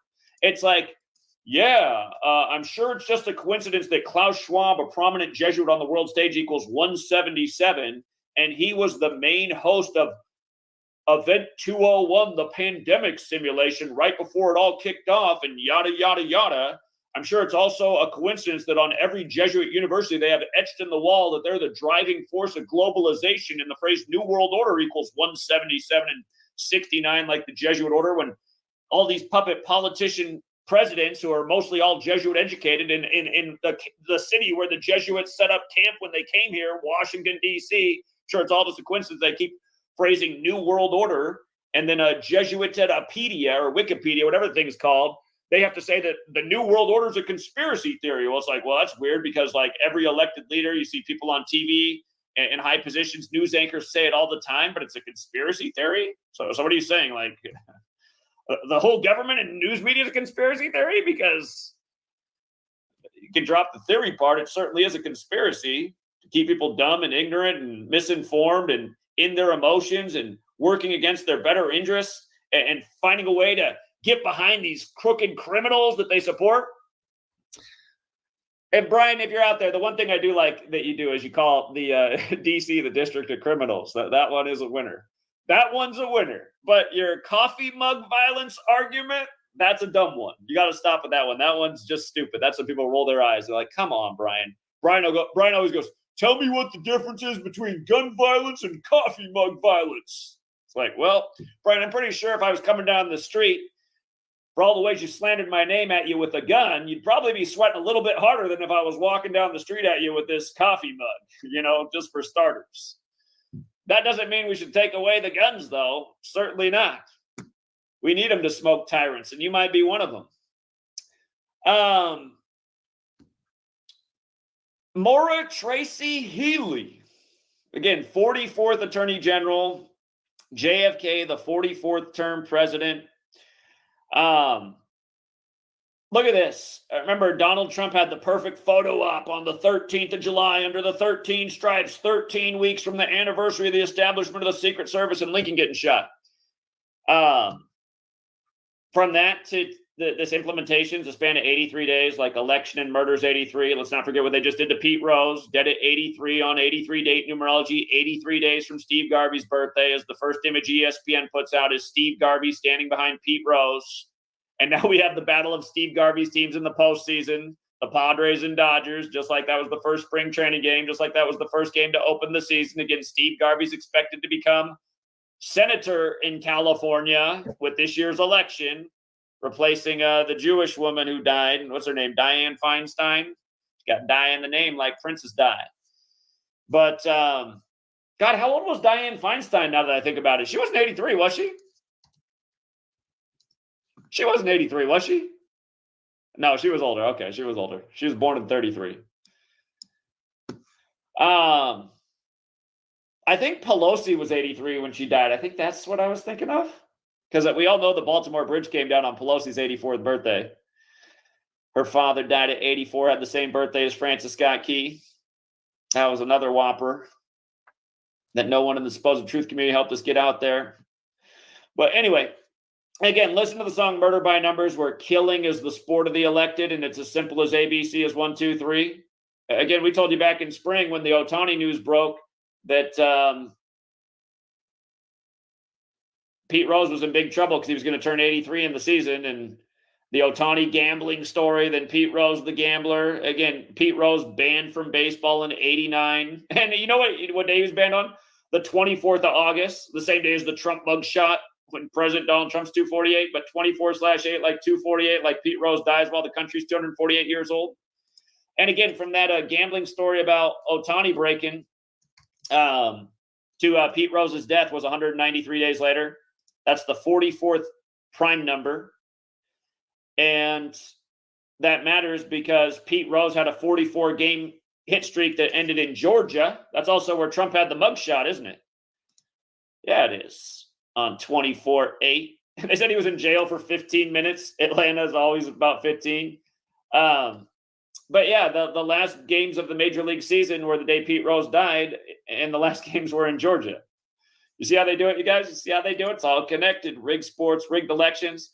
But anyway, this 83 days from the Trump thing with election and murder and the song Murder by Numbers, it just jogs my memory that, earlier this year we called the Colorado thing dead on when they took him off the ballot and said how it was a big ritual and why they'd put him back on by the numbers, which they did. Remember, they put him back on the old inauguration day, March 4th, which can be written 4/3. And just if you're new here, look how Colorado and election overlap. I'm going to bring this all together for you. Election in Colorado, the exact same in all ciphers. Homosexual, for the records, 133 and 43. They have the first publicly homosexual governor there in Colorado. But 43 is the 14th prime, and it was a 14th Amendment case, and they put him back on the ballot on the date 4th of March, which can be written 4/3, with a 4-3 decision. And remember, we told you before it even happened, we said right around this time, just watch you guys. Trump's going to go back on the ballot. And then it was the very next day, the 38th day of the year, that the Supreme Court announced they were going to hear the Trump case of being removed from the ballot and why he should be reinstated. They announced that on the 38th day of the year. So anyway, you might recall with that story, first how JFK was, at the 44th presidential inauguration. That's when he got sworn in. But you might recall how that Colorado story, a state forever intertwined with mass shootings because of Columbine and then the many others that have happened since. But you might recall how they said a man who was mad about Trump being removed from the ballot shot up the Colorado Supreme Court after hours on January 2nd. And that was 44 weeks to the day before the election, November 5th, which is Guy Fawkes Day, the day the Jesuits tried to blow up British Parliament with gunpowder. Again, in this Jesuit-controlled nation, that's the real reason we fire off gunpowder into the... Dawson, what up, what up? Peace, peace, my good brothers, everybody in the chat. Man, salute to you. You know what I'm saying? So how was your day, man?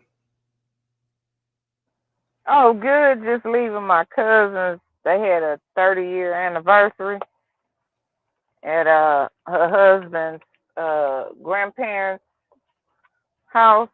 And in the same backyard they got married in 30 years ago, and they still together.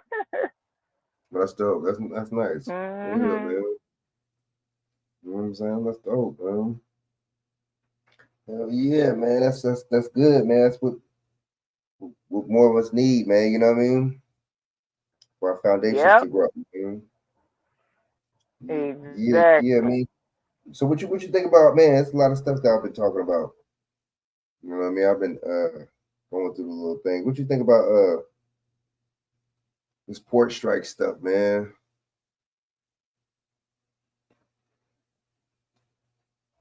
They got it on hold, don't they, Frank, to January? Yeah, but it's like I think they should have. I don't get that. It's like, okay, so you wait and you gonna wait till January, but it's just like, I guess they're still in negotiations. But I mean, all right. I mean, I just think they should have. You know what I'm saying? Maybe should have waited. But at the same time, there's people that needed to get back to work. So, but I noticed when Kamala endorsed. Yeah. When Kamala endorsed, what's She her name? endorsed it. Who, Frank? Who?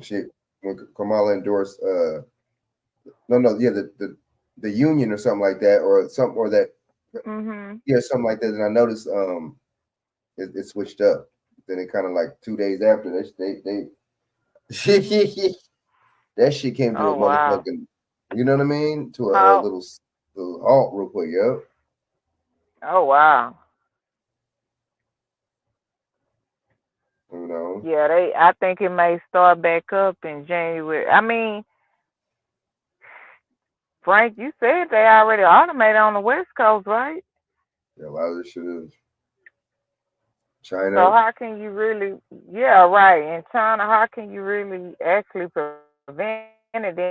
And it says 6 years. Okay, after 6 years, do they finally go full automated? But the thing is, why y'all let the automation come through there in the first place?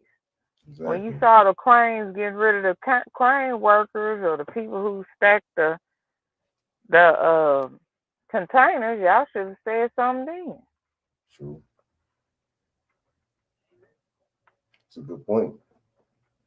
So the Democrat Party just they didn't ran amok, and they didn't let the corporations made amok, because these people, a lot of these corporations have made record profits, but they still laying people off. A lot of these corporations got a lot of their bailout money doing CV19, but they was laying people off. See, that's who. We're not in the United States of America. We're in the corporation. Man, we in a corporation. Exactly, we in. You know what I'm saying? Yeah, so shout out to Zach Hubbard, man. He's breaking it down. A lot of this stuff is, Oh, that's the guy you playing? Yeah, he be breaking it down, man. And then okay, I'll listen to him. And come to find out, come to find out the strike, you know what I'm saying? That strike, so they halted that. Kamala Harris talking about she's not getting nobody. She talking about she giving people $750. Then Joe Biden said they ain't got no money. So which one is it? Because I saw the letter. Even Mayorkas, he said they don't have no money. Now it's another storm coming away. They posted the letter on Twitter that he wrote. So why they all not on the same page as usual? Something ain't right. Something ain't adding up. Yeah, Milton or something. Yo, BJ, what up? Not much, man. Just finished putting all that stuff together and gassing up and all that. Word. You know? Yeah, I was just filling her in on, you know what I'm saying? What's going on, Dawson? What's up, BJ? I don't know. Daggone, join the team.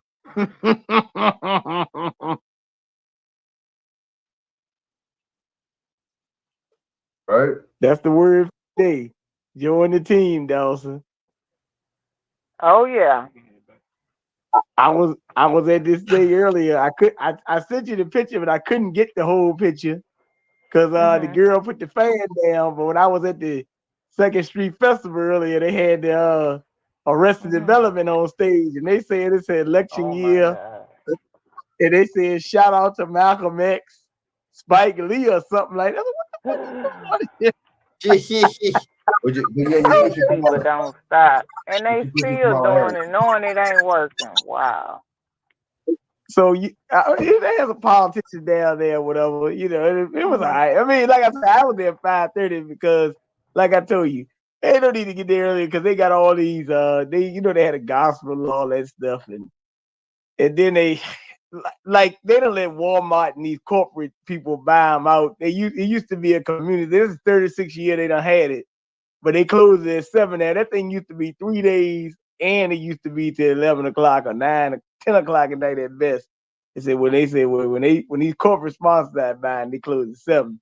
But what was interesting when I was walking by, I saw this girl with like a church fan that said Harrison Walks. And I tried to take a picture of it, but she put it down and she stopped fanning herself. But it said on there, on the back, it had a QR code and it said join the team. I said, wait a minute. I didn't know I was trying out for the basketball team. I thought it was man, join the team. Man. Join the team. Okay. That's what it said on the back of that fan. I was trying to get a picture of it, but she put it down. That's why you just saw the stage of Arrested Development. Shoot. Oh, okay. So yeah, so that's and then I guess what's his name? So, hey, look, I didn't know hey Frank, I didn't know I was Bronny James trying out for the Los Angeles Lakers last night since they were talking about him so much today. Right. But I don't see how That's funny, man. I don't see how people don't see through the they don't see through the con game. It's like join the team like that. You know, but see, that's the psychology that they use on us. It had a QR code on there, too. So if I would have got close enough, you could tap that QR code, you could see whatever. But I don't think the girl pay attention. I mean, I told you they had the Q dogs down there. You know, the normal outfits. You know. Now I didn't. That Dawson, unfortunately, I was walking by. I ain't see no AKs. I don't know if they was hiding or they crawled a rock because this is a packed ass event. I didn't see one AK wearing the green and pink, so I was a little bit confused. I saw Q dogs and everything else, but no, I didn't see an AK. So maybe they went into hiding or something, or maybe they was on stage or something. But I didn't see any of them wearing the outfits. So I guess that could be a good thing, but hey, it is what it is. Or maybe you ran them off.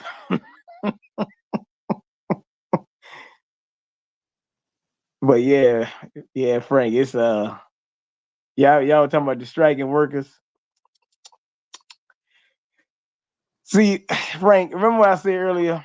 If you got the pay raise they want is 60%, right? They were trying to make you get mad with the workers. But like I told you, they were talking about fresh bananas and all that. These people in the store ain't getting no damn bananas, man. I mean, they might get it, but if you look at they were getting toilet paper, paper towels, water, and eggs. They won't go on for no. They won't go on for like no health stuff. I mean, because I had sent Dawson a picture yesterday, and you a picture at Sam Club yesterday. They took 4 whole piles of water, man. They want a pallet on the damn floor, man. I said, yo, hey, this is crazy. That's some old pandemic shit. Well, paper like don't they, Frank? It's very simple. Ain't it Halloween month? All they got to say is say boo. Hey, man. Hey, you might well get a lesson in whatever, because all they got to do is say boo, and you go jumping.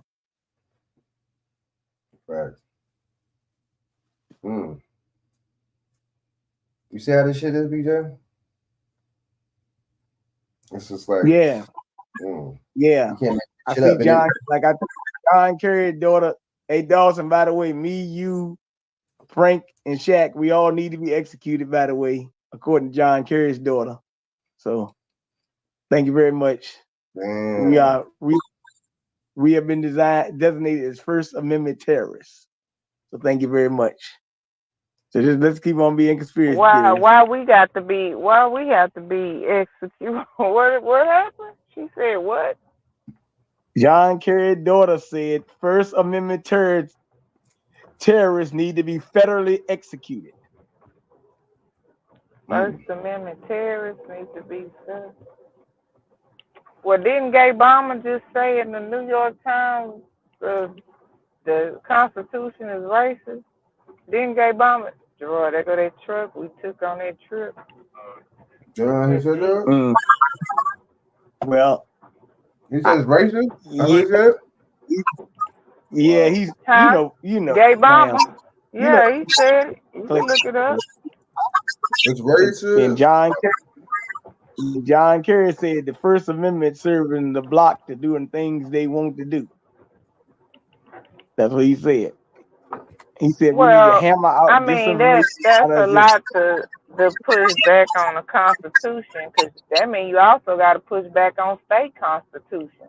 See, people don't talk about state constitution. Right. That's a good point.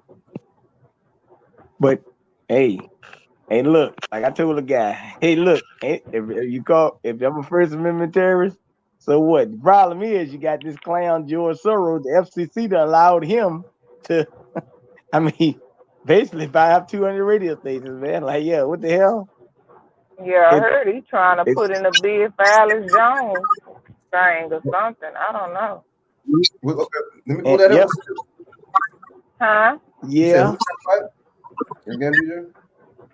Yeah, he's trying to put in, I guess his Media Matters, trying to put in a bid to, because I think Alice Jones thing goes for auction.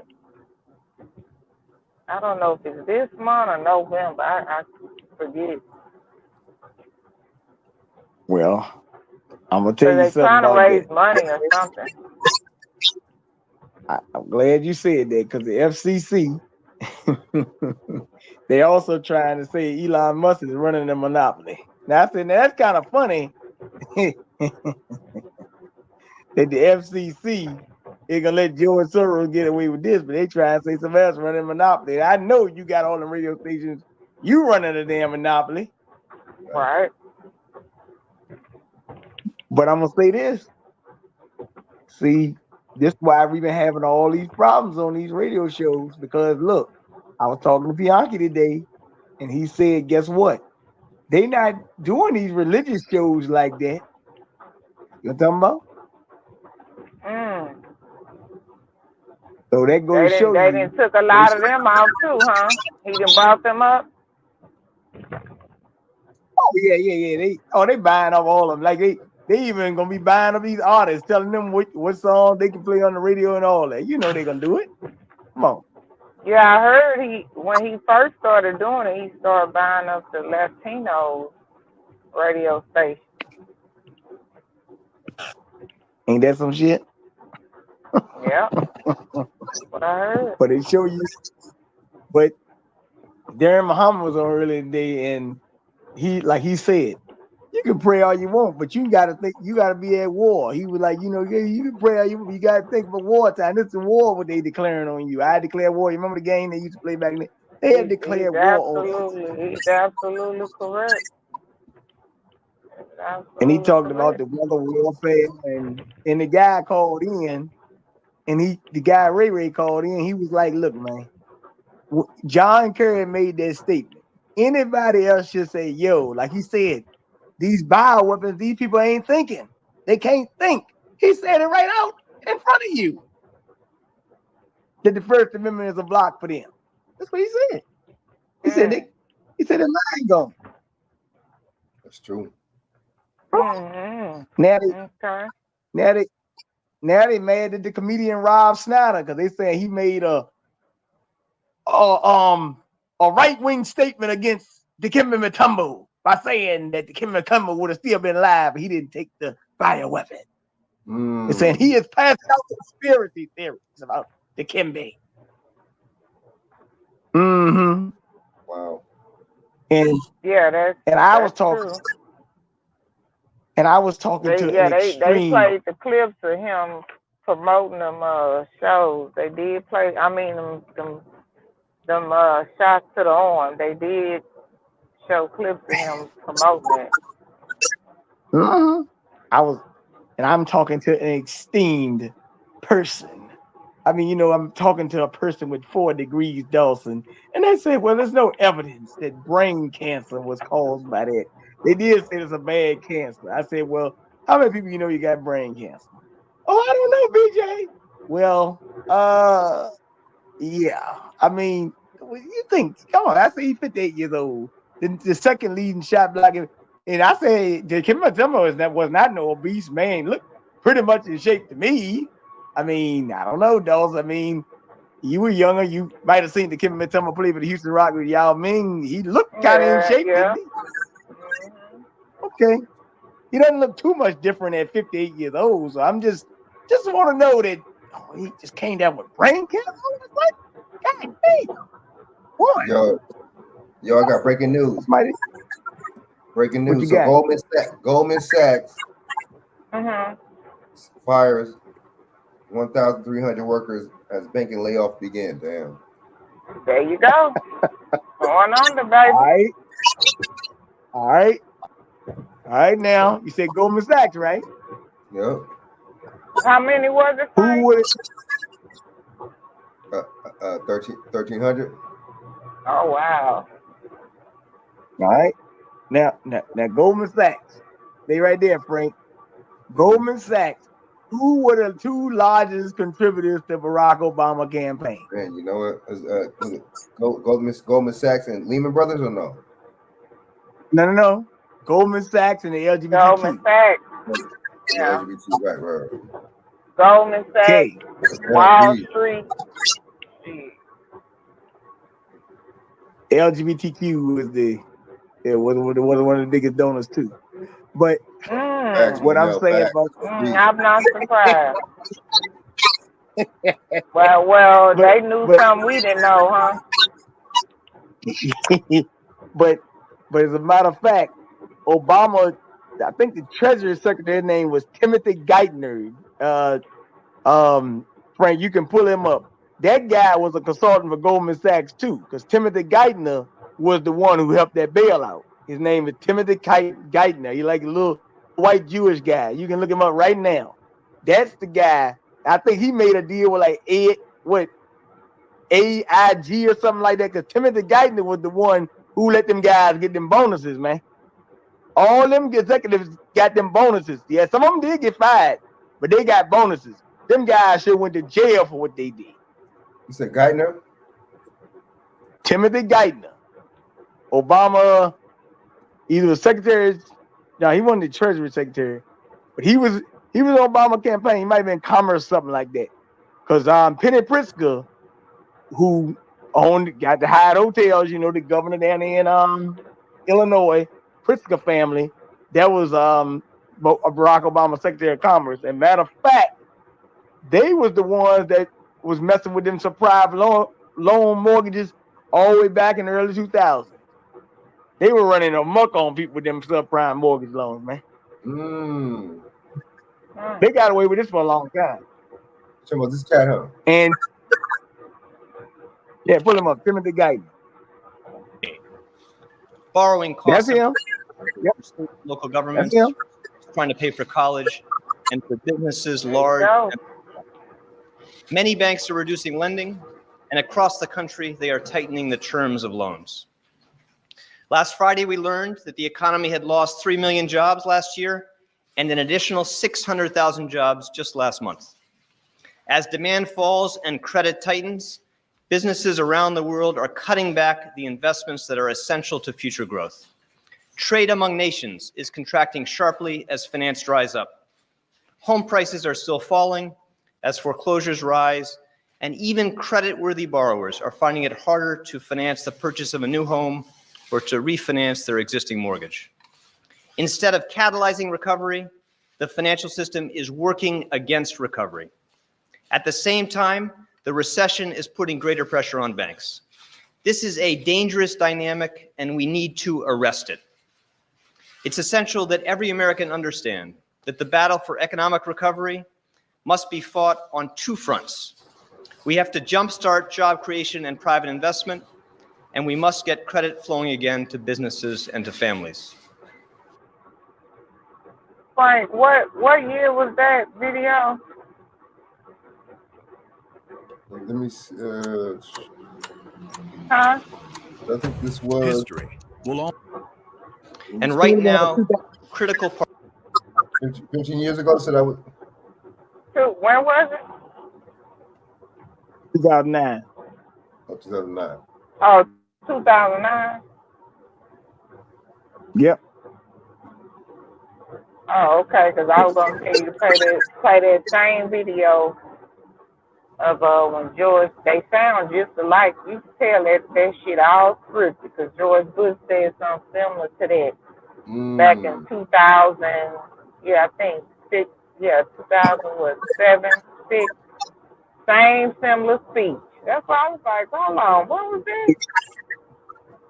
He's saying they saying the same exact thing. Banks not lending. People can't afford to buy a home. Hey Frank, I was right. I said Secretary of Commerce. He was the state secretary of the Treasury under Barack Obama from 2009 to 2013. Now, he's a central banker because I forgot to tell you, this guy was the president of the Federal Reserve Bank of New York from 2003 2009 too. And as soon as Barack Obama came in office, he made him Secretary of Treasury. He also was the chairman of Warburg Pincus, a private equity firm headquartered in New York City. And I remember he was Secretary of Commerce or Treasury because I remember Timothy Geithner. Because Timothy Geithner was the one who basically made the deals to bail out them insurance companies, man. So, but I know who he is. And matter of fact, you want to know what college he went to, Frank? Would you like to know? Mm-hmm. Johns Hopkins University in Maryland. And he went to Dartmouth. But yeah, he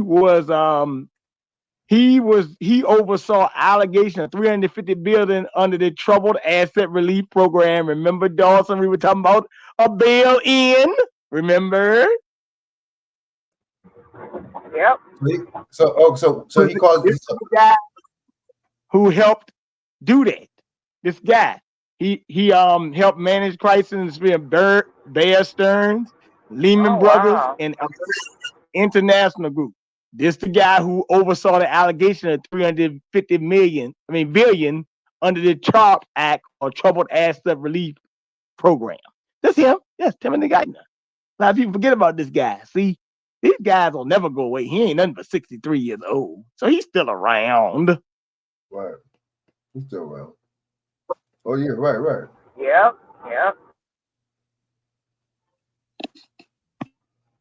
Let me see if this is it, Dawson. Your contractors will soon be asking for their 1099. Don't keep them waiting. Go to yearly.com. Choose your plan. Import your data and check out. Yearly will do the rest. File in under 15 minutes. America and Italy are working to stabilize global financial markets. People all over the world are understandably concerned about the global financial crisis and about how it will affect their families and their businesses. I appreciate Italy's participation in the meeting of the G7 and G20 finance ministers over the weekend. Both the G7 and G20 issued important statements committing to work together to help resolve the crisis. I welcome the bold and specific follow-up actions by European nations to pursue the G7 action plan. And the United States is also acting, and we will continue to implement measures consistent with the G7 action plan to help banks gain access to capital, to strengthen the financial system, and to unfreeze credit markets and restore confidence in our financial system. These are tough times for our economies, yet we can be confident that we can work our way through these challenges. And America will continue to work closely with the other nations to coordinate our response to this global financial crisis. Interesting.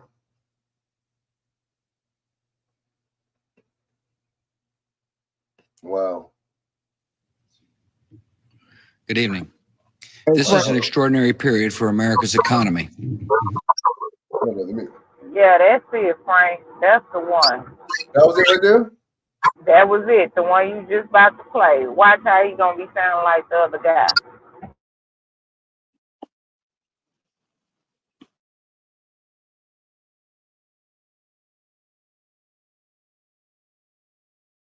My bad. My bad. Okay, hold on. Let me see. Shit. You know what? Let me go back.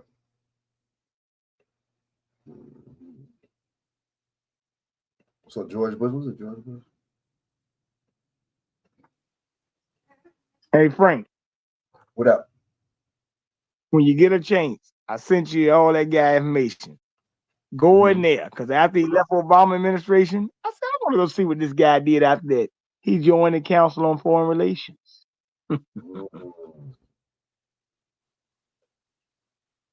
These motherfuckers. I got you. Let me play.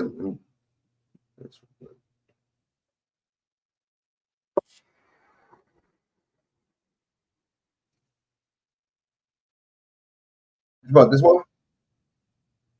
No, this wasn't it. Huh? Was this it, Dawson? Nah. I can't hear you, Frank. You said what? Was this it? Nah. I said, yeah, that video you was about to play with George Bush talking. Which one was it? One you just had up with him standing at the podium. You turned it off. Damn, I can't. Just now.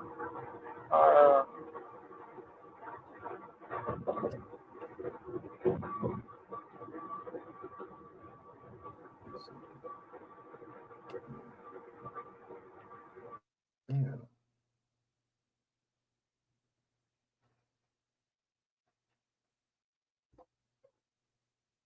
Hold up.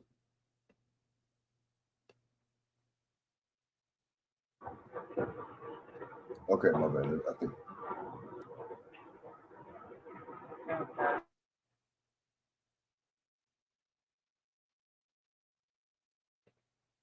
That's not this one, huh? Shit.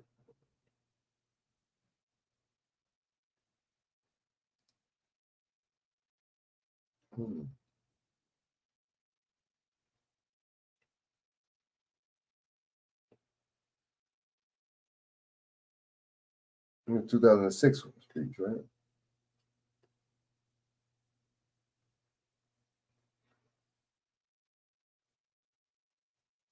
I think this is it, right? Yeah.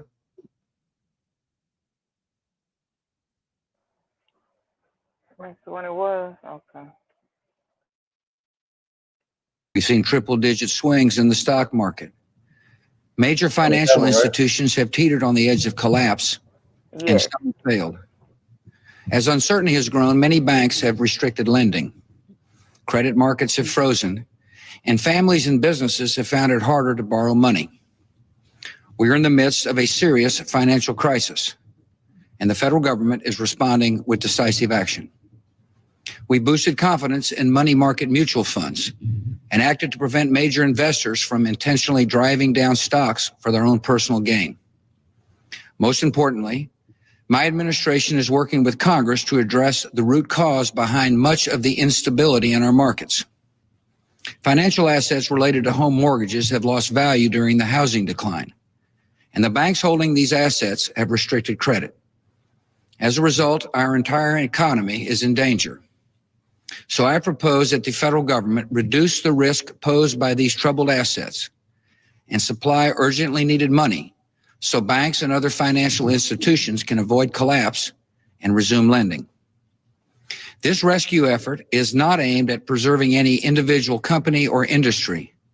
It is aimed at preserving America's overall economy. It will help American consumers and businesses get credit to meet their daily needs and create jobs. And it will help send a signal to markets around the world that America's financial system is back on track. I know many Americans have questions tonight. How did we reach this point in our economy?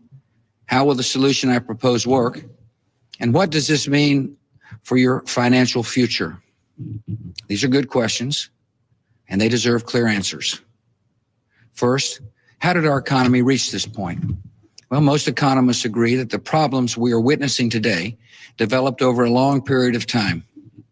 For more than a decade, a massive amount of money flowed into the United States from investors abroad because our country is an attractive and secure place to do business. This large influx of money to U.S. banks and financial institutions, along with low interest rates, made it easier for Americans to get credit.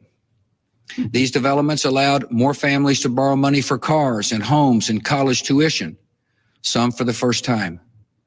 They allowed more entrepreneurs to get loans to start new businesses and create jobs. Unfortunately, there were also some serious negative consequences, particularly in the housing market. Easy credit combined with the faulty assumption that home values would continue to rise led to excesses and bad decisions. Many mortgage lenders approved loans for borrowers without carefully examining their ability to pay. Many borrowers took out loans larger than they could afford, assuming that they could sell or refinance their homes at a higher price later on. Optimism about housing values also led to a boom in home construction. Eventually, the number of new houses exceeded the number of people willing to buy them. And with supply exceeding demand, housing prices fell. And this created a problem. Borrowers with adjustable rate mortgages who had been planning to sell or refinance their homes at a higher price were stuck with homes worth less than expected, along with mortgage payments they could not afford. As a result, many mortgage holders began to default. These widespread defaults had effects far beyond the housing market. See, in today's mortgage industry, home loans are often packaged together and converted into financial products called mortgage-backed securities. Well, see, that's so. But the thing was, it was predatory loans, right? That's what it was. Predatory lending. What, right? In that case, wasn't that what that was? Yeah, that was a part of it too. Yep. With them, remember they did with them houses, with them people with the balloon mortgages and stuff. Right. They were just giving anybody houses. They income didn't have to qualify. George Bush did that shit. Yeah, he allowed the banks to do that. That's why I say under Gay Obama, we lost our culture people lost the most wealth because a lot of us was getting them homes, right? And Gay Obama didn't save the people. He saved the banks and AIG and the auto industry, GM, Ford, you know. You know something? And what's happening under this Democrat Biden Harris regime, the same thing. Pay attention. You know something? They was doing that some of that lending stuff around the end of Clinton administration too, and as well, because they were trying to say people won't own their homes, right? So they were saying, let's just make it easy. But a lot of people had told them, you do this, the market gonna crash anyway. And the Black Caucus is up there talking about, it's racist, blah blah blah, and they already knew it was gonna cause a housing bubble years before the shit even went down. They already knew it, but that was the plan. And what they did was like I just told you about this guy Geithner. Now I done went back in his file and I said, hey, what is he involved in? Because I always remembered him. Now, Frank, this guy is in 5 organizations: Center for Global Development, Council on Foreign Relations, Economic Club of New York, the Bank for International Settlements, and the Bilderberg Group. Who else should be at the Bilderberg meetings? This guy you looking at right here, George Bush. As a matter of fact, the Bilderberg meeting met with who? Barack Obama and Hillary Clinton, and that's when Barack Obama became the nominee, and Hillary Clinton was told, hey, you're going to be the Secretary of State anyway. They already had it set up for him, man. Right? So what I'm saying, when you look at these people with these, what do you call them? Mortgage-backed securities, right? Mm-hmm. let's be real. Most of these guys were hedge fund managers. either he don't even tell you. Do they tell you what more? Look, man, come on, man. What's the average attention span of a person that's probably watching news? What do you say it is, Dawson? What do you think the average attention span? You got people watch news. He's saying it right here. What do you think the people? What do you think the average attention span of a person watching news Yeah, probably a 2. is? Well, I mean, because they tell you right there on the screen. I mean, like you listen to it. Mortgage-backed security is the first thing what you do, Dawson. You say, well, let me find out what a mortgage-backed security is, right? That's all you need to find out, right? I mean, it's not hard to figure this out, but what I'm saying is they said it, right?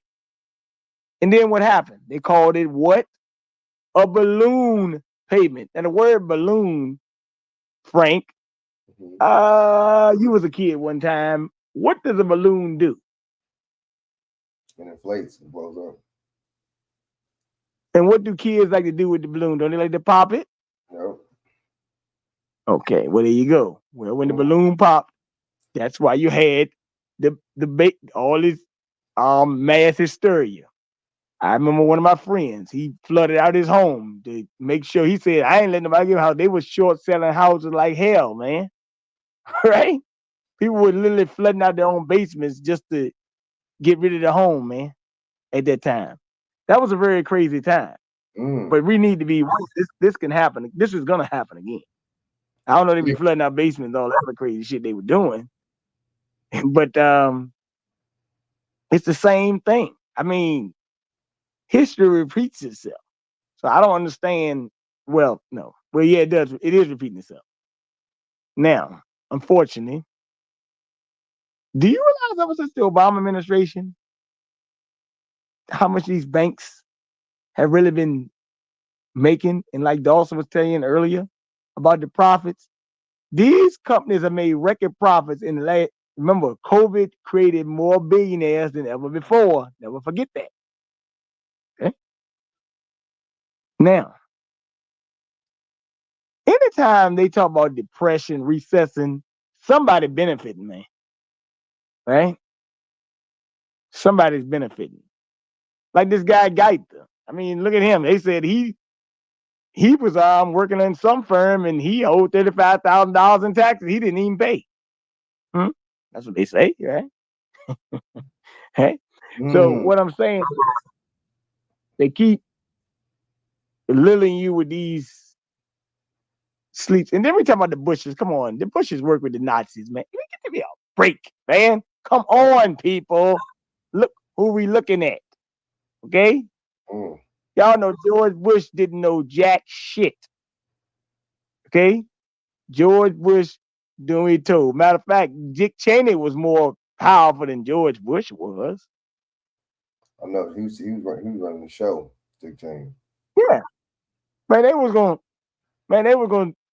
to tell you the truth, they were only reason they got George Bush because they knew that George Bush, matter of fact, George Bush had a lot of federal spending, bringing in a lot of immigrants too now. Don't forget that now. Y'all do know George Bush bringing a lot of immigrants coming in George Bush too, man. So, but I will say this about him. When all that stuff happened, you had Katrina and you had that recession. See, that's why I said I can't believe people is really paying for this $5 gas, man. Remember the gas was like $4 a gallon under Obama and Bush too now. It was. That's why I said how we keep going this move, but Yeah, it sure was high. That's true. You forget about that. Look, I remember having to go to class, man. And I used to say, what the fuck? Man, look, man, I try to tell you, man, being 20 years old, man, that gas is a nightmare. You just, you getting your first apartment and stuff like that. You just like, I was like, do you want to, I mean, you could eat now. I just look at it like this, man. People didn't really think this would happen again. Like, oh, you don't, if I did it one time, don't you think I could try this again? I mean, so I don't understand. Well, I do understand it. And now what did I sing you that later, Frank, about the woman. They saying that the girl Clark is saying now that what's she saying? Oh, that in Maryland, women and black people are not getting the police job because they can't pass the test, and they made a consent decree for $2 million or something, and they said since it's racist, they gotta start hiring the people or something like that. But they saying that the people couldn't pass the math test or something, and they say they're racist or something. So I mean, what do we have now? We got what they call, I hate to say it, let's just face it, man. We got a feminized bastard culture. I mean, just be honest, man. We got a feminized culture, man. Sorry. That's true. I mean, look here, young men. It ain't your job to act like a woman, please. Thank you very much. God damn. Look, I mean, I was even shaking my head today when I'm out there, and I know this girl can I see me behind these shades, but like, you too pretty to be hanging out with this butch, right? You know what I'm saying? I hate to tell you, man. This is Looney Tunes land. So what I'm saying is, like Dawson say we out of order, I'm gonna say, hey, look, man. Anytime you get out of order like this, you are setting yourself for a mass extinction event. You just gotta be real what it is. When they tell you Agenda 2030, they mean that shit. But people contributing a lot to this shit too, with shit they don't have to do. And it's mighty funny, Dawson. I'm glad I thought of that because it was a guy I saw down there. What's the guy name? I forget his last name, Bowden or something like that. But anyway, he's on the motorcycle club. Well, this guy, they didn't like him because he had a daughter, and he said straight up, he told me, BJ, my daughter is gay. He said she tried to gonna bring her girlfriend. He said, I ain't letting you come in this house with no other woman. He said, you go get a man or else. And then, her mother, she got upset or whatever. And he was like, she can't live here with no woman. Point blank, period. A lot of people say he's a mean guy. He don't treat his daughter right. He said, I didn't grow up like that, and she ain't gonna do it neither. So that's the way you gotta just stand 10 toes down on these people. It ain't gotta be what it is, man. Right. But yeah, I saw him today while out down there. So just like Boosie, same thing with Boosie. Didn't he get into his daughter over some shit like that? Yeah, he did. But Boosie also doing a song with Glorilla and Sexy Red. So that's but it's kind of like yo. But I do, yeah. So with Boosie, it's kind of like, can I really take you serious? Because you gonna do a song with Glorilla and Sexy Red, you might well. I mean, I get it, man. That is wax. Sorry. Are you and don't speak too soon. Man, you doing a song with these boys, man? And don't. I mean, you look, man. It's Lululand, man. We got Project Pet. He a preacher now. I mean, everybody come preaching shit. Hey, Dawson, fuck it. A preacher? I'm like, hey, look, man. We might know to go to a preacher like I know, goddamn, some of these motherfuckers. Hey, Dawson, religion is really working, keeping you dumb as a damn brick. And see, that's the new hustle for these guys. Hey, like man. Mace was doing that too. Mace. I know he was. What's the new hustle? Hey, you get a quick buck. Hey, look. Mm-hmm. Hey, Frank, you and Shaq might have to come get me out of body bag, daggone, if I make these beehive girls mad. I said, man, I told them, you heard what she said about Jaguar Rice said about that food? She was like, man, Frank. They was all over it, huh? They was on it. That's all they talking about, Puffy and bullshit. This is what the girl said. Beyonce, Jay-Z might have did it. Beyonce don't do it because she was like, women don't do that with other women. I said, are you crazy? What she said, women don't do what with other women? What she said? Women don't groom, women do crazy shit like that. Oh, wow. Sure they don't. I said, You joking? Or you taking it for Beyonce? I mean, if you like Beyonce, it's okay, man. I really don't care. You know, the Beehive, they might throw some killer bees in my ass for talking shit. So, I mean, hey, man, if I end up in the morgue, man. Hey, look, it was nice to know you. Nah, I'm fucking with you, man. It's all right. Hey, they really acting like that. All, it's just sad though. We're really, it's crazy how these generations coming up, man, just really turn to like followers, man, like big followers and shit. Hey, man, like, that's what they own IG for. They own it for followers, man, likes, man. Trendy bullshit. Man, look, man. I gotta tell y'all some wild shit online. I gotta tell y'all some wild shit out here. Cause I mean, these young boys and girls are making sex tapes and shit, asking other guys, can I see you messing with another man? This shit wild as fuck, man. I done heard some wild shit on last couple of days. Yeah, what's up with these kids? Like, what's up with people, man?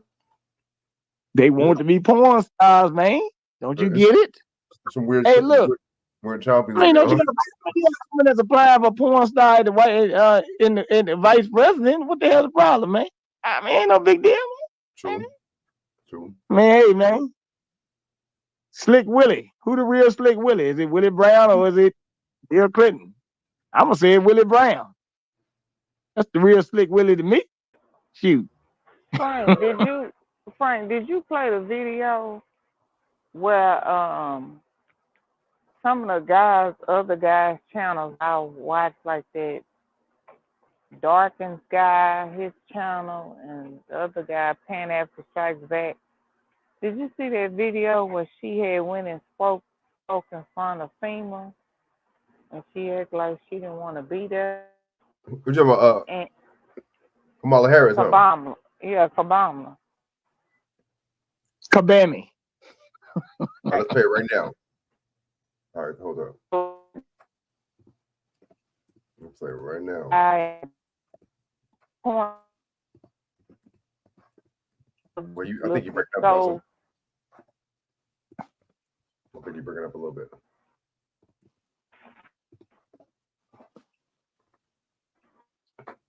Yeah, talk about my OnlyFans girl. Wait, what happened? Hey, Kamala Harris may be applying for OnlyFans, man. How the hell you know? The hell? Wait, who said that? What happened? I'm saying it, goddammit. Oh, that's funny. Okay, this is the one you talking about? What happened? I said Kamala Harris might be applying for OnlyFans, though. So how the hell we know? Shit. That's true. Oh, I don't know. You're right. I don't know. Tell about this one, the new one, right? Let me see. Is you playing it? Oh, I don't see it yet. Fine. Mayor, it's good to talk to you. Yes, it was good to talk with you. I'm looking forward to the conversation. Yes. Thank you. Thank you again, Mayor. Thank you, Governor. Yeah, that's it. That's it, Frank. That's it. Thank you, Robert. Do you have a job?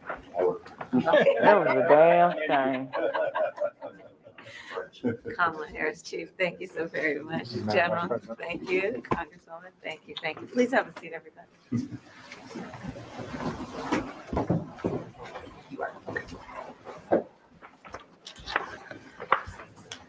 Well, Madam Vice President, we are so glad to see you and welcome you once again to North Carolina. This has been an unprecedented disaster for our state. But what you are seeing, thanks to you and the Biden-Harris administration, state and local officials, volunteers, private organizations, this has been a massive, unprecedented. Okay. But you can play it, Frank. You can play it. Response. We are deeply grateful for the federal resources that we have. FEMA has been on the ground with us since the very beginning of this. So we look forward to briefing and giving you details about the significant progress that's happening and all that we have to do. Unfortunately, we have 68 people who've lost their lives, but people are still working hard in search and rescue to That's save people bullshit. and to surge resources into Western What North happened here? Carolina. So thank you for being Bullshit. here. Thank you, Governor, and I Bullshit. thank you all, everyone here. I've talked with many of you within actually hours and certainly days of Helene hitting this beautiful state, and I thank you all for the work you've been doing around the clock. Administrator, you and I have talked many, many times, and your team on the ground are just doing extraordinary work. But the work that's happening here that is so positively impacting so many people is really an example of the best we can do when we bring resources together at the federal, state, and local level and tap into the kind of collegiality that produces results. And this is the work that you all have been doing. For the folks who are local, I also know what this means for each of you as a leader, to be a leader at a time that your own homes, your families, your friends, people you know, your community has been directly hit. For the folks that work in your various divisions and offices, I know that they've been showing up at a moment of need for others, even when their own families and their own homes have been directly impacted. I think that these moments of crisis bring out some of the best of who we can be and who we are. I've been seeing and hearing the stories from here in North Carolina about strangers who are helping each other out, giving people assistance in every way that they need, including shelter, food, and friendship and fellowship. And so I thank everyone for all the work that they've been doing, those who are in the room and those who are out there right now working around the clock. And I'm also here because I wanted to make an announcement that yesterday we added Mecklenburg County to the major disaster declaration. So that means that we're going to be getting substantial resources in to help folks, and in particular to help them now be able to apply for federal assistance for a range of things that will be including home repair, what folks need in terms of generators or even just compensation for the generators that they've had to buy, the kind of shelter that they've had to seek, including hotels, and federal assistance for these issues is, I know, extremely important because a lot of folks don't save for these kinds of emergencies, and when they hit, it takes a real drain on their resources and ability to take care of themselves and their family. But again, I thank everybody here. I'm looking forward to our briefing, and I will say that also we are looking forward to working with our congressional partners. And Congresswoman, you've been a great leader to work with. Oh, I understand that the vice president is speaking, and our control room would like to have That's water, a but line no hot water. I was just talking Janelle, what with one of the members of the community and her daughter who lost her husband, and there is real pain and trauma that has resulted because of this. I would be surprised. This hurricane and what has happened in terms of the aftermath of it. I do want to acknowledge and thank the first responders who have been extraordinary. Having met with them, they are the kind of folks that are the heroes in moments of crisis who do extraordinary work that is about lifting up other people. As it relates in particular to the leaders who are here and doing that work, including the first responders, most of them, as it relates to the local folks, are folks who have personally and their families have personally experienced loss and devastation, and yet they leave their home, leave their family to go to centers like where I was earlier to do the work of helping perfect strangers. And it really does highlight the nobility of the kind of work that these public servants have dedicated themselves to, which can be in moments of crisis like this so selfless in the way that they do that work. The president and I have been paying close attention from the beginning to what we need to do to make. This one? It was another one. I gotta find it, Frank. Hey, Frank. What up? I'm about to find it. Hold on. That's a line went. I'm gonna tell you why. Break it down. Number one, for a little bit. Break it down. it's more people that died in that. Man, they said I think that guy General Michael Flynn was on there, Benny Johnson channel. He said there might be more up to 1,000 deaths out there. Now Right. check this out. Now, okay, I'm gonna tell you the big problem here. The cost from the destruction may cost $30 billion. You got between 10.5 billion and 17.5 billion of uninsured losses. I mean, of insurance losses. That's first part, right? All right. Now, only 941 of 140,000 housing units in this county of Asheville have active flood insurance. So that's already gonna tell you something right there. And they said, meanwhile, all in all, you got another hurricane that gonna be coming in the Gulf of Mexico. This one, actually, believe it or not, Frank, I missed this one. They got another hurricane called Hurricane Milton that might be coming. So the man told you, he told you, Mayorkas told you, it's another hurricane coming. I just told you now, you got Hurricane Kirk. How would you know? He told you. But how did he know that? Because it's geoengineering. He letting you know. Understand? So, and she told you to apply for federal assistance. Most of these people don't even have no cell service, anything go out there. Right. Motherfuckers don't even got no power. How they gonna do that? A lot of them. Exactly. Talking about generators. Black Swan event. Hillary Clinton told you it'd be a Black Swan event.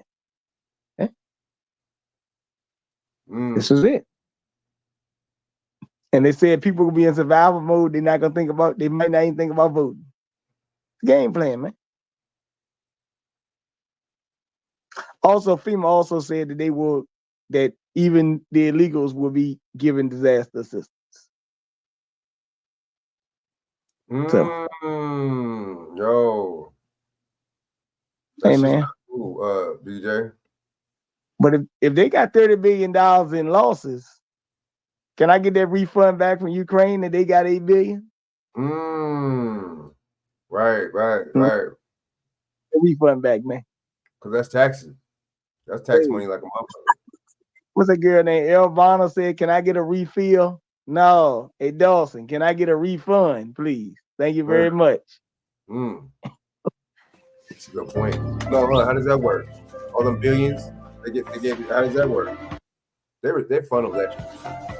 Walmart is sending a huge warning about the U.S. consumer right now. Their most recent financial report showed a huge surge in the number of discounts that Walmart offered and the amount of high-income people who are now trading down to Walmart because they can no longer afford going to stores like Whole Foods to shop for groceries. When a store like Walmart starts doing well and offering deep discounts, that's actually the sign of economic struggle. Their revenue went up 4.2% year over year, which was above estimates. In fact, if you go back to the mid-2000s, in 2007, 2008, during that last housing crash and financial crisis, Walmart's revenue grew every year through that financial crisis. Now, here's what you got to understand, everyone. Walmart is essentially a grocery store at this point. Over 60% of their sales come from grocery items. And they're actually the cheapest place that you can now get groceries, which is why lots of people are flocking here during tough economic times. And I actually did a little comparison, everyone. I went to Publix,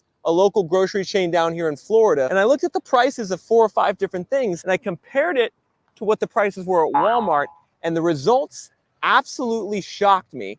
Take a look at this. All right, everyone, the first thing we're gonna test here is soup.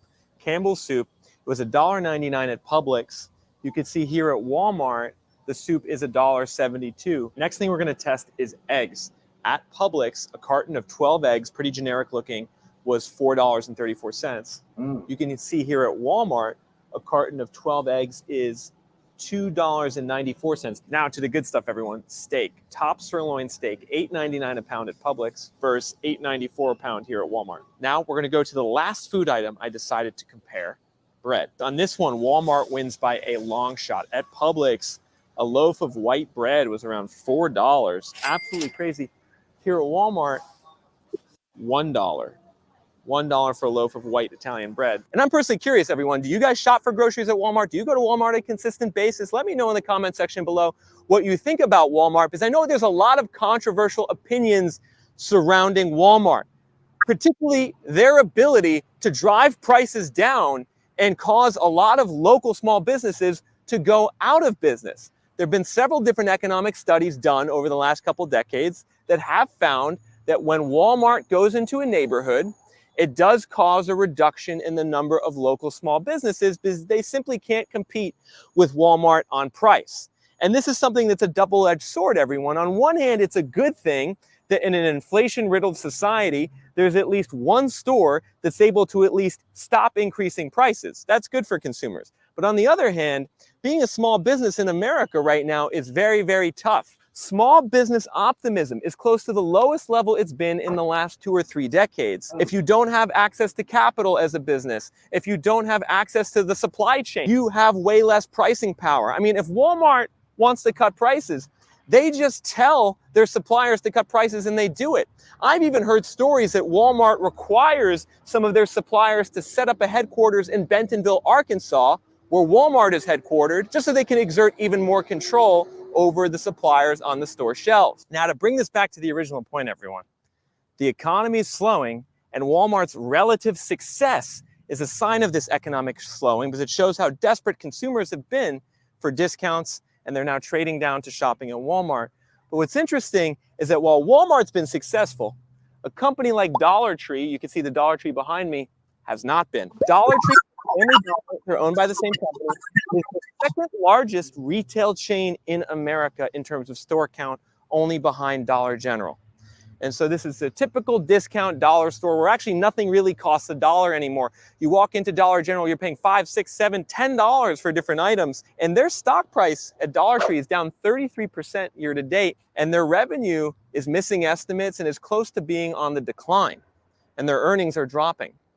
And the reason why is actually Dollar Tree is now more expensive than Walmart in terms of grocery items. It's literally crazy how we're just seeing such a bifurcated situation in the US economy where 2 stores right next to each other that both offer discount offerings are doing so differently in terms of their success. And I think this helps explain a lot of the confusion in the economy as well. I know a lot of people out there are confused about what's actually happening because it seems like every day we hear a new story about either the things are good or things are bad, depending on which company reports earnings or depending on which data point comes out. But I think the thing to take away here is that consumers in America are most definitely struggling. Consumer sentiment is at a very low level. Outside of the pandemic inflation of 2022, this is the lowest consumer sentiment since the 2008 crash. At the same point, consumer savings rates are at the lowest level since right before the 2008 crash, while credit card delinquencies have now spiked to the highest level since the beginning of the 2008 crash. You keep hearing the parallels with 2008. The consumer is... See, that's what I'm saying, BJ. That's why I played it. This is, this is looking similar to 2008, a lot of things, Y'all see what I'm saying? It's looking real similar. Yep. Especially, he's going to talk about the housing market right now. It's weakening in a very similar way, and eventually a broader increase in the unemployment rate, everyone. We've already seen unemployment go up from 3%. Didn't they say that the employment rate among black men was up? Didn't they say that in a new poll? Oh, really? Good. Remember how they tried to say? Remember how they just got through saying that Kamala inflating the numbers, the job number? Mm. Yeah, right? Yeah. 0.4 to 4.3% over the last year. That's likely to increase higher into the future because historically, once unemployment gains a certain momentum, it tends to then skyrocket at a certain point. Because there's a self-fulfilling prophecy. Consumers spend less money, then there's more layoffs, which means consumers spend less money, and then there's more layoffs.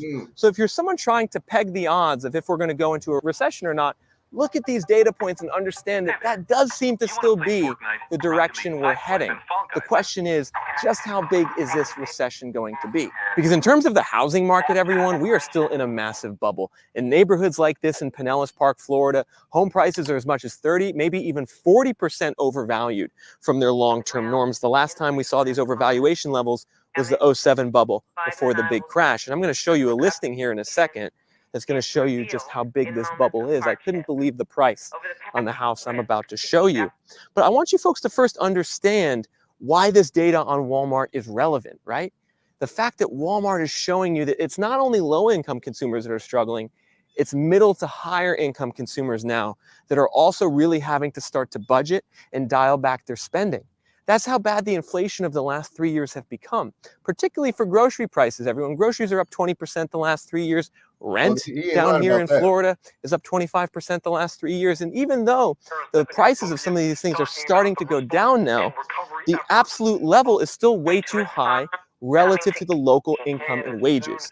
And ultimately, it's the local income and wages that matter most in terms of dictating affordability and stability in the local economy and housing market. And the problem here in Florida is that the cost of everything just went way up, way past wages, way past incomes. This is a service-based economy down here. You can see I'm right next to a mobile home park where, there's actually a lot of mobile home parks in Florida.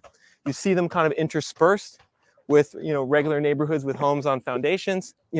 It's a situation where a lot of people just can't afford to live here anymore. And a lot of people are being forced to leave, unfortunately, because of that and go to states like Alabama where it's more affordable. And this is why, everyone, houses like this, it's a 2-bed, 1-bath, 1,100 square feet on the market for $310,000. That's around $280 a foot for a house that I can guarantee you at the bottom of the last crash probably didn't sell for more than $50,000 or $60,000.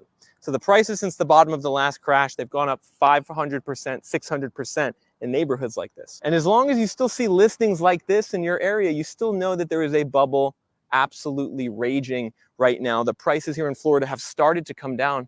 Median list prices are down 5, 6, 7% from peak. However, that's not enough. That's not enough to bring buyers back in. People can't afford it. You go next door, looks like we got a vacant abandoned home next door. So $310,000 to be next to a vacant abandoned home in Pinellas Park. That's what you got to pay right now, and people aren't having it. They're not doing it. The buyer demand here is way, way down. And when the buyer demand goes way, way down and the inventory goes way, way up, that's the signal of a crash. Data on Reventure App shows that the for sale inventory here, the active listing count, has absolutely skyrocketed. So I want you folks to think about this. We got skyrocketing housing supply down here. We have prices which are dropping but are still very overvalued, mixed with concerning economic warnings coming from companies like Walmart, Home Depot, McDonald's, and Starbucks. However, it's important that you understand what this actually signals about the economy. There's a lot of people who got this earnings report from Walmart wrong. They thought it was a positive sign for the economy. They said, what recession? There is no recession. Walmart's doing really, really well. No, folks. When Walmart does well, it means the rest of the economy is struggling. In fact, if you go back to the mid-2000s, in 2007, 2008, during that last housing crash and financial crisis, Walmart's revenue grew every year through that financial crisis. Walmart never had a decline in revenue during that period, whereas a company like Home Depot, who I talked about last week, Home Depot saw an 18% decline in revenue during the last crash. And so we're actually seeing some of the same things play out this time that we saw 15 years ago. Walmart being resilient due to their discounting and low prices, Home Depot struggling due to their exposure to the housing market. That suggests that a crash is around the corner. One data point I'm actually really interested in right now is a data point called salary needed to afford a house. We just added this data point to Reventure App, and it shows you for every zip code in America how much money you need to make to afford a house in that zip code based on the mortgage and tax payments at a 30% cost ratio. So you can see down here in St. Petersburg, Florida, there's big differences in salary needed to afford a house. Certain zip codes where you can make $78,000 and still qualify. Other zip codes where you got to make over 200 grand just to get in the door. This is going to be one of the best ways to understand if you're a buyer looking in a new city or looking in your area trying to find some new places to buy where you can afford the homes. Of course, make sure to combine that data point with the overvaluation rate so you also know the downside on prices. If you buy right now, head to www.reventure.app to access that under a premium plan. The cost is $39 a month. Ultimately, a very affordable price for having peace of mind about the direction of your housing market with the data. I just got my hands on DJI's brand new handheld camera, the Osmo Action 5 Pro with the Adventure Combo. This is the perfect camera for anyone who's into vlogging, traveling, and especially those with an extreme. I put the video in the chat, and StreamYard chat. I'm sorry, when she to speak real quick, and I cornered her, and she had to go back up there and speak. Somebody, I really mean what I said. Hurricane Helene impacting so many communities in the southeastern portion of the United States. You see her stepping to the podium. Let's take you back out to this live. As you can see, getting a round of applause. She cut her West Coast road trip short, campaigning there to make this stop. Let's listen into this live. Sorry, I'm going to come back to you for a moment, but then I'm going to visit with you, and because I really am here to thank you all. I know how everyone here has been working around the clock, as you always do in moments like this. So I'm going to address the press, and then we're going to have a conversation. Okay. Hi. So good afternoon to everyone. Deputy Administrator Hooks, I thank you and everyone here for their leadership. As I said briefly, I know who is here. I know what you each do. And you are so selfless in the way that you serve our country. And in particular, at times like this, people who are just so desperately in need of help, support, and just knowing that the resources are going to be expedited to them as they need it in their most vulnerable situation, when their families have been at risk, where their homes may have been destroyed, where they lack just basic essential needs. You all do that work around the clock as though these are your family members. I know how you work, and I know how hard you work. So I'm here mostly to thank you all for all that you do, everyone who is here and everyone who's on the ground in the region at the moment. And I'm here to also talk about, based on the briefings I have been receiving over the last couple of days. I have received regular briefings on the impact of Hurricane Helene, including from Administrator Criswell. And over the past 24 hours, I have spoken with Governor Kemp of Georgia, Governor Cooper of North Carolina, and many local officials. I have shared with them that we will do everything in our power to help communities respond and recover. And I've shared with them that I plan to be on the ground as soon as possible, but as soon as possible without disrupting any emergency response operations, because that must be the highest priority in the first order of business. The devastation from Hurricane Helene is immense. Millions of Americans are without power. Thousands of families have lost their homes. Entire neighborhoods have been destroyed. Major roads have been blocked or damaged, leaving entire towns inaccessible at this very moment. Already, nearly 100 people have been confirmed dead, and hundreds more are missing. The destruction we have seen in Alabama, Florida, Georgia, North Carolina, South Carolina, Tennessee, and Virginia is heartbreaking.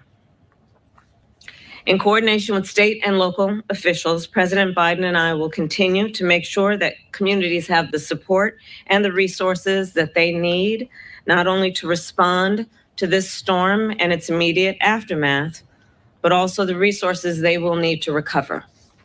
So far, more than 3,300 federal personnel are on the ground to assist with recovery efforts. They are deploying food, water, and generators. And we continue to work with teams on the ground to restore water and power as quickly as possible.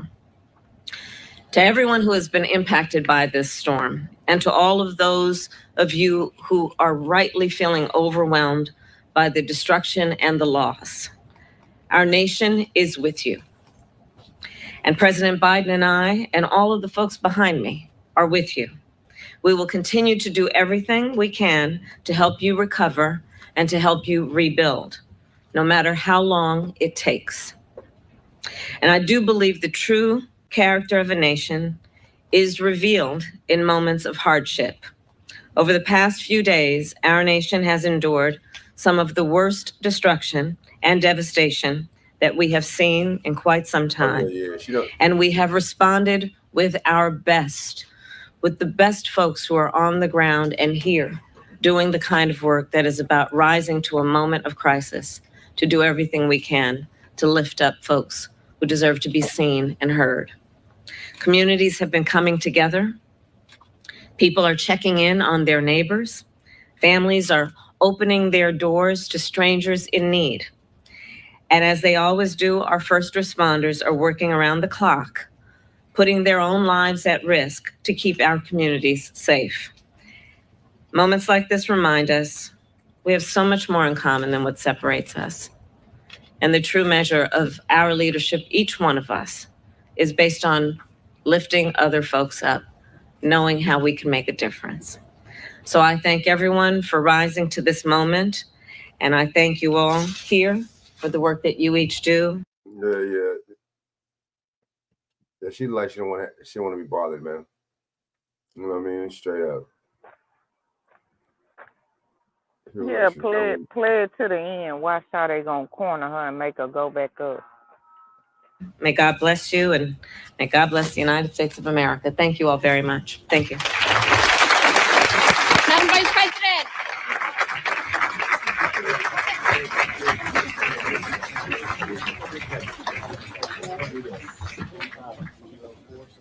All right, you're just listening in there to VP Harris talking about the devastation, calling it immense, saying she will visit the region as soon as she can, as soon as it is not a distraction, not a burden on that community. Let's just continue to listen, and she'll address these people of FEMA at the headquarters in D.C. right now. I really do mean what I said. I know the work that you all are doing, and it is so critically important. The people on the ground right now, Why she got her back turned like that, man? What is she doing, man? Yo, she talking from the opposite side of the podium. That's funny, bro. Yeah, ain't that crazy? Did you see that? What is she doing, bro, man? I don't know. Why she go back, huh? They got on her. Yeah, they cornered her. Yeah, they got on her. Look, right there. Soon as it is not a distraction, not a She burden came on out, that community. Let's she just went to continue the to listen, and she'll opposite address way of the these podium. people of FEMA at the headquarters in D.C. right now. But I really do mean what I said. I know the work that you all are doing, and it is so critically important. The people on the ground right now, we know that communications are still down for so many people, which means that they don't know necessarily what is being done right now by all of you to help them.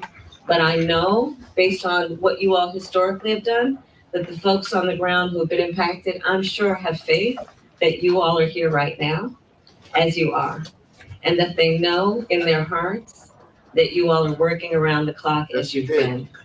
And I know it takes a lot out of you, and you're seeing a lot of pain, you're seeing the destruction, you're seeing the damage, and it's the work that you all have dedicated your lives to doing. So I just wanted to come by truly to say thank you to all of you, because it takes a lot out of you. And when you're interacting with folks who are on the ground and need help, they look in your eyes to see, is everything going to be okay? And sometimes you're not sure, right? But you do everything you can to make sure everything's going to be okay.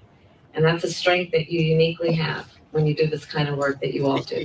So thank you for all that you do. Talk to people like they 5 years old, like they kids. Important critical work. I know that she does that in front talking of to people like they little kid. Yeah, she talks to people like they little kid. I saw another video during a storm. She was talking to some teenagers, and she would literally talk to them like they was 5 years old, like in kindergarten. I said, this lady is insulting, man. She's condescending and insulting at the same time. Did you sit up there and gave that whole speech to the press, and not one time you thanked the FEMA workers? They had to corner your ass, man. This lady here, man. I don't see the how do people support this? I don't get it, man. BJ, what you think? You up?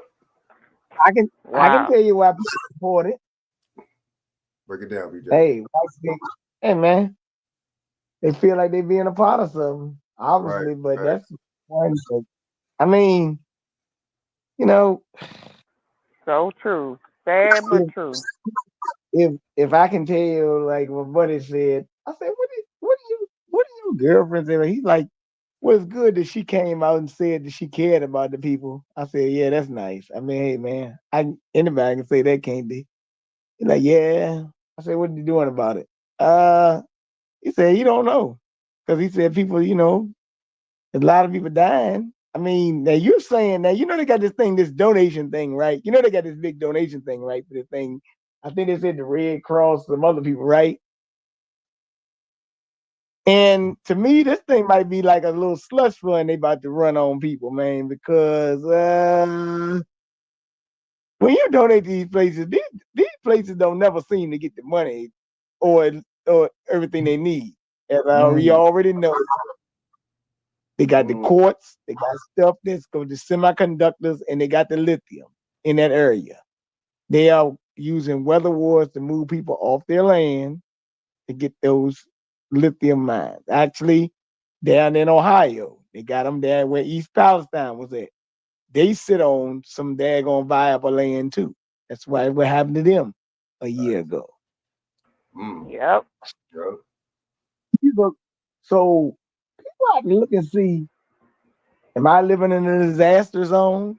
Hey, if you are, you know the deal.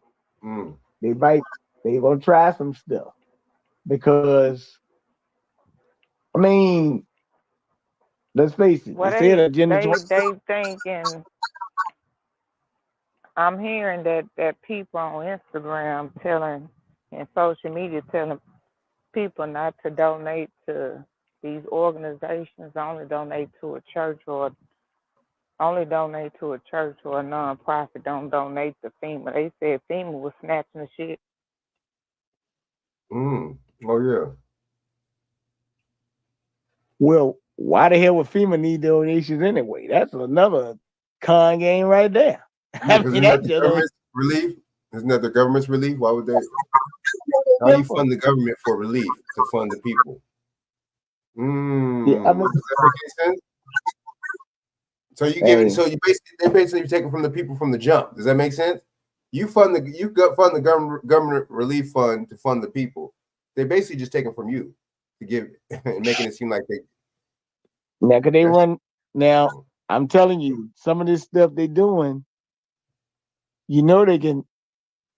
You know, when they had these disasters and stuff like Hurricane Helene, they can implement like a martial law type situation too.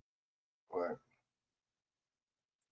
So there's a lot of things that go into this FEMA stuff, man. Debunking misinformation. Yo. What are you talking about? You see it up there? Yeah, I'm gonna watch it. Yeah, they saying you putting out this information for us. I'll tell you that. But then they made some shit already about this shit. I haven't seen these posts. I'm seeing the posts from the Red Cross and FEMA. Both are trying to stop the spread of misinformation. They make it seem like it's a disease, the spread.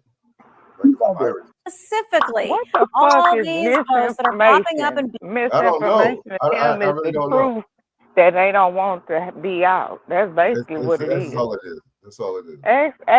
Do anybody ever ask them what's the definition of misinformation? Go look back in a dictionary, just before this administration or before the last dictionary edition. I bet you misinformation wasn't in there. Yeah, I never heard it. 5 years ago, 10 years ago, I never heard the word. This is some new. See, anything that makes me think that the Tavistock Institute, Committee 300 or something like that is, you know what I'm saying, BJ, is in on this shit because they designed it. They set and designed a lot of these trends. And Columbia University, Stanford, all these universities and shit. They be in on it too. John Hopkins.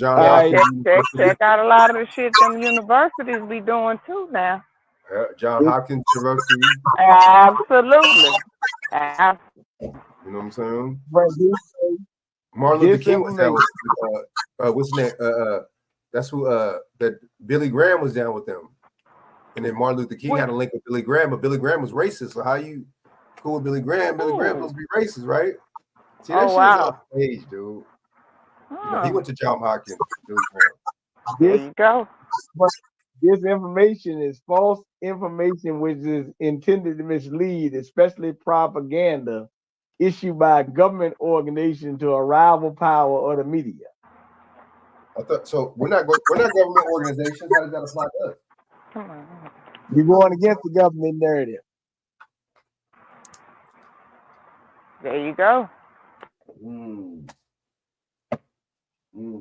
They say misinformation is when you. They say misinformation is when you basically you giving out information but you don't know it. Disinformation when they say you purposely doing it.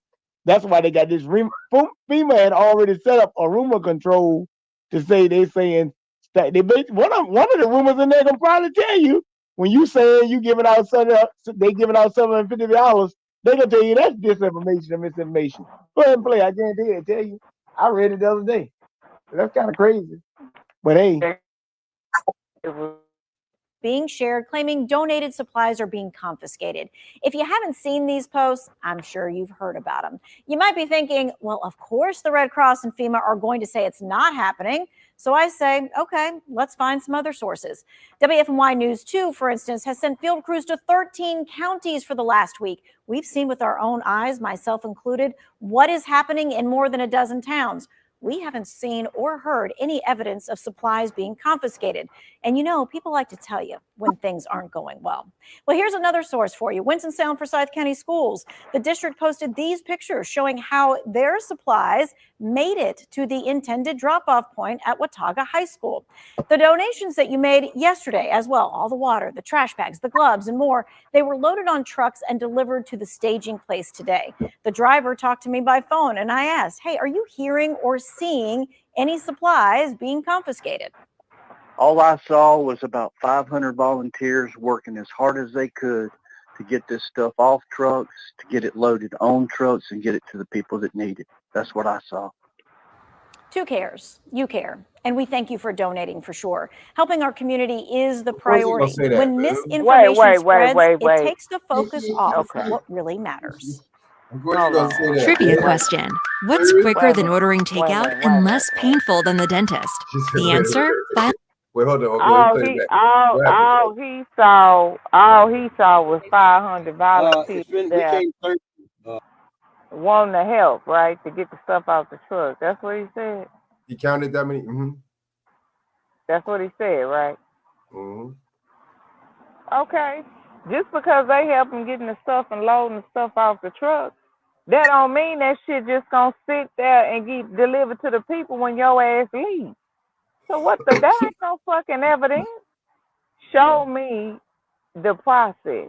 Show me that the gloves was delivered. Show me that the people outside in the front and they getting the gloves and everything. Show me that. See, they not gonna do that. See, that's why I don't like the local the local news owned by these small heads too. So, man. But the videos I'm seeing, like I saw one yesterday. The girl said they applied for the 750. All of them got denied. Every last one of them. They did that shit here in Texas when Burrow hit. Oh, they was denying everybody from 7. It was all on the news. How do you deny? Why do you need to apply? You could pull it. You could pull it up on if you want to show exactly, Frank. Why the fuck you need to apply?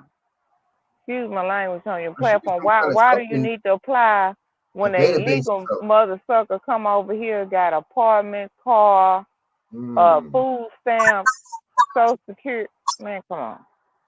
Money from the state and the federal government. You asking me for all this information for my tax? Somehow we can sue this motherfucking government. I know we can. Because this ain't making sense here. No. Who is accountable for their money and they spending? Okay, if I know this how you got a case. They want you to pay taxes, even though you don't have to. Look up the law. Right. You don't pay taxes, they send the IRS after you, right? Because you didn't pay taxes, you didn't do your part. Okay, well, if the government is taking my money, not helping me, mine, or disasters like Helene here, but they taking money and giving it to billions of dollars Israel and Ukraine. Okay, where's my recourse? Where's my recourse? Who's auditing that shit? I didn't agree. Yeah, who ordering that shit? Who is auditing y'all? We did the American people. Okay, y'all want to send money over there? Let the people vote. Let the people vote. Damn, that makes mad sense. That makes a lot of sense. Let the people vote. So breaking news, Kamala Harris ended her rally early. She got mad. There you go. Wasn't that many people? There you go. There you go. How long they gonna keep up this facade? It's And you come on now, come on. If they steal it this time, watch what's gonna happen. I know. Tell me how you gonna make this shit believable now. I don't want to hear about no hurricane, I don't want to hear none of that. Tell me how you gonna make it believable.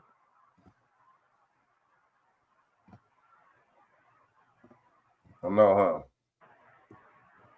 Yeah.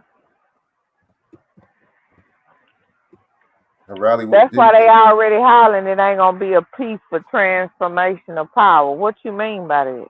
Why y'all talking like that? I know. Why y'all talking like that? What's that supposed to mean? Right? What did, yeah. Trump didn't want to. Trump didn't want to leave. He said there's some cheating going on. Why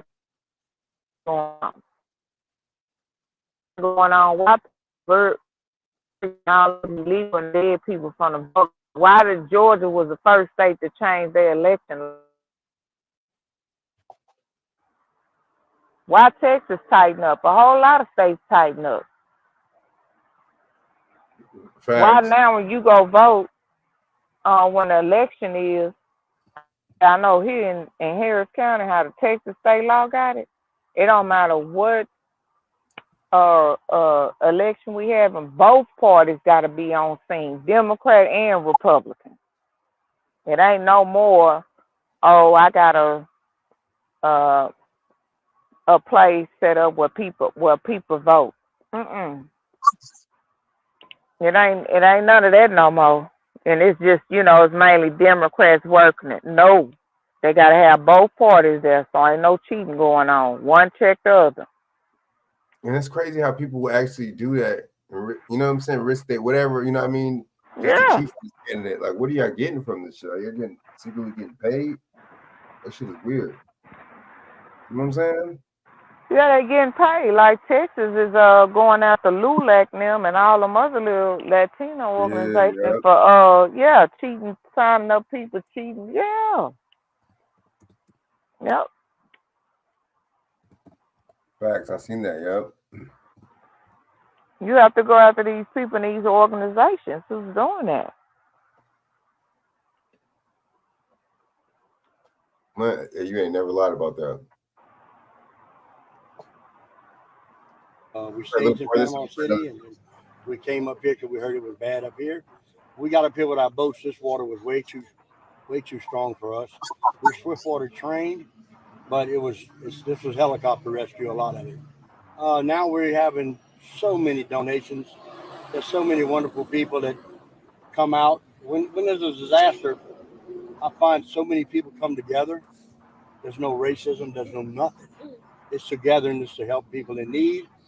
We have so many volunteers. We have so many people that donated to us.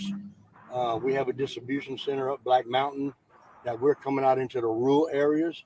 We have mules that pack groceries and all up top of the mountains. Yeah. We even have a helicopter with us that's been taking stuff up. We have four-wheelers. We have chainsaw crews. We have heavy equipment. That's volunteers to come up and just to cut roads to get to people. People are still in these mountains, and nobody has been to them. People are dying in these mountains. Why does she keep shaking her head like that? Yo, why does she keep shaking her head like that?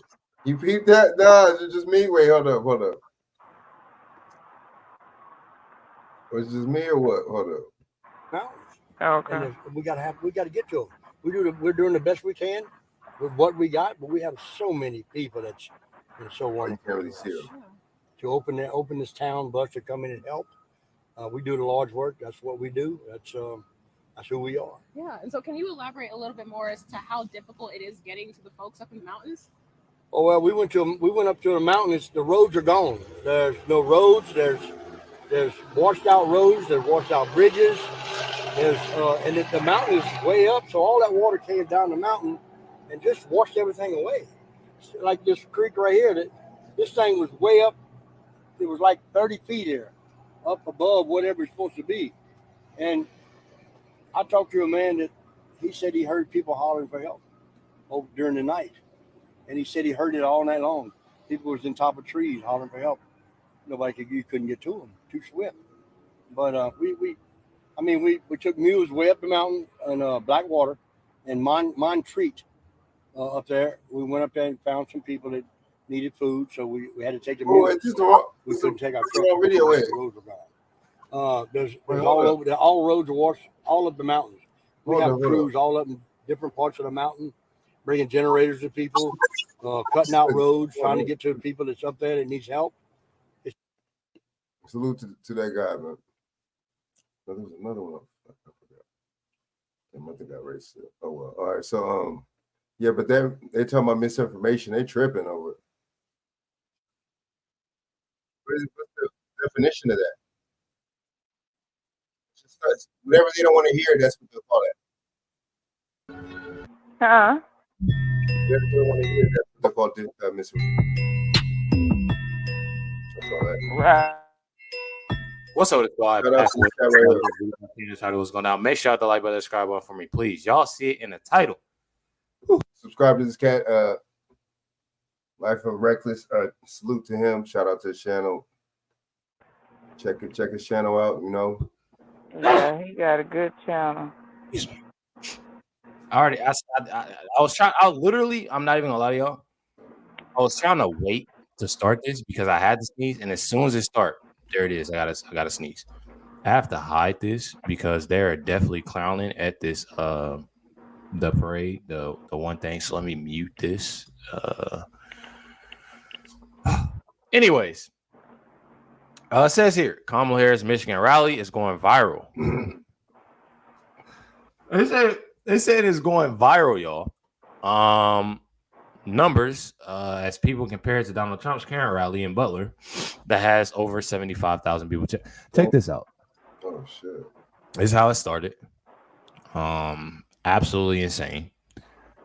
Absolutely insane. It says 47 people. 47 people. 47 people. I gotta post that shit. It's in Flint, Michigan. You can't make this. 47 people.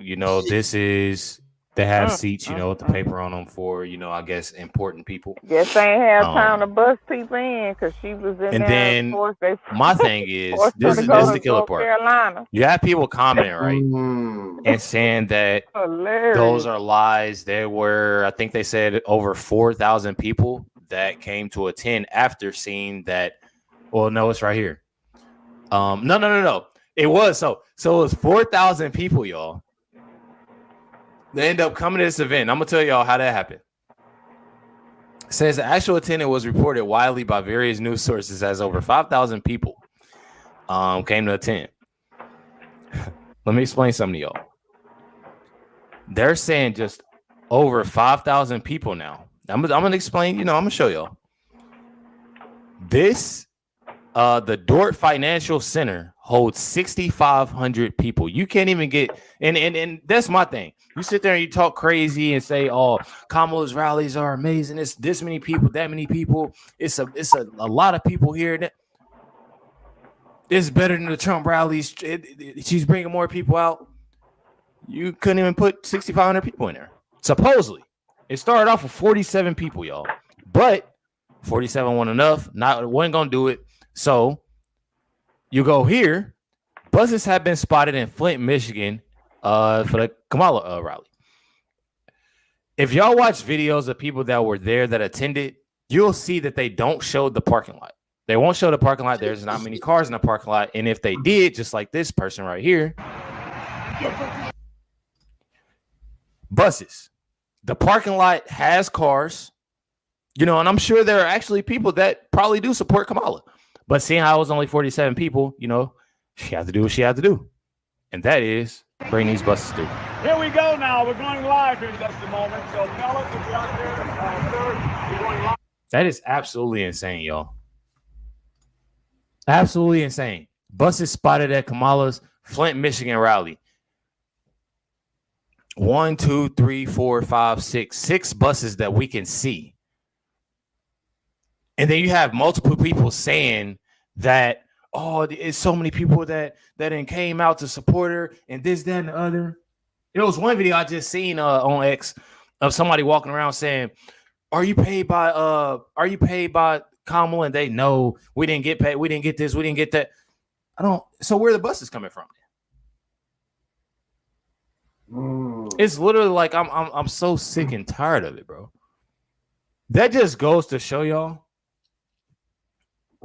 man. And it's very crazy, you know. And I don't want to get in trouble for this, but why wouldn't he win? I mean, honestly, like you having to do all of this for people to come out to support you. It would honestly have to be something wild. What if I'm not the one? Like I don't know. Check this dude out. The line outside Kamala Harris's rally in Flint, Michigan is absolutely massive, and the Watch how this dude turns the camera, yo. energy is electric. Let me show you some of the footage that I just took here at Kamala Harris's rally, my first rally ever of hers, and boy, this fires me up.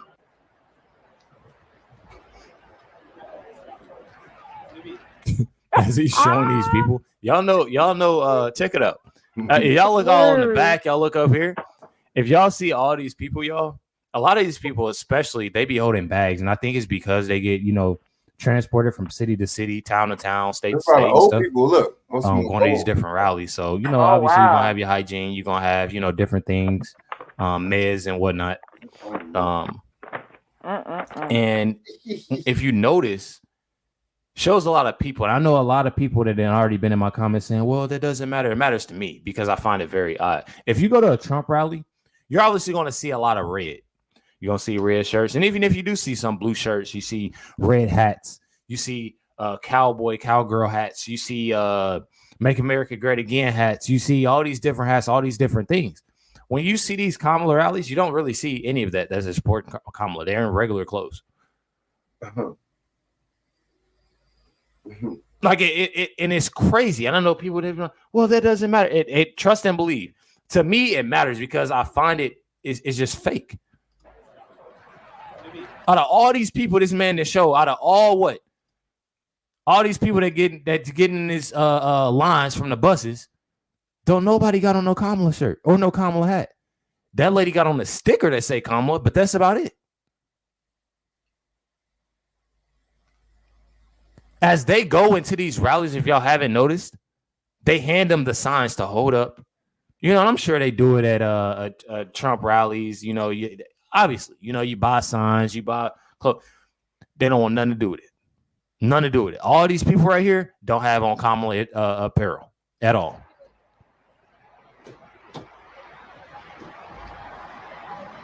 That is what enthusiasm looks like, and there are a lot of young people. See how he stopped? He didn't even go all the way around. He don't want to show that parking lot. He don't want to show them buses. In this crowd, which shows me that the people of Michigan are ready for change. They want to restore women's reproductive freedoms, and they want to make sure that seniors have access to their social security checks, which Donald Trump is coming for. But I'm sorry, Donald Trump, he getting paid by Kamala. He getting paid. Yes, these are not AI. These are real human beings, and they are real voters. This man said Trump can't compete with this. Check this out. He say they real human beings and real human voters. Trump Force One just uploaded this video showing absolutely I just saw the pictures of the rally in Butler. There's so many people there. Check this out. Right. Oh yeah, I seen that shit too. Ridiculous. I just saw it on Twitter. Yeah, packed. And they're like, they don't want me to show y'all.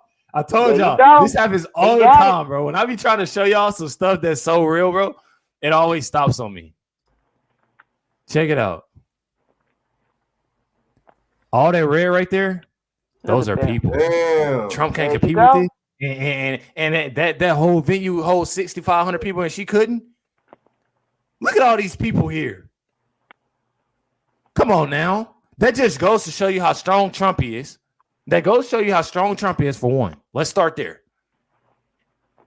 Since that happened, last time he was there. Then on top of that, that just goes to show you how strong the supporters are. Wearing all this red, I just told y'all. None of the people, they are all different colors, wearing regular clothes. Y'all see how red it is there. Y'all see it. Y'all see that red, white, and blue. Y'all see it right there. It's all right there. And that man gonna talk about Trump can't compete with this. This man is somewhere where somebody attempted to do that to him. Then on top of that, the people and the family, I'm pretty sure the family of the firefighter who passed away was there. So many people that was there already that attended. They ain't scared of that. Trump here? Oh yeah, we going back. That's how strong support is. This man gonna talk about, oh, Trump can't compete with this. Look at all that, and it ain't over. This one, it just started. Make sure to like, subscribe button, man. Y'all already see it. Come November, y'all know what time it is. Catch you on the next one. I was sexually assaulted. That young man, I was watching his video. It was so sad. How he say his family, attacks him or is estranged with him because he supports Trump. That's why I say y'all let the fucking government and shit into y'all home. But you could disagree over a football game, basketball game. Y'all could be rivalries and it's okay. But when it comes to politics, you just how you cut somebody off that then raised you? I mean that your family. That's your child. Yeah, and your family. That's why I say family ain't what it is. No, I'm telling you, man. These people idolize these people, worship. That's why I call them so-called Christians. Because that Bible shows say that. I'm a jealous God. Don't worship idol gods. All we, like you just said about Beyonce, you said you don't even know what's wrong with even not her, but this generation, how they idolize these celebrities and these artists, musicians, singers. What's really good with that, They be up there crying and shit. Look. No, literally. Remember how Michael Jackson used to have his concerts? Man, motherfuckers And passing out. them people be passing the fuck out at Michael Jackson concert. They would go crazy at Luther Vandross concert, throwing panties up there, and he just as bussified as all like those. They would go crazy at his concert. That's just hilarious. But Michael Jackson, oh my gosh. So many people had to be handed off on the stretcher. You ain't lying about that one right there. I was like, what the fuck is this? What is this? Now, I ain't gonna lie, I don't know what it do, because I went to a concert, right? It was Frankie Beverly and Maze, Babyface. I don't know, y'all. It's something going on weird at some concerts. And this probably like in 2009, 2010. So me and my son dad went, and because it was for my birthday, he got the tickets, so we went, and I think it was Tina Marie there. I don't know what it was, and it wasn't just me.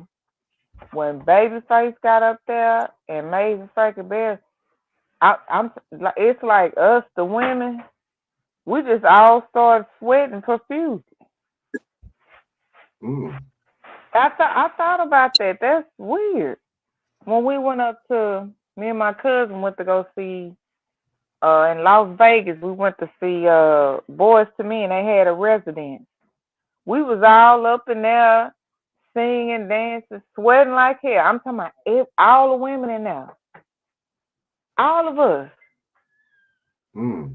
I don't know what that is. You know, it was like something come up. I don't know. Something spiritual, you know. Thank you. I'm telling you. I would be surprised. I was like, man, this shit, something's going on with this here. Is it the frequency that they use? And you see that demonic ritual they put on down here with that Travis concert shit. I think he's still getting sued. Oh, you talking about Travis Scott, huh? Oh, that concert. That Yeah. demonic shit, man. When I said, look at this demonic shit they got going on over here. How would you even? And remember, first the people. I don't know what if y'all saw it, how they was. So you know when you go get checked in and see if you got any weapons or medals. Mm-hmm. Why them kids? Let me make this clear to people. The majority of these people who went crazy over track, they don't look like me and you, Frank.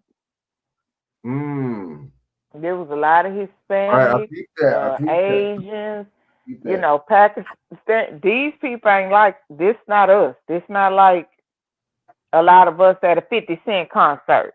Just put it like that. They ransacked over the security.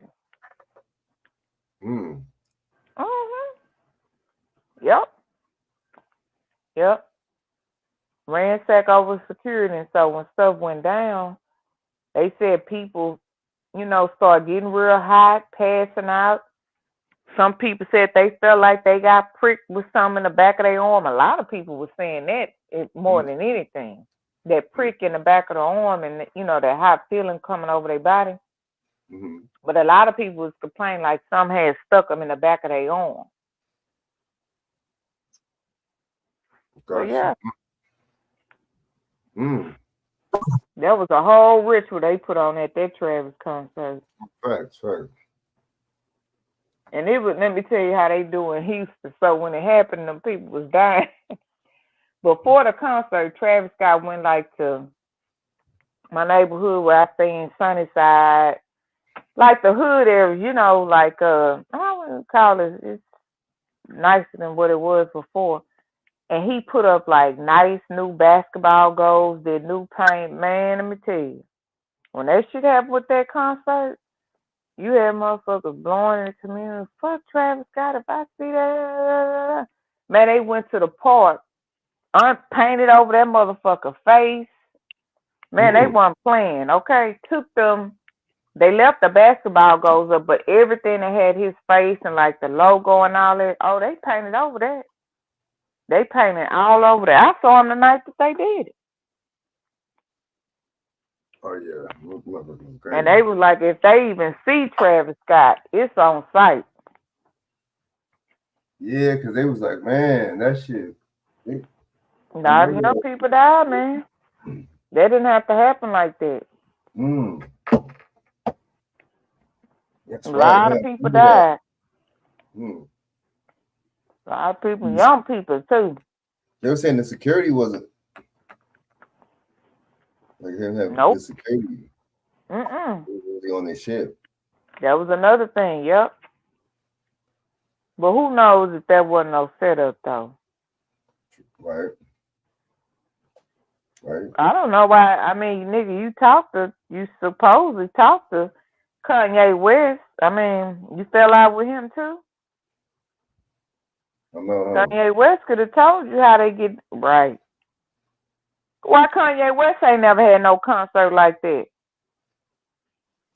Or people just fall out and right. And just get stomped out. For it. We'll show you how.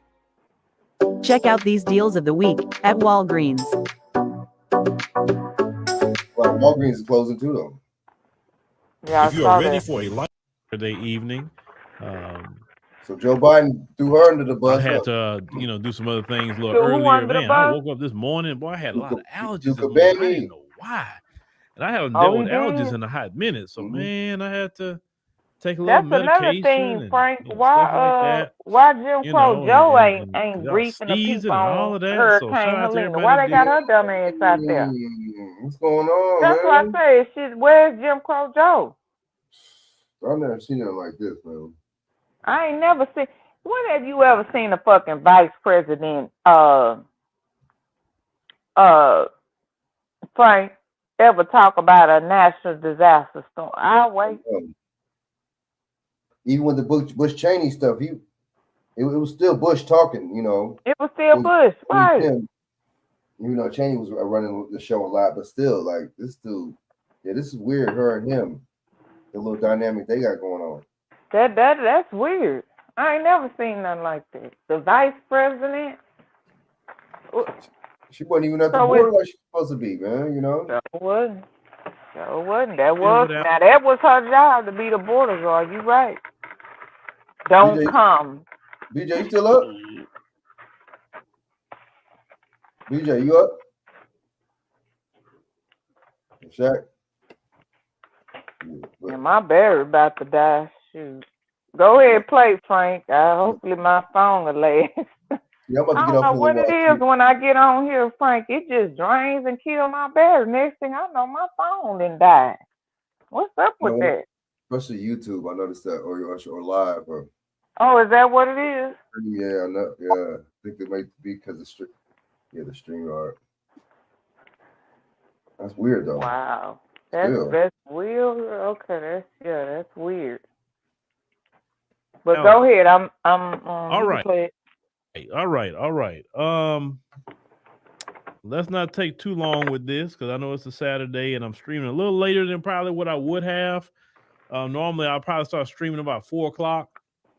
But let me go on and get something up real quick. And then we will just go ahead and get started here and talk about Joe Biden and hopefully not take too much of your time. I know it's precious. I'm just telling you. I'm gonna let you talk. Who you talking to? You gonna let the voters let me? I got voted in. Who you talking to? You gonna let me? I got seconds left. I want you to know. Ain't she crazy? How many seconds? Why you? I'm counting your time, Miss Galloway. I'm gonna rule you out order. You keep talking so much. Do I have the floor? Do I?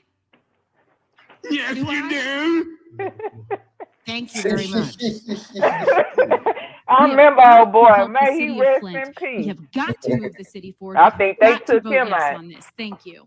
Allegedly. Allegedly. You the reason that I'm gonna vote You the know, way he I'm gonna passed vote because away. you tried to put words in my mouth like I said you Him was right a here. racist. You ain't hear about him? You got to stop doing that. You got to stop doing that. Miss Fields, please be very careful. Oh my God. All I very said there was mediation and You there were told people in rooms. details That's of not who in what confidential. room and how many. But I am going to finish saying this. Oh, go ahead. It shouldn't be fine. We got folks standing in business, and I wouldn't care if You you ought to was watch the this chair or video. for the TV. You was So dialing. we might want a dialogue. I don't give a. You don't give a what? That's what he's trying to do. So you dialogue. There's no dialogue. It is some dialogue. You gave me some Point of dialogue. order. Councilwoman Worthy, what is your point of order? No, I'm not. You ain't? I'm not. You must. This is a joke. Stop this abuse. I'm going to give you a point of order. Personal attacks is out of order. Now, you want to make a personal attack on me, I'm going to tell you something. I'm tired of Ms. Fields calling me racist. I'm tired of you calling me personal names as it relates to women. I'm tired of it. It's wrong. You're out of order.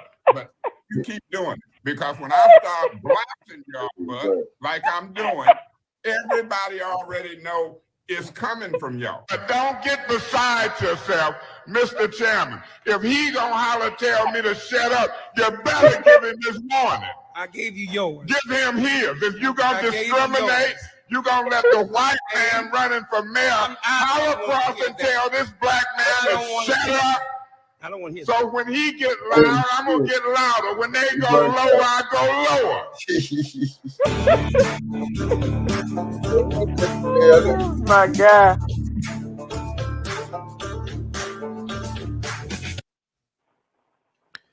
All right, ladies and gentlemen. Yes. I see some people say, "Oh man, you didn't He said, I didn't know you were streaming today. Well, yeah, I was streaming today. I have been streaming a little bit on Saturdays. Usually normally at 4:00, but I was kind of busy.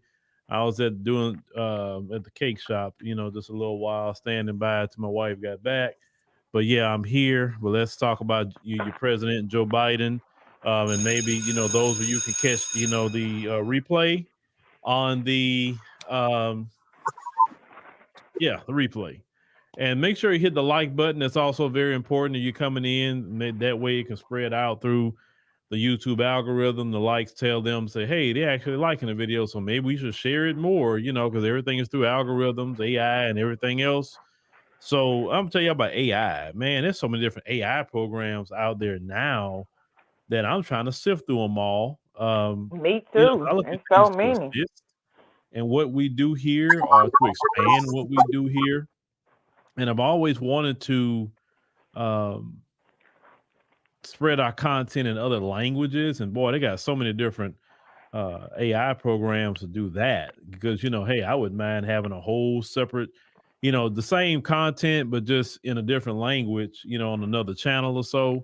Because, we got people definitely within the diaspora that speak different languages, right? So you got people that speak Spanish, you got people that speak French, you got, and they probably can't understand what we're talking about here, but maybe you can reach them, if you put it in a different language. So, I'm just going through all these different programs. There's so many out there, man. It's crazy. It is a wonderful time to be alive, I tell you, because at one point in time, it cost you a lot of money for that. Now it's like you got AI, and I know some of y'all don't like AI, man. I told y'all I'm embracing AI. Give me all the AI I can get. Give it to me. Because I'm not gonna be that black person being left behind like we normally be as black people. So let's talk about your president here, Joe Biden. Now, Kamala Harris has been saying that we need to turn the page, we need to move forward, and she kept saying this over and over and over. Are we not going back? But yet she's in office right now. She's talking like she's not in office. It is. Ladies and gentlemen, she's in office. I want y'all, when y'all hear her talking, remember, she's a vice president. She's not just a candidate that's running for the White House. You understand? So when you say moving forward and not going back, I mean, what technically moving forward would actually be away from you also, ma'am. Pretty much. Because you're part of the problem right now. Pretty now, much. many people have saying, and the Democrat shills have said, well, she's the vice president. She didn't have nothing to do with anything. Y'all don't know the role of a vice president. Take a civics class because y'all don't know the role of the vice president. Well, President Joe Biden recently came to the press room over there, and he made Karine Jean-Pierre move to the side.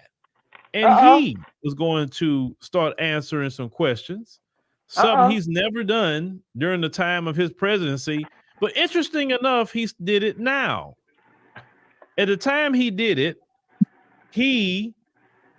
at the time when Kamala was having a rally. So anytime the president goes to the press room, right, most people gonna pay attention. So when they turn their cameras kind of away from Kamala, they paid attention to him. Okay, they say, wow, he just showed up. What is going on? What is he about to say? Right? Well, Kamala says so many times that she's not Joe Biden. Obviously, she says she's not Joe Biden. She's different. She's this, she that. Okay, cool. Fine, ladies and gentlemen. Fine. Mackenzie, what you say about you loving AI to elevate your thinking and organize your thoughts? I'm telling y'all, AI changing the game. It's changing. I'm telling you, you better learn how to work AI or how to service it, because some of you not going to have a job. And speaking about the job, we got to talk about that later.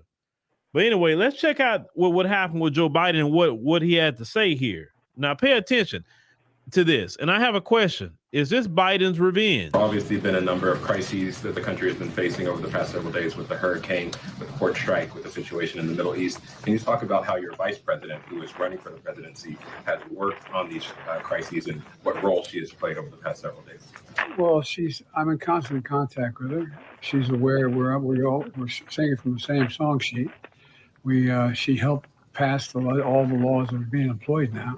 She was a major player in everything we've done, including passage of legislation which we were told we could never pass. And so she's been, and her staff is interlocked with mine in terms of all the things we're doing. There you go. All right. Wasn't that long of a conversation? Wow. But basically, Wow. why I said Biden's revenge, Kamala has been trying to decouple herself or say, like, I'm different than Joe Biden. What Joe Biden did in that short little window right there said, oh, no. She's not different than me. Everything I've done, she did it too. From the hurricane, which y'all are mad about right now, and rightfully so, she's part of that. Every policy that you're upset about right now in this country, she was a part of that. She's a part of that Asian hate crime bill that a lot of Black Americans are upset about. She has something to do with that. She has something to do with the inflation. She has something to do with, because of the inflation, the high prices is all over the place. Yep. She has something to do with every bit of it. It is her fault. According to President Joe Biden, it is her fault. He just said that her staff and my staff are like this. So we are one. She is not separate from me. So the question I have is, was that Biden's revenge? Was that Biden's revenge? Because remember, do you really think, yes, Joe Biden got his cognitive issues, but he's not all the way gone. He's not there yet. Okay. Joe Biden has been a person that has a temper. Most people know that about him if you study Joe Biden. Do you really think that man liked that this woman and the Democrats, because she was a part of it too, ousted him when he wasn't ready to go? No. How do you think his wife felt, Dr. Jill Biden, when he was ousted? And they did it so dirty, they did it on a weekend. Yeah, they did it on the weekend while this man is in Delaware at his house chilling. They decided to wage a coup against Joe Biden. Did not ask this man anything. You forced this man out. You forced this man to give a speech before the country. Clearly, this man was not ready to go. How do you think this man would feel? Ever since he's been ousted, he's been kind of, a little bit MIA. Maybe he do a little minimum things here and there, but he hasn't been kind of like, the same a little bit. And why should he be the same? Let's look at it from Joe Biden's point of view. You would think that the person you picked to be your vice president would have more loyalty to you. And she went along with it. Now, if she was real, if she was a real down for Joe Biden, she would have said, I'm not doing that. Y'all pick somebody else. If y'all gonna oust him, you pick somebody else. You pick somebody else because I can't be a part of that, right? I just can't. I'd rather just, I finish my term, and then if I want to run for president, I'll wait till the next time. That's showing loyalty to Joe Biden, right? I'm a person that believes in loyalty. I do. I believe in loyalty. If somebody help me, I don't forget that junk. If somebody stand up for me, or if I do something for them or whatever, then I believe in loyalty. That's like the cloth I come from. But this woman does not believe in loyalty to Joe Biden. Trust me, I'm a married man. Do you think that his wife wasn't mad? His wife wasn't throwing nothing. I know his wife was pissed. I know his children were pissed. I know more pissed at Kamala and Barack Obama too. You can't tell me they were mad at Barack. I'm pretty sure he picked up the phone, called him, and say, man, what the hell, bro? What the hell? And notice at the DNC, probably he didn't say. All kind of he did it because whatever they told him, I guess, right? Hey, look, you look, don't go cause a wave. We make sure you have a bag. Look, you could stay in office and pardon your son on the way out, let him plead guilty, and you can just pardon him so he won't go to jail. You can pardon him quietly and everything will be all good or whatever. Or if you don't do that, we're going to 25th Amendment you and get you removed. Yeah, they threatened that man to get out. Yeah. That man not happy about that, y'all. He's not. And why should he? Why should Joe Biden be happy about that? Joe Biden had 14 million people vote for him. And if he was going to step down, it should have been a choice of his own, not the party. But Kamala Harris, it lets you know what kind of person she is, because she's not loyal. She always wanted to be the president, clearly, because she tried to run. But sometimes you got to play, support for people sometimes. Your time will come. And people need to look at that about her. Like, look at what she actually did, Joe Biden. Like, because she could have said, no, I'm not doing that, because no, I'm his vice president. I'm not taking his place. I'll run the next time. In 2028, I'll run. And let's see how it works out. That will show integrity on her part. But she don't have integrity. You think Joe Biden don't see that? She worried about herself. So, since Joe Biden sees this, ladies and gentlemen, since Joe Biden sees this, his wife sees that, right?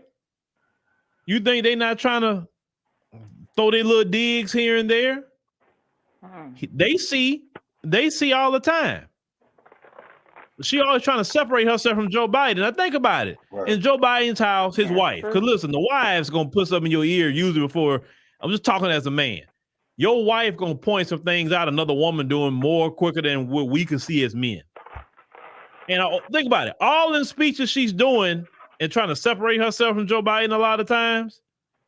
Think about it. What if she said something recently that caught Dr. Jill Biden's ear and said, oh, really? This is what you're doing? Okay, well, check this out. Hold on. Hey, Joe, listen, I want you to go to the press room and go ask her questions. And if you get a chance, just say that she was a part of our administration.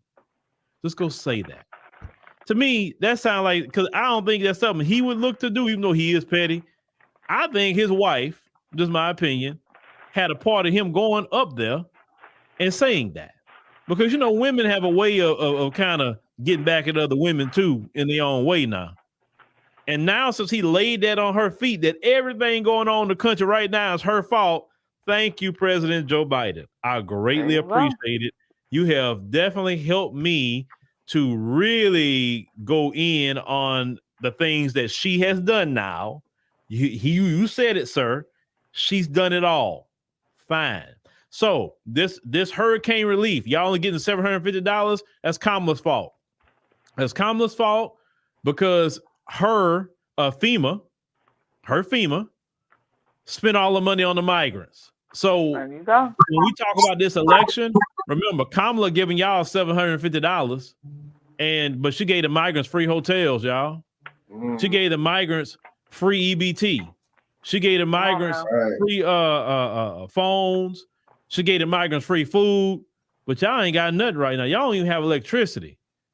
Do you know that there are truck drivers sitting right now that don't even have a FEMA load to go with generators or water or anything? The truck drivers been showing that too. And hey, so Vice President Kamala Harris, why are you campaigning right now? There are people hurting. There are people dying right now in a lot of states. And they said this is the worst hurricane since Hurricane Katrina. That's what they're saying now. And why are you out there campaigning? You should be over there being a vice president and go and help the American people. But you didn't care about your boss. You didn't care about Joe Biden. You weren't loyal to him. So why would you even be loyal to people in America? See, that's a character flaw.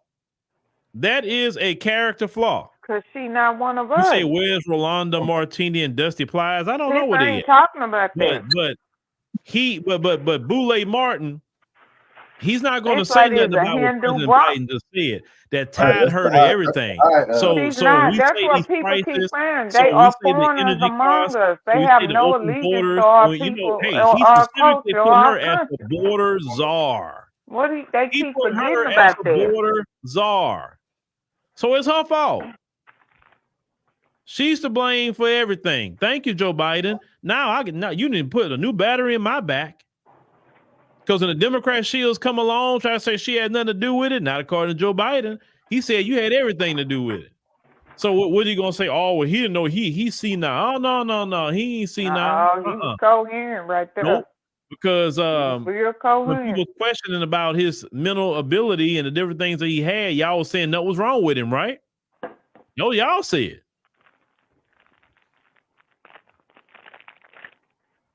Yeah, see, Kamala is not worried about the American people because Kamala is ambitious. Kamala wants to be president. She's not thinking about the American people. She's the vice president right now. Kamala could literally win the election by her moves she make as vice president. She can win the election. All that stuff she's telling y'all day one, she's already in office now. And see, because Joe Biden said this, now we really can say this. You're in office now, ma'am. All that mess you're talking about, what you're going to do it today. Show the people what they're going to get by voting for you. Enact all that plan that's on your website. Do it to this week. So it means that you're lying at this point because you can do it right now. Oh, yeah. You haven't done anything. That feels, Scott. You talking about the child tax credit and all that? Well, go ahead on and start working on that right now. Please. You talking about small business and all that? Work on that right now. Please. This is you less than 30 days now. Well, let me see what today's date is. No, you're exactly 30 days. You're 30 days out from the election right now. You can do what you got to do. But you're not worried about the American people. You're worried about your ambitions to be president. And of course, we have a lot of silly people who is still going to think that she's the best thing since sliced bread. And let me tell y'all something. All that, don't talk about her and this and then the third. Look, if you don't want to be talked about, let's go back. When it was Reagan in office, they talked about Reagan. When it was after Reagan, you had George H.W. Bush. They talked about him, right? They talked about him all day long. All right. You had Bill Clinton. They talked about Clinton a whole lot. You had George W. Bush. They talked about him. President Obama. They talked about him, right? Trump. They talked about him. So why some of y'all want to handle her with kid gloves that you can't talk about her? That's what I'm trying to figure that out. If she don't want to be talked about, then she needs to go and just see. Once again, if she was honorable, she wouldn't be talked about right now because she'd have been supporting Joe Biden. See, they wouldn't have ousted Joe Biden if she would have stood with him. You understand? See, if the moment she heard them doing that, she could have came out and say, "Hey, y'all do what y'all gonna do, but I am not taking no mantle of anything. I'm committed to this administration. Now, if I choose to run in 2028, I'll do that. But I'm not going to be a part of y'all forcing him out and then installing me. I don't want no part of that because that's not going to even look right down the line about my legacy." You understand? So clearly, that lady is not it. Well, she been ain't it, but that lady is not it. Just based on what she'll do alone. Like how you basically cut the throat. And we talking about politically. It's a political. How do you sabotage? How do you betray the person that got you in that position? Remember, Kamala had bowed out of the presidential election. Remember, she couldn't even get any delegates. And Joe Biden took you from being a loser because you was a loser, you lost, you quit, so you was a loser. Joe Biden took you as a loser of a presidential, race and brought you to the White House. He brought you there. And that's what you do to Joe Biden. That's how you repay him, Kamala Harris. That's a character issue. But let's go back. She's always had character issues. You say, Phil, what is her character issue? Willie Brown. Hello. Right. Willie Brown. You say, well, what do you mean, Phil? Well, Kamala Harris knew that man was married, and she still fooled him anyway. Well, he the one who took the vows, not her. Don't matter. And because she knew he had took vows, it should have repulsed her that a married man was trying to mess with her and lay up with her, right? But didn't matter to her that she was hurting another woman, but she all for women now, but hurting another woman, right? Parading herself with a married man at the time, Willie Brown, downtown Willie Brown, because of her own political ambition. You understand? She don't care about no morality based off her history. I'm not making it up about her. You can clearly go see this stuff yourself, right? They asked if she was his daughter. When she wants something, she don't care how she she was like, get no, it. I'm not. Bitch, use and abuse. That lady has no allegiance to America. That's what I keep telling y'all. These foreigners among us. That lady face on them interviews for this storm, hurricane, her face. She gonna get it. It don't matter if it's right or wrong. She don't care about betrayal.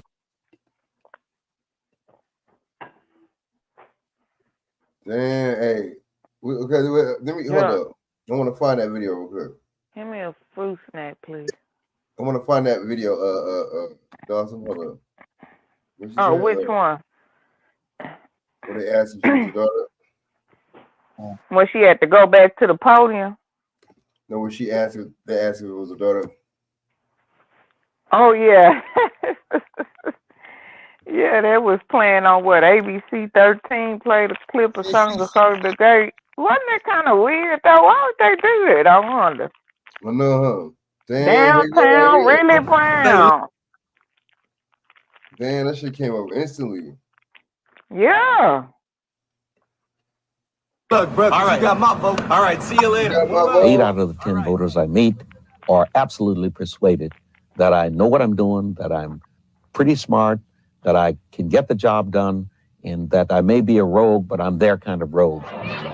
He's a rogue, all right, notorious for his flamboyant lifestyle.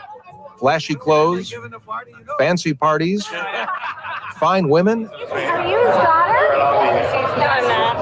and fast cars. Yo, hold up. She said that shit like mad condescending. No, I'm not. Damn. Somebody ain't saw a At picture. Volkswagen, we take safety seriously. I saw a picture of her kissing Willie Brown. That's why we design and test a roof structure that helps keep you safe. Back cringe, huh? How you that old, 29, 30, kissing the oldest man? Ugh.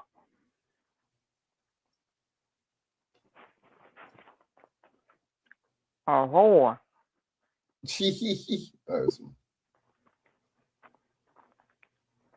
Yeah, so they talk about Talking about sleeping your way up to the top. Damn.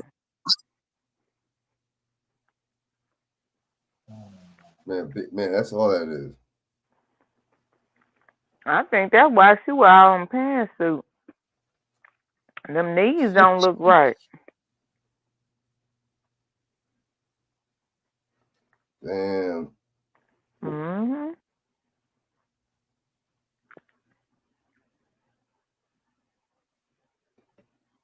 Hold up. You take pads and put like 5 or 10 in a bag. Yeah. And she was like, oh my God, we got some pads. And you know, it's a female. Yeah. We know how valuable that is. And she said, because they were in Morganton, not in Asheville, that no one had brought them anything.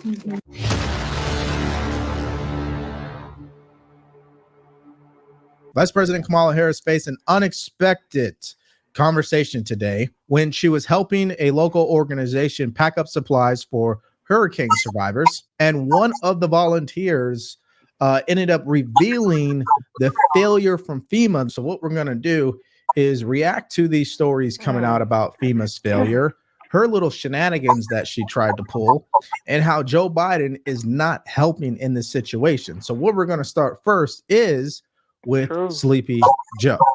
Watch. What do the states in the storm zone need, Mr. President? Okay. What do the states in the storm zone? What do they need? After Oh what yeah, you I saw like today? Ken's show too. That Dawkins guy. Oh, in He's the storm good. zone. Yes, sir. I'm wondering what storm they're talking about. They get everything they need. They're very happy across the board. So we just got to see. I'm going to have to go back to the continent and get some more money to the. Okay, so if you guys didn't hear that clearly, number one, the reporter asked him, is the individuals in the storm zones, are they getting what they need? Storm zones meaning the places where the Hurricane Helene damaged, right? And Joe Biden clearly didn't know what he was talking about, because Joe Biden doesn't know anything because he's not really here. His body is here, but he's not really here. And this doesn't help Kamala Harris' campaign whatsoever. This makes her look even worse. And then he said that they're getting everything that they need. Yeah, but when I play you the other clips in the video, you'll see that that's not true either. So obviously, what are we really expecting from Sleepy Joe, right? And that also includes what are we truly expecting from Kamala Harris? Oh, I know what we're expecting from her. More photo ops. Take a look at this. And I think we all have to recognize and thank them for the nobility of their work and their calling, which is to leave their home, to leave their families who may need the kind of resources that they can provide. But they have taken an oath. They have taken on a job that says to them they must go and help those who are in need, many who may be strangers to them. So I came here to find out what's going on the ground, to find out what more we can do in terms of federal aid, such as what we announced today, and the federal support we're giving to Mecklenburg County in terms of disaster relief, the work that we are doing, which is $100 million to assist with the rebuilding of Interstate 40. And also, again, just to thank the folks on the ground for what they're doing every day. And again, I want to thank you, Governor, Administrator, General, everyone who is here, Colonel, for all you are doing on behalf of everyone in this region and our nation. You all are doing extraordinary work, and we are forever grateful to you all. So thank you. Thank you all.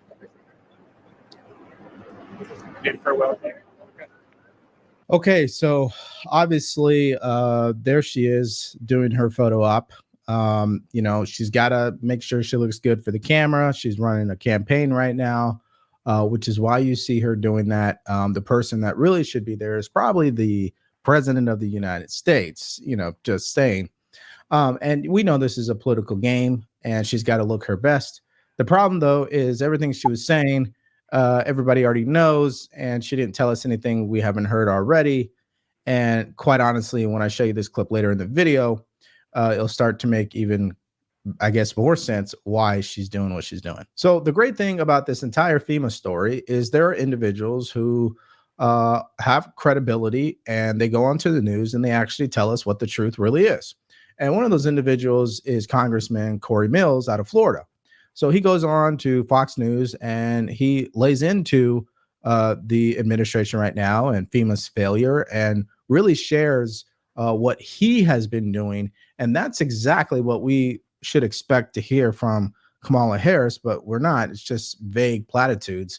But let's hear what he had to say. Boots on the ground once again in another disaster, literally personally dropping supplies off by helicopter to storm damaged areas. What can you tell us in terms of what you've witnessed? Well, I can tell you, Maria, that everyone is not okay. You still have hundreds who are on the missing persons list. We have dropped about 20,000 plus pounds of supplies, everything from generators to non-perishables, water, diapers, wipes.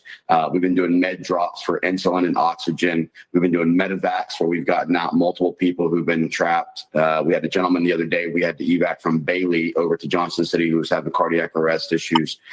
So I can tell you that President Biden's assessment of things is couldn't be farther from the truth. And I want to also point out, when Biden came in, he said he wasn't going to hinder operations going on. He put a 30-mile TFR around the actual disaster areas, which shut down all aviation assets for the entire 4 hours. That means critical times at that 96-hour point. If he wants to show up a week later, that's on him.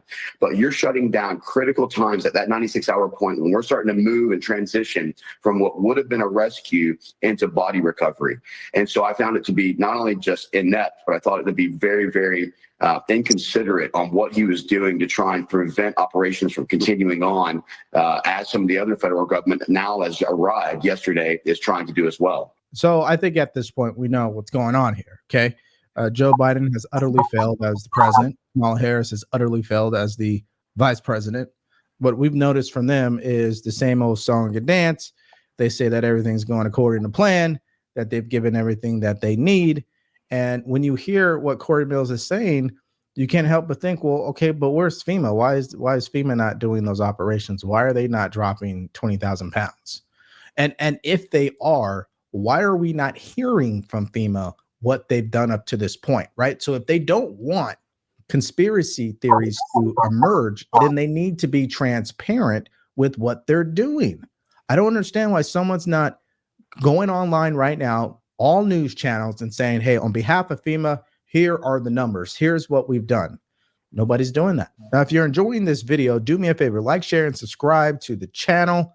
If you want to support us further, go to the link in the description, grab yourself a t-shirt or buy us a cup of coffee. Now, the one person who is, I guess, doing something is the vice president, where she decided to volunteer her time at a local organization who is dropping supplies off to these hurricane survivors. And this truly brings us to the point of the video where once again, we see her embarrass herself. She looks like a clown, honestly. And she wasn't banking on the fact that one of the volunteers was going to confront her on the failures of FEMA. Take a look at this first interaction, and then we'll get into what the volunteer said.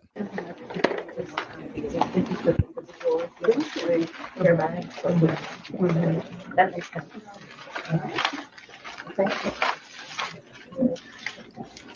Thank you all of you for what it is. You should be so happy with my life. Oh, I just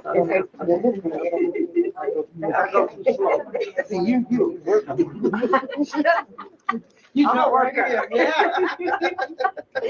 Okay. Slow down. That right there. Where's your crisis jacket on that you had the other day? Where is that at? You know, like, so this is not believable. This is not going to sway any votes, right? And so it's just, it just is disingenuous at best. What's that been like? You still got the pantsuit on? Honestly, when we went up the first day, I was familiar because I used to live in Asheville, and we made the first stop in Morganton, and MJ and I drove up, and I was like, where's they drop off? I need to back up where they drop off their supplies.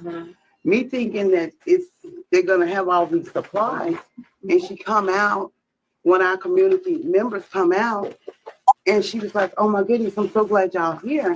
Come to find out we were the only one. Really? We were the only one, and they had 3 tents. So they didn't even have a center of where to do it, because you were the only one. We were the only one. They had 3 tents set up outside, and I guess maybe they had about 20 cases of water, and that was it. And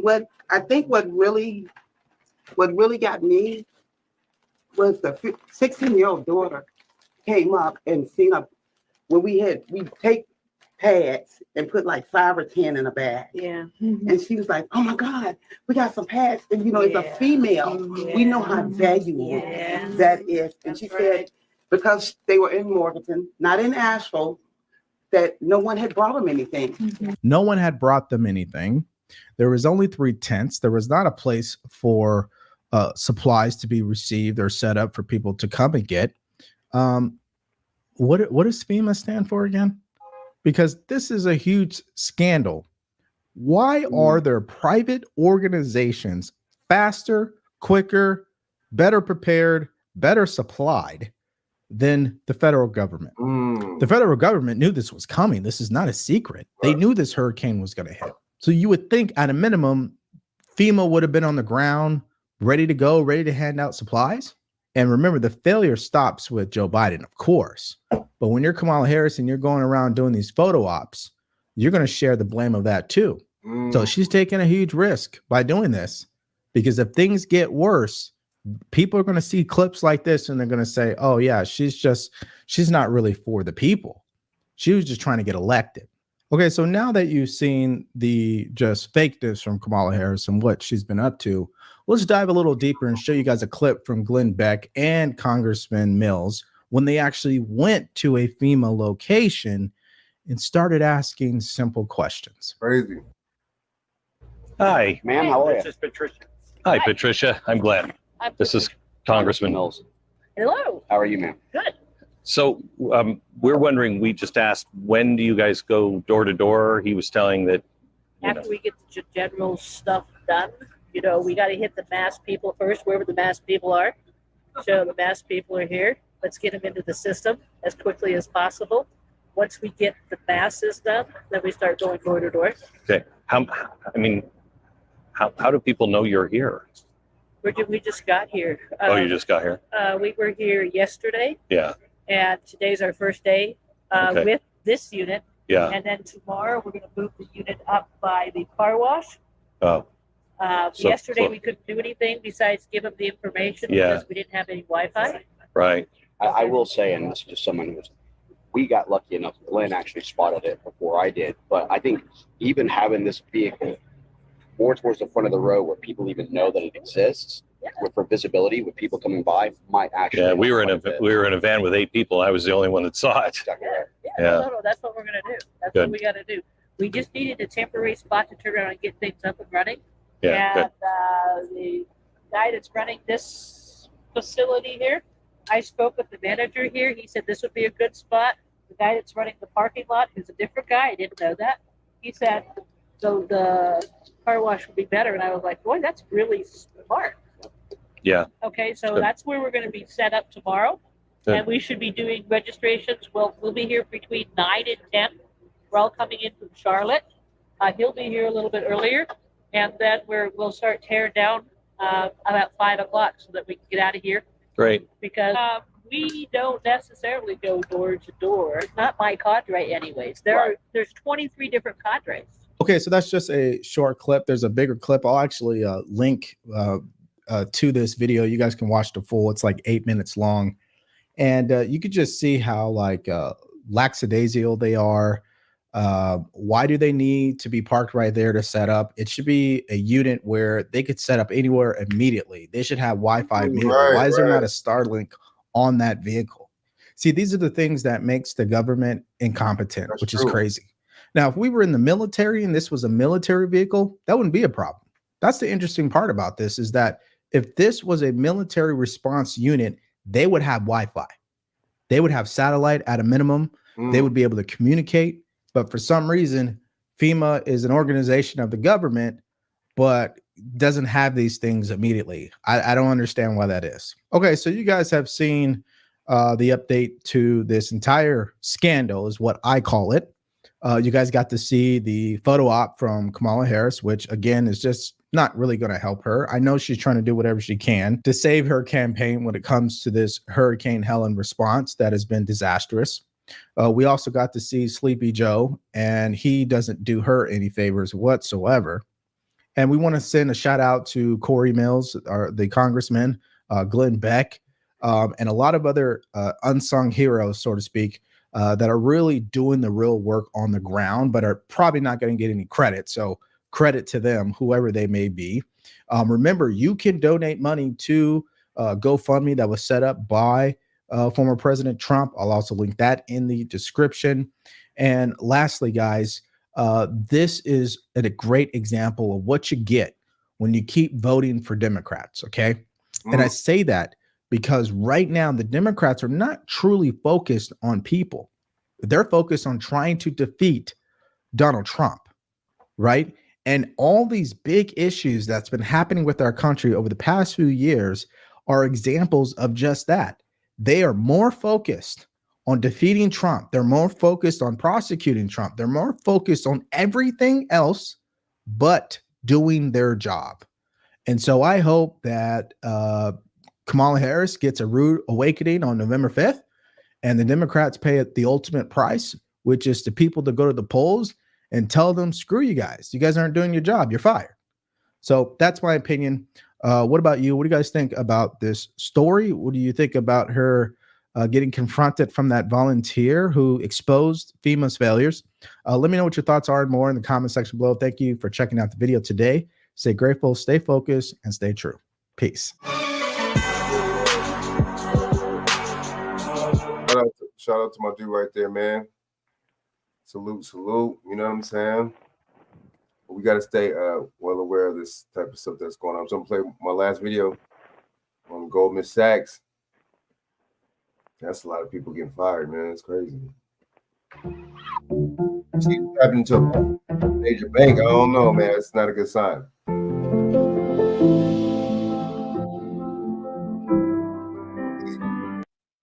The banking sector is facing some of the biggest layoffs that we've seen in years. It's not just the smaller banks that are just laying off employees, and you probably have seen some of the small regional banks that absolutely got destroyed earlier this year. But no, we're going to be talking about Goldman Sachs planning to lay off around 1,300 employees. And it's not just Goldman doing this, but several other biggest finance companies.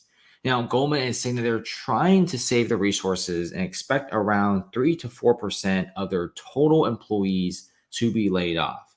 Okay, their annual talent reviews are normal and they're all really, really good. But one of the biggest things about this is earnings are not that good. Right now, a lot of companies are doing the same thing like Goldman, firing off employees, trying to save money, decreasing office size, and preparing for a massive financial storm that might come. Even JP Morgan Chase's Jamie Dimon is predicting a possible 35% chance of a recession. So obviously some of the biggest banks, hedge funds, and even brokerage firms are trying to save cash. Even Morgan Stanley is cutting several hundreds of wealth management jobs. You know, you also got the guys over at E-Trade being fired off. Now, it doesn't really show as a massive layoff, but even at the current moment, you got like a couple hundred employees there, a few thousand employees over there being laid off. Right now, the finance sector isn't as hot as you think it is. Even guys like Schwab is laying off 2,000 employees, reducing their San Francisco office space. Right now, Schwab is basically not even hiring. Schwab is not even increasing office space. They are saving so much money by doing this move. They cut down on office space. San Francisco headquarters is now mostly empty. 2,000 employees get fired off. And several other offices like the one in Portland is being shut down. Their really iconic branch in Milwaukee is being shut down. Now they're saving about $500 million in money annually. And if you look at their former headquarters at 211 Main Street in San Francisco, it's heavily shrunk. This is no longer a massive office space. The lease expires in 2028, but they want to leave as soon as possible. And that's what we're seeing here. A lot of these guys are trying to find cost-saving measures. And Morgan Stanley has been laying off employees for the past several quarters. Even their international ones are being cut as well. Morgan Stanley, HSBC, which is this massive bank in Hong Kong, cutting Asia investment banking jobs on China deal slowdown. Right now, the China economy is pretty slow. It's slow so bad, in fact, that they had to launch a bazooka stimulus pack. You guys haven't seen Chinese stocks recently. They're going up, up, and up. But right now, despite that, the economy is still kind of soft. It's improving. But you clearly see that Morgan Stanley and HSBC has other plans. They feel like having this many jobs is not good. They're burning cash. Their investments in China aren't doing exactly the best. And now they're cutting several of these banking jobs, several hundreds, in fact. And it's not just in Asia, but we're seeing some of the biggest financial job cuts in Europe as well. Even Fidelity International is laying off 1,000 employees globally. You clearly see the trend here. You got Goldman laying off like 1,300 employees. Morgan Stanley laying off a bunch of people. Charles Schwab literally decreased a bunch of their offices and shut down branches to save money. And now you even got big Fidelity doing the same exact thing. Fidelity is planning to lay off around 1,000 employees in an effort to streamline costs. And this is the latest round of job cuts for this management firm. Now, it's going to be saving Fidelity over $100 million a year by doing this move. And they manage a lot of money with a lot of funds and a lot of clients. And simply, they just want to save as much cash as possible. Everyone is kind of following the Charles Schwab way by cutting as much office space as possible just to save as much money as possible. A lot of these banks and hedge funds are kind of scared of a possible recession, and I don't really blame them. So thanks for watching, guys. Comment below what do you guys think, and see you later. Damn, not good. Not good. Last.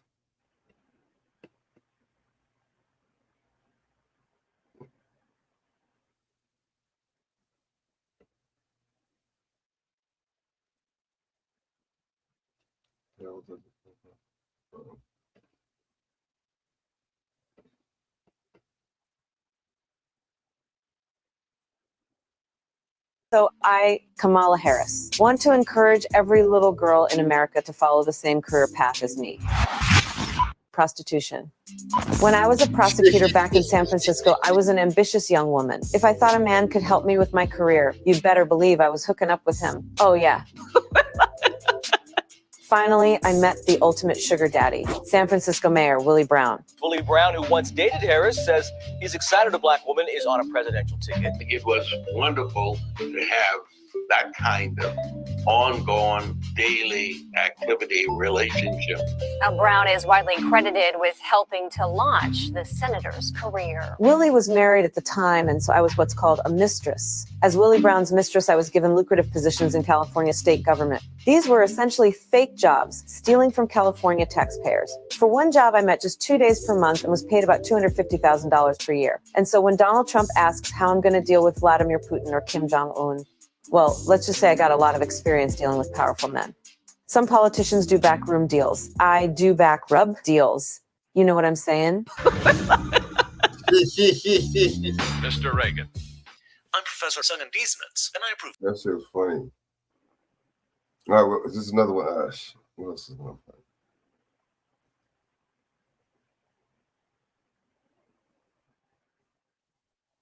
Damn. Something else is not funny. Yeah, I'm about to get my song here though.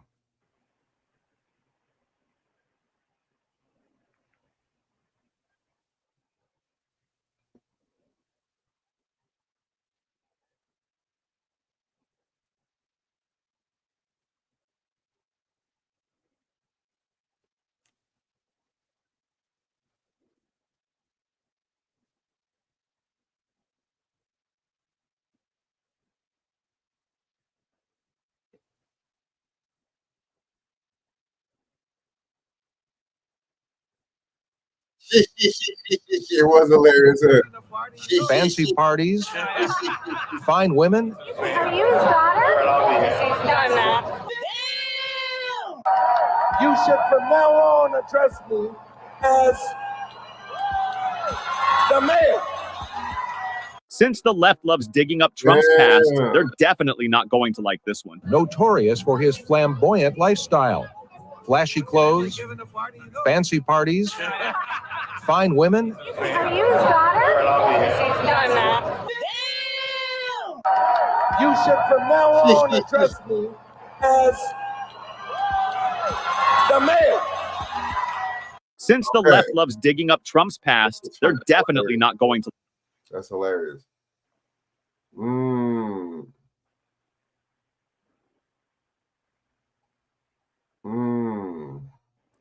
All right, let me know what. All right, let me play like 5 minutes of this and I'm out. All right. I'm standing in front of the headquarters of a company that manages $10.6 trillion. That's more than half the United States GDP. Last time, I covered the shady consulting group McKinsey, and you guys asked for one thing. BlackRock. So here we are. BlackRock is the subject of a lot of speculation online. There is a robot that controls more wealth than any country on earth. Really, the commander-in-chief is Larry Fink. They have stock in 95% of Fortune 500 companies, and they've been hired by governments across the world to help manage financial crises and even just conduct normal operations. That means that pretty much any time you interact with the economy, working, buying stuff, driving a car, going to the bank, anything, you're interacting with BlackRock. But that $10.6 trillion isn't really their money. Don't worry, we'll come back to that. And they claim they're just passive investors, which seems harmless, right? While I love a good conspiracy, and I know there was a cornucopia on the Fruit of the Loom logo, how much of a conspiracy is this really? I wanted to get to the truth behind BlackRock and the other nearly identical asset managers, State Street and Vanguard, known as the Big Three. Are they actively controlling the world and shaping it in their favor? Or are they passive investors just riding the wave of American economic expansion? Stay with me. We'll get to the spooky stuff soon, but first let's talk through some finance basics that give BlackRock their power. What an asset manager actually does, the main product they provide, index funds, their favorite loophole, passivity, and their position in our economy, the not at all terrifying sounding universal ownership. BlackRock is an asset manager, and the service they offer is taking a customer's money and making more money out of it. Their existence relies upon an important invention of the 70s. This one, I bet it's only $119. More exciting, the index fund. It was pioneered by the first CEO of Vanguard, and it offers investors a way to invest in many stocks at once. So instead of betting a lot on a few individual companies, you bet a little bit on every company in the whole index, basically just the whole market itself. The index at least steers a steady course. It's like instead of betting on a single horse, you're betting on all the horses at once. And index funds are a form of mutual fund, the more general way people pool their money together to make big investments. But someone needs to be the one to pool all that money together and manage it, and that's an asset manager, i.e. BlackRock. Index funds and ETFs are their main products, and they're pretty similar. They're popular because they're lower risk, have more consistent returns, and are cheaper for asset managers because they don't have to pay a guy to place bets all day, which studies show they are not very good at. Just ignore the folly of short-term speculation. It's absolutely a loser's game. So if the market is up 7% today, so is your index fund. Instead of constantly buying and selling shares, which is what active investors do, BlackRock and these big asset managers buy a little bit of every company and just hold on to those shares basically indefinitely. This is called passive investing, a title that affords them a lot of legal leeway they otherwise wouldn't get. They own so much that it would be impossible for them to sell out of any one stock in one fell swoop. When you think about passive, we can't sell a company as long as they're in the index. Most of the money asset managers manage comes from institutional investors. Those are big pension funds, insurance companies, nonprofits, and university endowments. But while all the money they manage is in the hands of these big institutions, most of it actually comes from regular people. Public and private pension plans, 401k owners, college tuition, and anyone with insurance. This is your money, but it doesn't always come back to you. Nor do you get a say in the companies it gets invested in. While they want good returns on those investments, contrary to how we think about Wolf of Wall Street type investors, that's not actually their main goal. They make their profits from the fees they charge their clients, not from the returns on the money they invest. I spoke with Benjamin Braun, a professor of political economy at the London School of Economics. He's written a bunch of studies on asset managers' role in our economy and society. The fees you earn if you're BlackRock increase when the market value of the assets you manage increases. You maximize your assets under management by winning over new clients and by getting the clients that you already have to give you more money. When you have $10 trillion, you have to put them somewhere, and eventually that somewhere becomes everywhere. Universal ownership refers to holding shares in the entire universe of firms listed on the stock market. The big three asset managers, BlackRock, Vanguard, State Street, hold a sizable but still relatively small stake in all listed corporations. BlackRock is a 3 to 10% shareholder in all of these companies. This may not sound like a lot, but it's enough that selling all of it at once would likely crash that entire stock, kind of locking them into the whole not selling passive thing. 5% in any individual company is actually very significant because if and when shareholdership is dispersed, 5% makes you, in all likelihood, the single largest shareholder in that company. That's why, for example, in a lot of academic studies, 5% is taken as a threshold for control. There's almost no difference between Vanguard, BlackRock, State Street, and even a bunch of other asset managers in terms of their business model. So then you can start and wonder, okay, so if the big three together hold 25% of the shares in any individual company, then you're definitely above the threshold. Let's zoom in on Amazon. The big three own 16% of all outstanding Amazon shares. Jeff Bezos only owns 9%. In theory, universal owners should have an interest in maximizing profits in the long term across the entire economy. And that is not how they operate in practice. The amount of stock you have determines the number of votes you get. BlackRock is almost always in the top 3, maybe 5 if they're feeling broke. So that is a lot of votes. And let's not forget, it's not BlackRock's money that's invested. It's your dad's pension fund and your insurer's massive pile of savings. It sounds crazy, but when you put your money in a pension fund, you sign away your voting rights to the pension fund manager. And then when the pension fund manager puts all their pension funds under an asset manager's control, they sign away all those votes to the asset manager. Kind of pyramid scheme vibes. And how do they actually use those votes? A 2017 study found that asset managers almost always voted with what the company executives recommended. And why are they always voting with company management? Back in the 80s, company managers used to spend company money on company things, like corporate jets, fancy offices, or occasionally paying their employees. And this made the investors sad because they wanted those profits. So they started offering company managers, in addition to bonuses and benefits, stock options. Executives' total pay was now forever tied to how much the company made. They can push managers, corporate managers, to act more in the interest of shareholders, meaning in the interest of corporate profits, and do more to maximize corporate profits. This funnels money back to investors who now include management and away from any hope of making companies work better or including employees in the profits that their labor created. Back in the day, like my grandparents' day, more regular people had stocks, and the idea was that every shareholder could vote on things like board elections, mergers and acquisitions, executive compensation, and once in a while, wages. Sort of like democracy for people with disposable income. Government is the people's business, and every man, woman, and child becomes a shareholder with the first penny of tax paid. In 1945, 94% of stocks were owned by households, but that's not really how it works anymore. Today, households have more like 40% of the stock market, and about half of that belongs to the top 10%. Okay. Thank you all very much. Thank you. Today, the top 1% own 50% of corporate equity and mutual fund shares, while the top 10% own 86%. Did you think this yellow part was everyone else? Nope. The tiny green part on the bottom is the least wealthy half of Americans. You often hear this argument that what is good for shareholders is good for everyone because, especially in the US, where retirement assets are overwhelmingly invested in corporate equities, everyone is a shareholder. But that's simply not true. The bottom 50% virtually owns no shares at all. The vast majority of shares are held by the top 10%. And within that, even shareholdings are quite concentrated within the top 1%.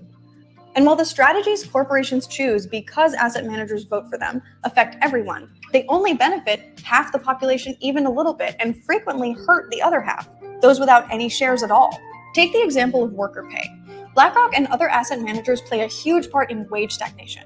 If you're a corporation, you can increase profits only in so many ways. And you can always, in the short term, increase returns to shareholders by squeezing workers. So this kind of uber monopolization really hurts working people, consumers, and even small businesses. And this is where it gets interesting.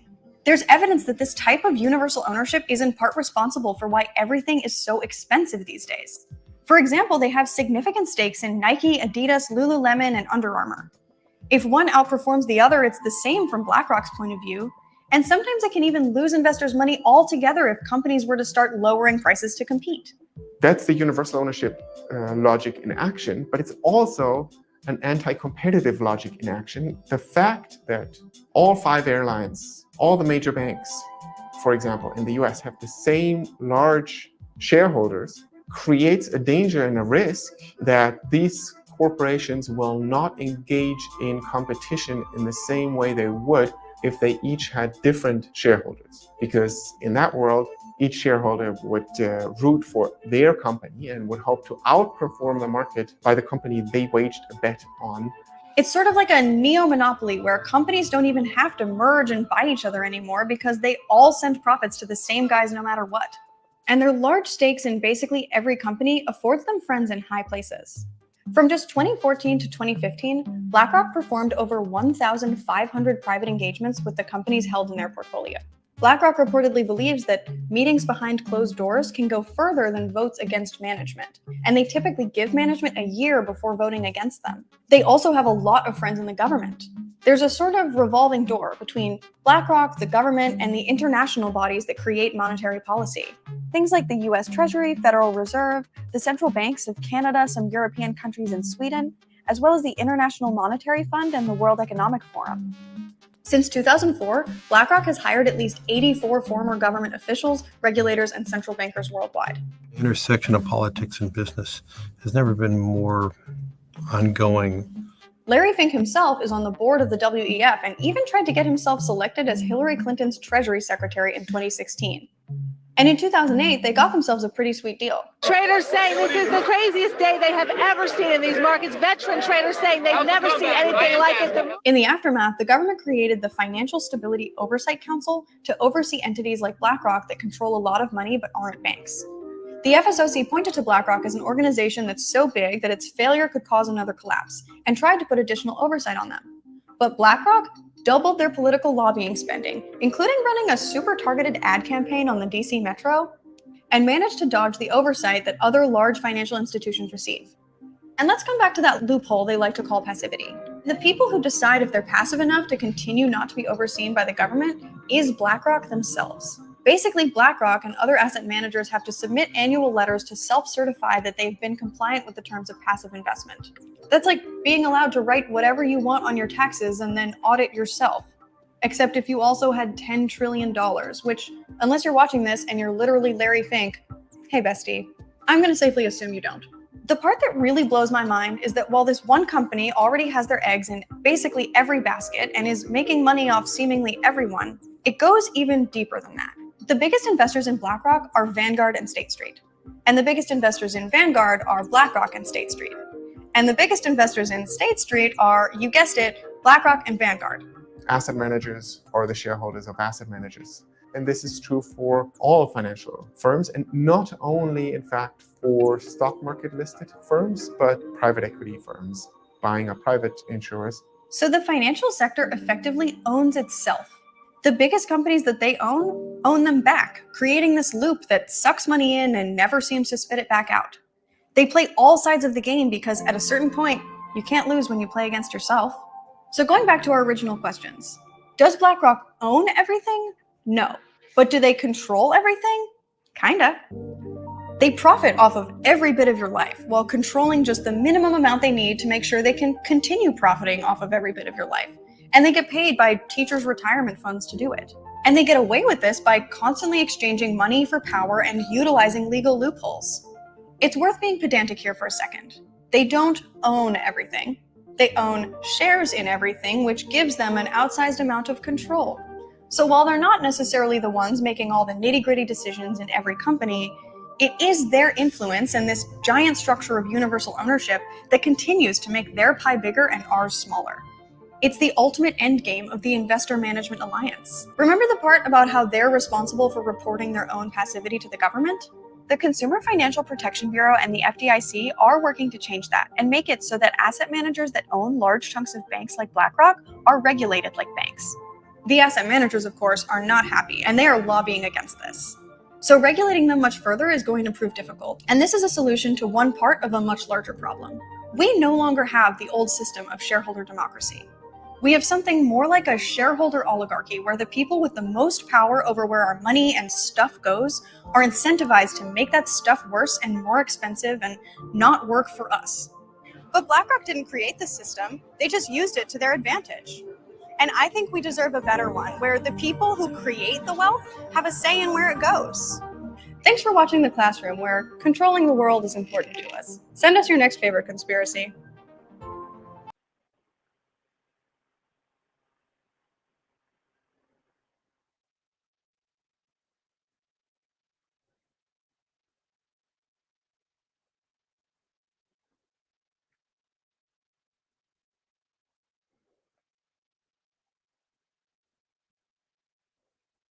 Salute for tapping in, everybody in the chat. Salute, salute. You know what I'm saying? Thanks for everybody rocking off.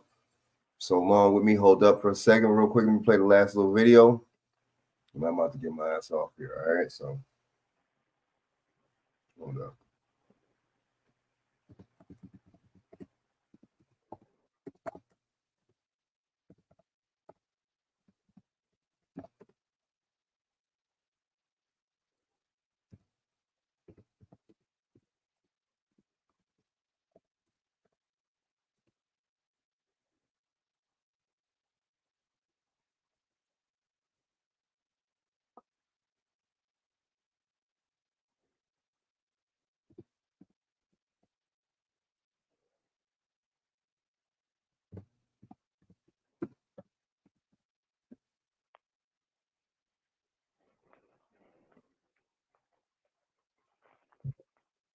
Fair use, fair use.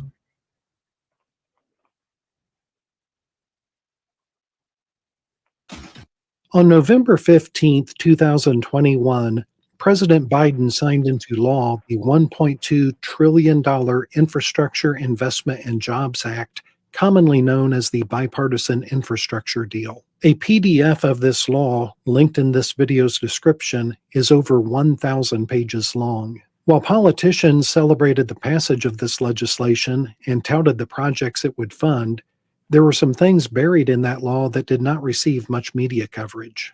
I am Dr. John Padfield. I'm a business professor and a former Indiana state representative, and this is Business Reform, where we discuss issues at the intersection of business, technology, and society. In this video, I want to discuss a couple of provisions out of this law that will have a tremendous negative impact on our privacy and quite possibly our wallets in the coming years. For example, Section 13002 of this law is entitled National Motor Vehicle Per Mile User Fee Pilot, and the law explains that a per mile user fee means a revenue mechanism that is applied to road users operating motor vehicles, and it is based on the number of miles traveled on the road. This law, celebrated by politicians on both sides of the aisle, directs the Secretary of Transportation to establish a pilot program to, quote, test the design, acceptance, implementation, and financial sustainability of a national motor vehicle per mile user fee. Today, private vehicle drivers pay the federal government 18.4 cents per gallon for every gallon of gasoline they purchase, in addition to the state taxes on gasoline, which vary from 15 to 67 cents per gallon depending on the state. While Congress could just increase the federal gasoline tax and come up with a different way of assessing usage fees for electric vehicles, they instead decided to mandate a pilot program that charges drivers by the mile driven, which is much more intrusive of our privacy.